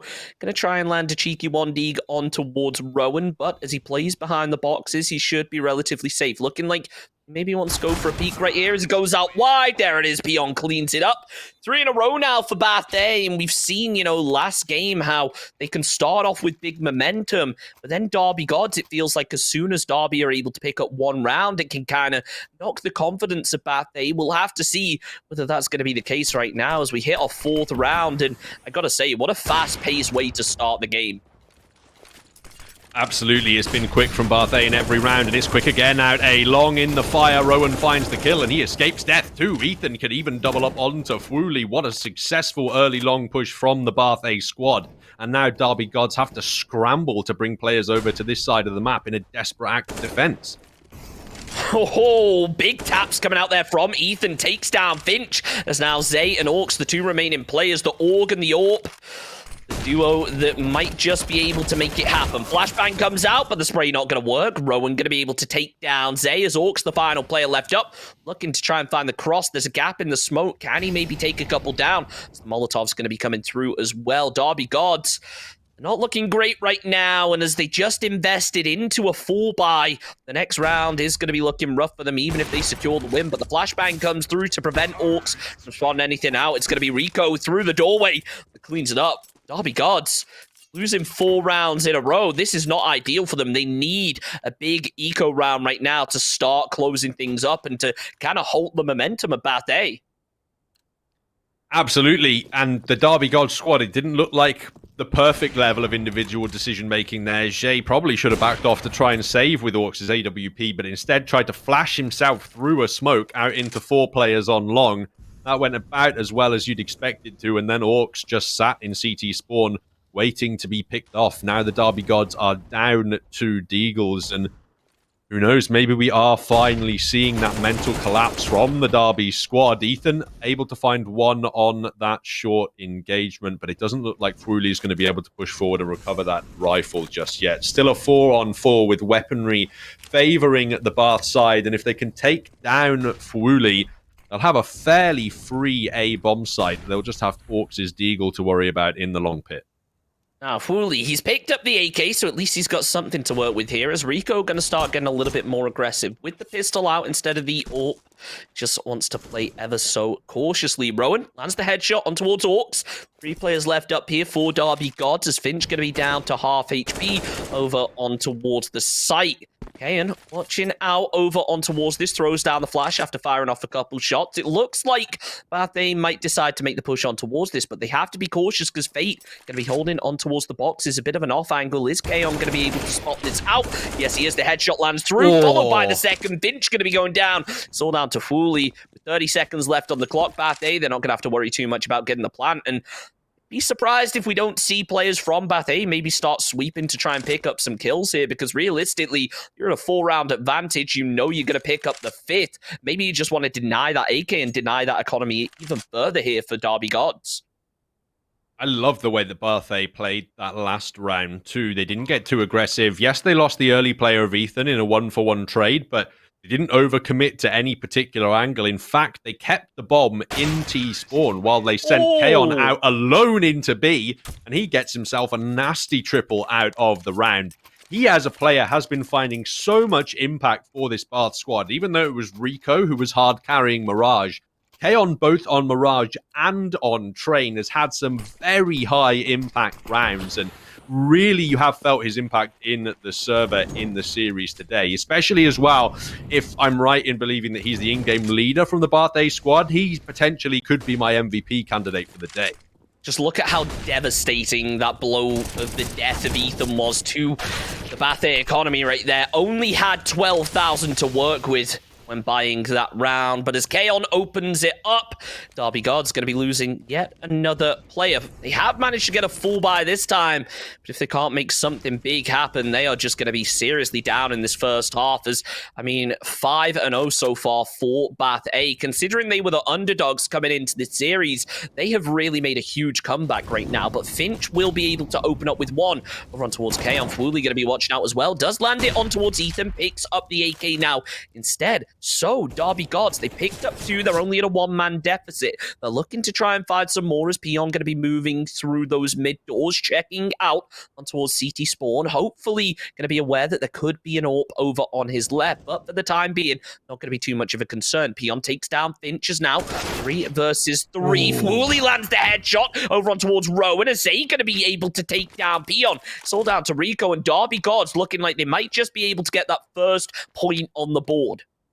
Indeed, here in round number 6, Rico on the AWP, getting jiggled at the moment by Fwooly. There's a second AWP in the mid doors, and eventually it does take him down, and Derby Gods pick up there first. But plenty of cash available for the T side, plenty of things for them to attempt, and ultimately it was just a bit of a slow one from Bath A there that got picked out by the full weaponry and utility of the Derby Gods squad. Now, Derby have gone straight for the double AWP investment onto Jay and Orcs, and we'll have to see whether that comes back to bite them. Orcs is going to be under pressure almost immediately as Bath A are given A long for free. Not an uncommon strategy, as you see CT teams generally choose to defend either the long or the short angle and then refocus their efforts when the attack does actually come in. So could still be pressure for Bath to find these important kills in the site and on short. Look at this absolute stack coming out from them, though. As he hops out wide, Orcs, he lands the leg, but it's not going to be enough as Rowan goes for the peak. Beautiful little headshot on towards Orcs. As, I mean, they're showing right now just exactly what they're made of. We spoke about Derby Gods, you know, fragging ability, but, I mean, Bath A are just so underrated. Ethan lands the headshot, followed by Rico, and this is just an absolute schooling coming out here from Bath A as Finch and Zay, the 2 remaining players, they're going to try and save the AWP. But at a 5-round deficit, I should say, at the end of this one, it's going to be a rough one. They try to take down Rico for the exit frag. It will work out as the second attempt going to come out. Bath A might be getting a little bit greedy here.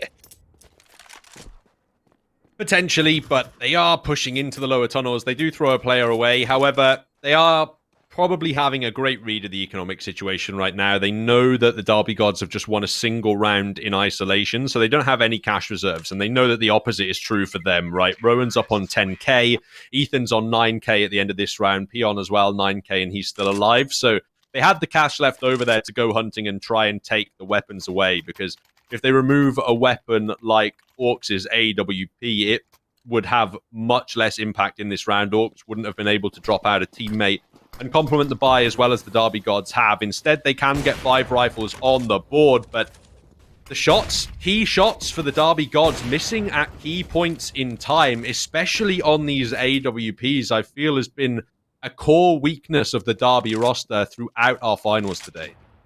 I feel like Derby, all right, coming into this, they had the confidence, which they've shown through the entirety of the Varsity playoffs, but now, when the pressure is coming in, when they've lost 2 maps in a row, are they starting to struggle? As we get into the third that they could potentially lose in a row, they've only picked up 1 round off of it. Sure, they've got, you know, weapons to work with, but they just keep investing in these full buys and they're not quite working out. As now, sure, it's going to be completely open for Bath A to start making a push. The Molotov comes through, not realizing it isn't quite necessary. Now it's going to be a case of these players starting to make a push in. Rico prepping out. He's got himself the AWP as Orcs getting ready to hold the angle. The smoke's up, though, as Orcs going to be looking to try and get players as they exit out. Bath A playing ever so carefully, boosting up on top of each other just to try and get those lines of sight over. They should realize that the site's going to be relatively free as Derby Gods start to make their rotate as well. Really on the other side of the doorway is the smoke and flash going to be coming over and towards it, playing ever so carefully. And with 30 seconds left on the clock, Bath A, they need to go for the plant right now, which is going to be the case. They make the cross, and no shots coming out from Orcs here. The Flashes lands through. Orcs gets taken out. Wooly followed closely. Zay, he's got himself the AWP. Can he maybe go for a big shot right here? Ethan going to be going down as Peon takes down Zay. Finch, however, getting the trade as one of the two remaining players left up here for Derby Gods. Making a solo, though, as Finch still standing, but not for long. 7-1 in the favor of Bathay. And after such a close-fought series, is this really how we're going to see the last game end? This is certainly the most one-sided start we've seen to a map in our grand finals today, and Bath haven't really shown signs of stopping. That was a great push out onto the A-bomb site.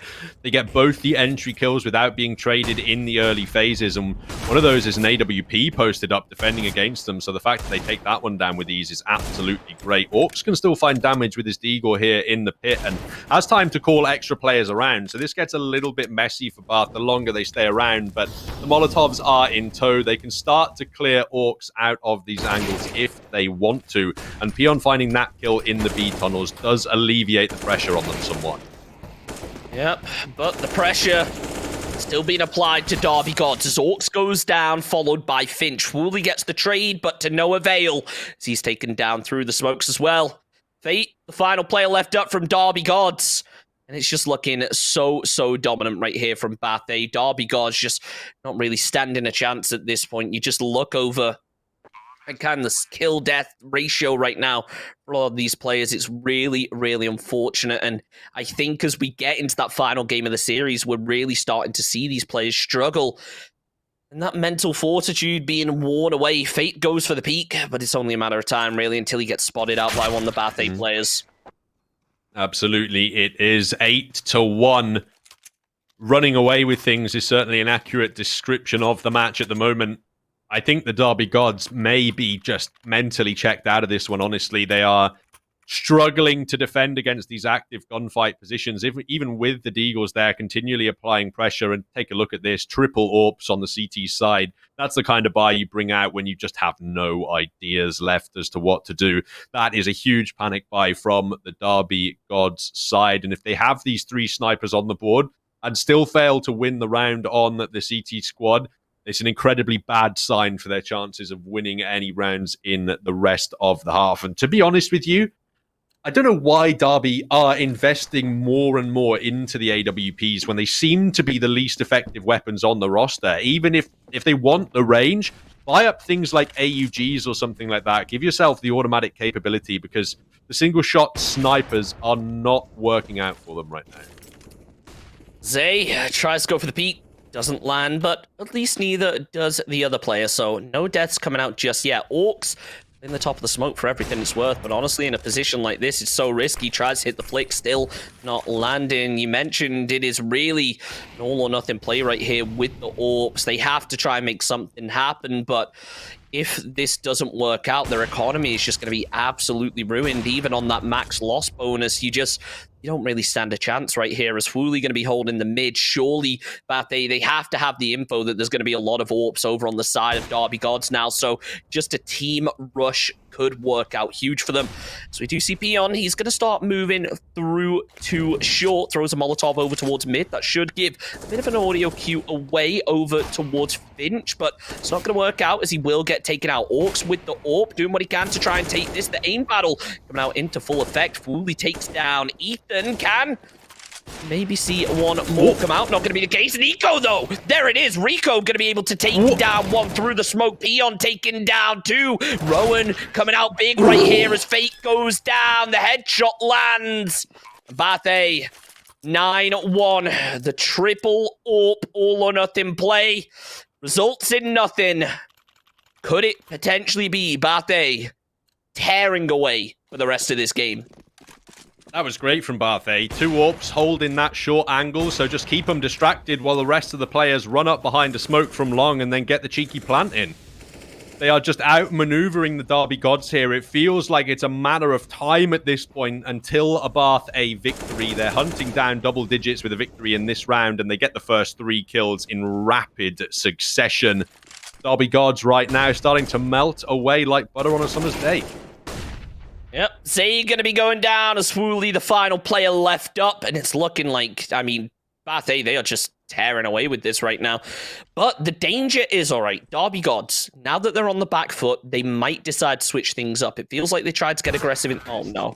Oh. Oh, Fooly. That's unfortunate. Derby Gods losing yet another round. The tail continues right now. And, you know, I was going to mention, it feels like Derby Gods, they perform well when they get the chance to get aggressive, which is why we've seen the CT side a little bit weak. And I think we're seeing a clear demonstration of that right now. The real question is, when that half switches, will they somehow be able to mount a comeback, being able to play aggressive? Because it might just be a case now that Derby Gods, they've got nothing less to lose. They start getting aggressive. Fate goes down. But as Fawuli takes down Kaon in the trade, Derby Gods just might decide, look, we're 9 rounds down at this point. We need to try something. And they might just rush it. And the fragging power on the side of Derby, it might just work out. Great utility usage in defense of the A-bomb site, actually. Kaon loses out on that opening engagement because he fat fingers his jump button again, which is something we saw him do on Mirage as well. But at 10-1, it's not exactly something you can criticize him for here. It's not like it's the most important round in the world for Bath A to be winning. They're still in an incredibly dominant position, and they're back in a 3-on-3 in this round. It's entirely possible that they still come out on top of it with 2 players locked into the A-bomb site, one of whom is Orcs on his AWP yet again, and they're keeping the bomb passive. They don't want to commit it towards the site. Now they've got the second entry, though. They might just do so. Orcs holding that angle as he sees his teammate go down. It's a rough one. He's looking over towards CT. Will be able to land over on towards Peon, but the AWP for the T side is going to be pushing through as well. Ethan goes out, does get taken down. Now it's down to Rowan in a 1 versus 2. Got himself the AWP. He knows where Orcs is going to be. This is going to allow Fooly the opportunity to start moving around the back. The wallbang attempt comes out for Orcs. Not able to land the shot. He's watching out behind as pistol shot comes out. Decides to move back. Fooly's ready for it. There it is. Derby Gods might just be a bit of a consolation prize at this point, but they pick up a round and now rocking the double up over on the CT side. Yeah, they sort of get given around there, although Rico does do a good job on the B-bomb site of getting that kill through smoke and deploying additional utility, but it was more whiffs from the Bath A squad, and Rowan at the end there, just not really an AWPer in a one-on-one engagement against your opponent's dedicated AWPer. Still plenty of work for Derby Gods to get underway in this map, though, if they want to pull off a victory. 2 AWPs out. They're rushing that A-long angle, and Rico, he has yet another double kill. Fate here with the FAMAS, but he's only good for a single. They're going to continue to push to this A site, and the AWP's arrived, but it's missed his first shot. Wow, is all I can say at this point. Orcs, the final player left up.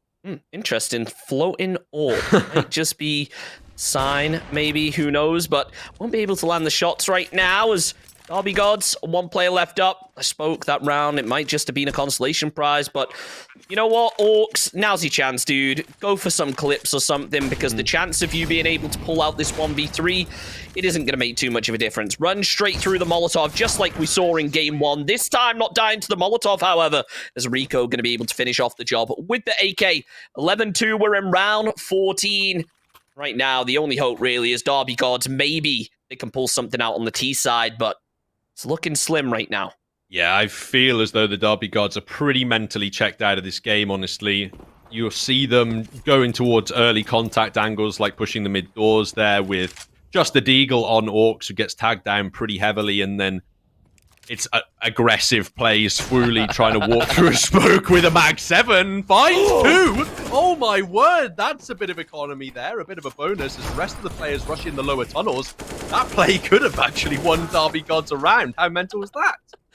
It might just have done, as Rowan, the final player, left up. That is absolutely huge. You know what? You know, remember last round I said, you know what, Orcs go for the clips? Yeah. Seems like it's going to be Fooly this time going for it. You know what? Sometimes when the game is not going in your favor, when you know you don't really stand a chance, you just got to go for those clips, for those frag movies. As Rowan going to be able to land the headshot over on towards Finch, going to pick up a kill out of it. Has the MP9 to work with. But honestly, at this point, a minute left on the clock. The bomb is all the way over at B. It's just going to be a case of Rowan trying to pick up a frag or 2 out of this. Yeah, exactly. He's going to try and probably take away as many of the weapons as he can, but again, dropping these smokes and things like that and faking his movement, it's not going to have too much impact when the CTs have control of the bomb. They're not going to get baited out into hunting you if they have any semblance of intelligence within the game, and so the onus is on Rowan to start pushing with this MP9 and removing some of these AKs from the CT side. That's all you're trying to do at this point. Just take the rifles away. They can barely afford to reinvest as it is. Orcs is super low.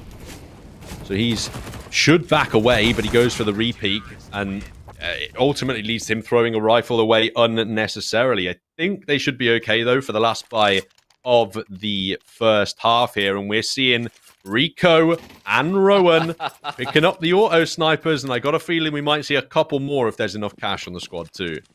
You know what? When you're up this high, you gotta go for it. Here it is. Auto sniper coming through. The collateral lands through. Zay and Fate both gonna be eliminated, and wow, what a way to end the first half, as now Orcs, the solo player, over on the B site. Uli coming in to try and provide some support as Finch pushing straight through mid. But look at this, the 4-man stack over in tunnels. They're going to have his number. Tries to return it with the incendiary to prevent the push, but as the smoke comes through, I wouldn't be surprised to see Bathe just absolutely W-key through this. Fuli going to be able to take down Pian.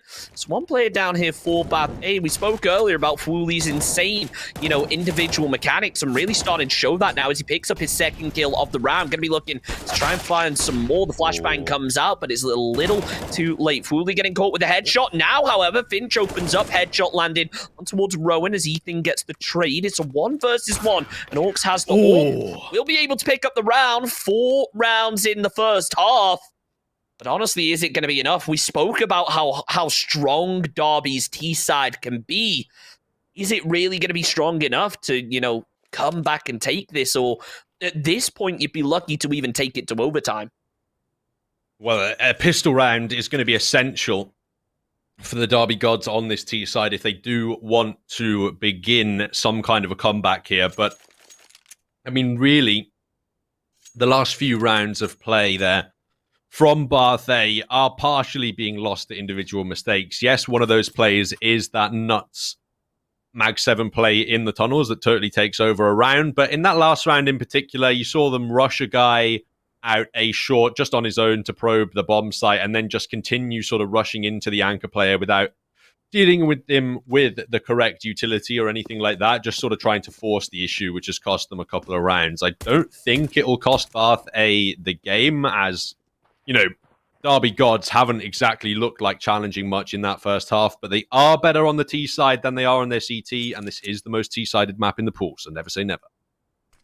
Never say never indeed. Fingers crossed for them. Derby Gods do start to make the push. Orcs and Fuli going to be going down. Finch gets the trade, but Rowan spamming through the smoke. It might just be the downfall of one more. The shot's not quite landing, but as Rico starts to move around the backside, it could open things up just a little. Headshot lands on towards Fate, followed by a second. Finch going to be going down. Zay, the final player left up, as now Bathe, they've been able to get the retake. And now, just carrying on that momentum, you said how vital the pistol round would be. And it's looking more and more like Bathe could be our new CSGO Grand Champions for 2021. Well, 4 more rounds and they'll put it over the line. It's got to be a force from the Derby Gods when you're down in the dumps to this effect. You just want anything you can to get yourself back into the game, to disrupt your opponent's play. But even just look at what Derby Gods are doing right now. 2 people in tunnels, 2 people down mid. They're not playing together exactly. They're rushing the angles. It looks like they are going to rejoin for some short aggression, but Rico's here with an AUG. That's a nasty weapon to be holding angles with. Rowan finds a second as well, and this is a quick play coming out from the Derby Gods, partially, though, denied by these smokes. Rowan will be getting traded out, however, as Rico finds Fuli on the edge of the smoke. Now it's a case of Derby Gods. 2 players left up. They know there's going to be someone playing short. They just don't know the specifics of where. They tried to spray through, but Rico going to be able to land a couple shots in return. Finch and Fate going to try and move up towards short, but now instead deciding to back off. 1 minute 10 left on the clock. We'll see what they can make happen. They've got the bomb in hand, so it's not beyond all reason that they can make something happen, but Finch and Fate, they have to work together. You're going to be holding the side angle, takes down Fate, but Finch getting the trade, deciding to switch things up again. 55 seconds left. A pretty long way to make it back to the bomb site. But look at this. Ethan sneaking all the way around through T-spawn. It could be the death sentence for Finch. As there it is. Spotted out down mid. Bath A with 13 rounds to 4. An absolutely huge lead coming out for them. And they are just looking to secure this and, you know, get that first place right now. The force buy from Derby easily dispatched by Bath, and despite having a one-map advantage coming into this series, despite winning that first map of Inferno in pretty convincing fashion, things just went from bad to worse on Train and then Mirage, and now here on Dust 2.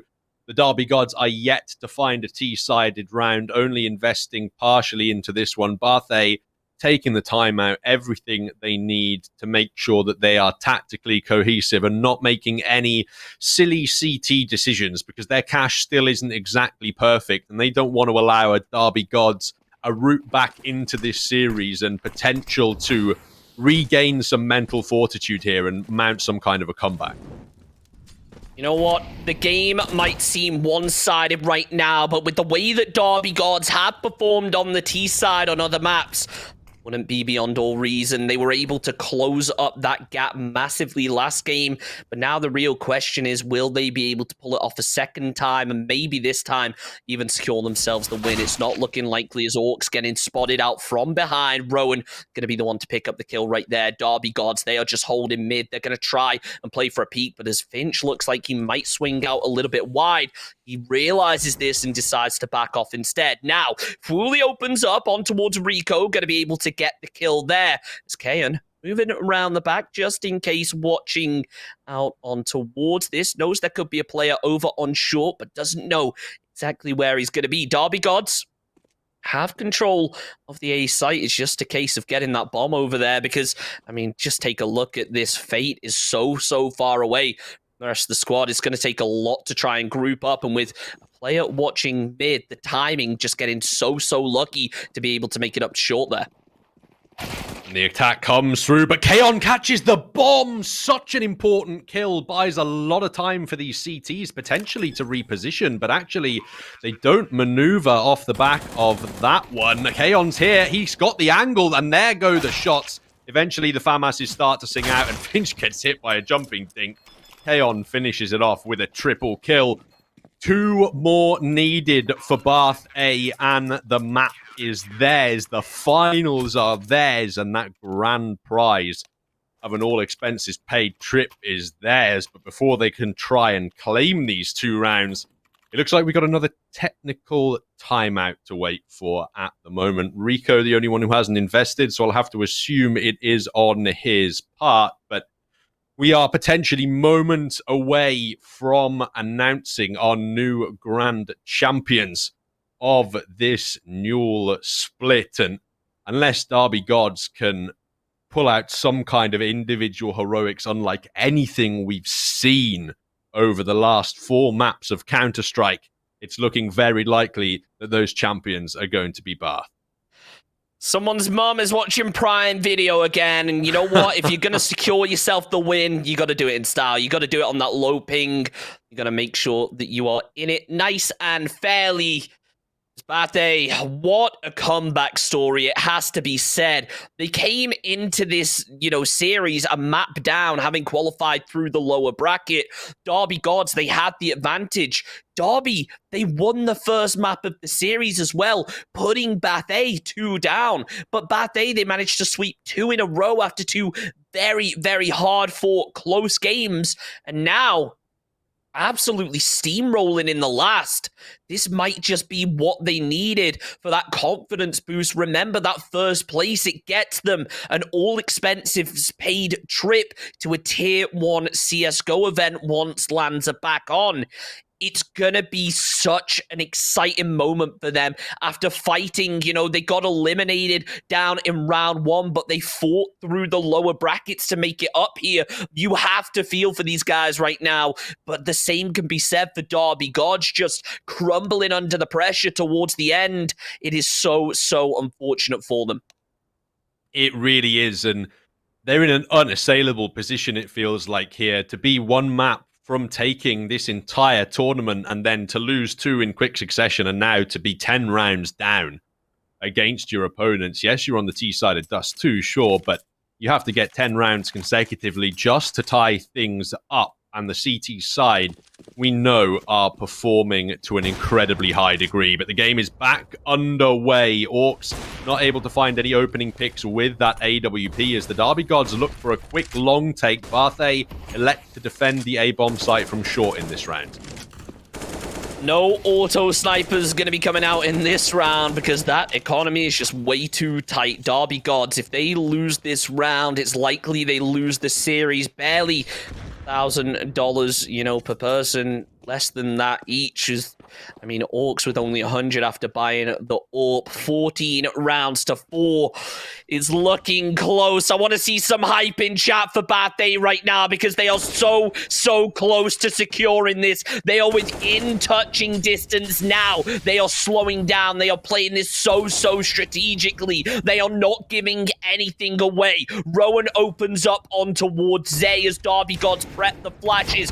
Peon, however, he's holding the side angle. The flash doesn't land, but the shots will. Fully with the headshot. Kaon goes out wide. Headshot on towards Finch, but the one tap returned. Fate getting the kill on towards that. It's a 3 versus 3, but it's all onto Derby Gods right now because we've seen what happens when they get these plants. They just concede them. As Bathe, they are going to be looking to try and go for the retake and absolutely punish. And if their T side was anything to go off, they should be able to retake relatively easy. Orcs getting taken down through the smoke. It's a 3 versus 2 and no AWP to watch the range.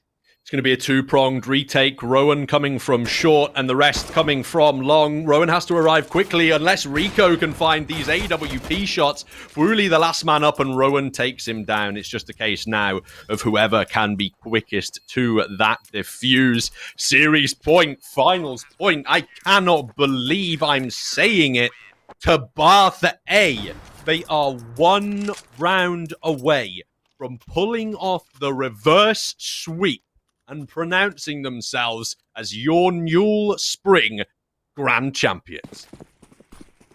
This is it. It is all or nothing for them, and the comeback that they made is just absolutely huge. Rico, he's looking out. He's got himself the AWP, but Orcs pops out with the headshot. Ethan ready over on towards B site. Rowan opens up as Ethan takes down another. Wooly able to get the trade as it's a 2 versus 3, and Bathe on point for the retake, but provided they don't throw, they're going to be able to secure this all. Kaon with the shot through the doorway takes down Orcs, but Peon getting eliminated in return. 2 players up for Derby Gods. The question is, can they hold it? As the re-smoke comes out on towards the doorway, Kaon looking to try and find something through the window. Playing ever so carefully. Typically, you try and save, but you know what? What better way would it to be to wrap up the grand finals than a 1 versus 2 clutch? And it's looking promising right now. Kaon going to be able to spot out one. Throws out the nade. Throws out the second. And Bath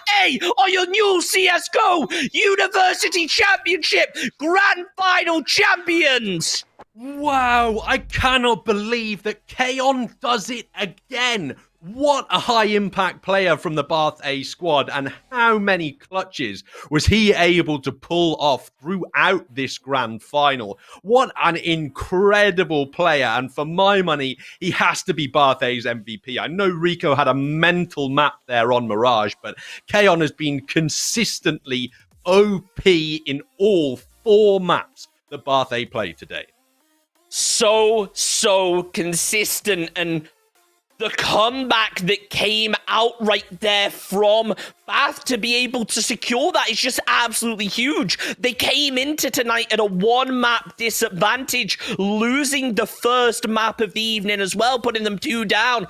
Derby Gods, they only needed 1 game to be able to secure themselves the championship, but it doesn't work out. And Bath A, with the comeback of the century, eliminated in the first round of the playoffs, made it all the way through the varsity playoffs, every single round, fighting every single opponent in the event, and they managed to clean it up. And I gotta say, what a well-deserved victory. These guys fought for it. It looked coming into it like Derby Gods were going to be able to clean up, but these guys absolutely popped off, and huge plays for them. Congratulations to Bath A as our new CSGO Grand Final champions. Absolutely. You have to say it. The Derby Gods had every advantage, including a literal one-map advantage going into the series, and still somehow Bath A didn't just pull off the impossible. They pulled off the reverse sweep. They did it on 2 of their opponents' map picks, having lost their map pick as the first one. Absolute insanity coming out from the squad, and you have to commend all of the individuals. They looked maybe like on Inferno, it was definitely a closer game, and it looked like the Derby Gods had the firepower advantage on the T side, but it was clear on every other map from then on out. Train, Mirage, and Dust 2, the individual performances from the Bath A players just seemed to outclass the Derby Gods. The caliber of the individual fraggers was just absolutely superb, and it was the victory in those constant engagements, I believe, that ultimately pushed Bath A over the line today. And it's being able to not only frag out as individuals, but also identifying those team fights, because it feels like Derby had a bit of an issue here where they'd be taking these fights where they'd run out into the open and they'd have 2 players from Bath already posted up, ready to pick up the kills on them. You know, they were playing for trades. They were working so well. And I'm just so impressed with Bath A for being able to clean it up. And I mean, huge respect there to K on their IGL for being able to pull it through. Indeed, and I do believe that we have Kaon from Bath A on the line ready to talk to us a little bit about that grand final performance. First of all, Kaon, congratulations, man. How are you feeling? Yeah, we're feeling amazing, man, honestly. Can you hear me? Is it good? Yeah, it's all good. Yeah, okay. Yeah, we're feeling great. Honestly, like, it was pretty tough losing the first map. Like, we were really confident on Inferno, but the last game on Inferno before this game today, like, we didn't play so well. We had a bunch of mistakes, and we tried to fix them, and obviously they didn't work. No one was really that deflated after that. Going into Train, we knew, like, we could win Train, and everyone played well. Then Mirage, we're very comfortable Mirage. Like, we haven't lost it in a very long time. So that was good. And then going into Dust 2, it's 50-50, and everyone played so good, man. Honestly, like, everyone was so hyped, and like, everyone was just upping each other. No one was feeling down. It was just insane. Such a good atmosphere. Just. Yeah, and I mean, you know, coming into tonight, you guys had to, in the playoffs, you got like knocked down to the losers bracket in the very first round. You guys had to scrap and fight your way up to the grand finals. Coming into tonight, you know, before we got round to that first game loss, how did you guys come into it with that mindset? Were you confident? Did you even take into account you were a map down, or was it just a case of, look, these guys have had a week off, we've had a week of playing, let's use that, you know, practice time, let's focus in, and let's just secure ourselves as many maps as possible? Yeah, so we were really confident coming into it. Like, going into it, yeah, we were really confident. We knew our map pool was a lot better than theirs. Like, we play a lot of maps, just the only map we're uncomfortable on is Vertigo, as you can probably see from our previous results on that map. But going into the losers bracket straight away, that was a nuke game against Swansea, I believe. That was just that's the problem with the best of one format, really. Like, we all just didn't play very well, except I know Rico played very well that game, I remember. But the rest of us just couldn't really pull our weight that game. So, and then when we went down to the loser bracket, we 2-0'd and 2-1. We 2-1'd Ethan's brother, Ethan Anan on our team. His brother is Lancaster. We 2-1 them, and we 2-0'd everyone else. But as soon as we beat AUE, honestly, like, they'll probably be really happy to hear this, but as soon as we beat AUE, we knew we'd like won it, man. Honestly, like, we were super confident after that. So we're really happy. I'm happy with how everyone played as well. It was sick. Yeah, absolutely. Well, obviously, congratulations for your victory, Kaon. You guys have won that grand prize. And just quickly before we go, they haven't actually announced which event it's going to be yet. Do you guys have any preference as to an event you'd specifically like to go to? Stockholm Major. First tournament back, hopefully. Yeah, as soon as you can. And I mean, final question now. I'm sure, you know, we're running late. It's been a long night for us and you guys. Any last minute shout outs you want to give, you know, anyone on your team, anyone who's been, you know, kind of supporting you, your university, anything like that? Yeah, so massive shout out to, I think it was Peon in the game. His real name's Johnny. Me and him sort of shared the IGL role a bit more now. Like he's coming up with stuff at the start of the round freeze time, calling that, and then I'm mid rounding a lot more. And Jasper's insane. Rowan played so fucking well, and then like Ethan is just best entry fragger, man. Does whatever you want him to do. So shout out to my team and shout out to the guys at Bath supporting us in the stream. It was sick. Yeah. I mean, you guys absolutely destroyed it, and I mean, you were voted as the MVP by chat, so congratulations there. You really played out of your mind, you know. Very, very well played indeed. I mean, congratulations once again. That's pretty much it for us. Thank you so much for joining us. Once again, Kaon, it was a pleasure speaking to you. A pleasure getting to watch you guys play. Yeah, thanks so much. Thanks for casting such a long game with all the pauses and stuff. Take care. Cheers. You too. Well, ladies and gentlemen, that is it. The Newell CSGO Grand Finals officially over. It's hard to believe we've had such a long run. It felt like every week people were bringing something new to the table. I gotta say, I am so impressed with the caliber. This is my first time casting University CSGO, and seeing the level of play and the level of raw talent in these teams, it gives me so much optimism for the future of UKCS going forward, because these guys played out of their mind. I am so excited to see what they can do. But, you know, don't forget, the Newell is not just about CSGO. It is about all sorts of esports. So be sure to join us tomorrow for the League of Legends Grand Finals with Bristol Whipped versus Cabbage Family, the two best names, I think, in the entire Newell event at 6:45 tomorrow night over here at the Newell. I am so excited. Protalis, before we wrap up, any final words? Well, just that it's been an amazing Newell split so far, and definitely stick around for the rest of Newell Finals Week to see all of those university tournaments reach their culmination. Yeah, but that is it for us. I've been Chunks. He has been Brotalis. Thank you once again to everyone who supported, all of the co-streamers, all of our sponsors, and everyone working behind the scenes to make this event so special. We will be back, hopefully, in summertime for some more University CSGO. Thank you so much for joining us. See you next time.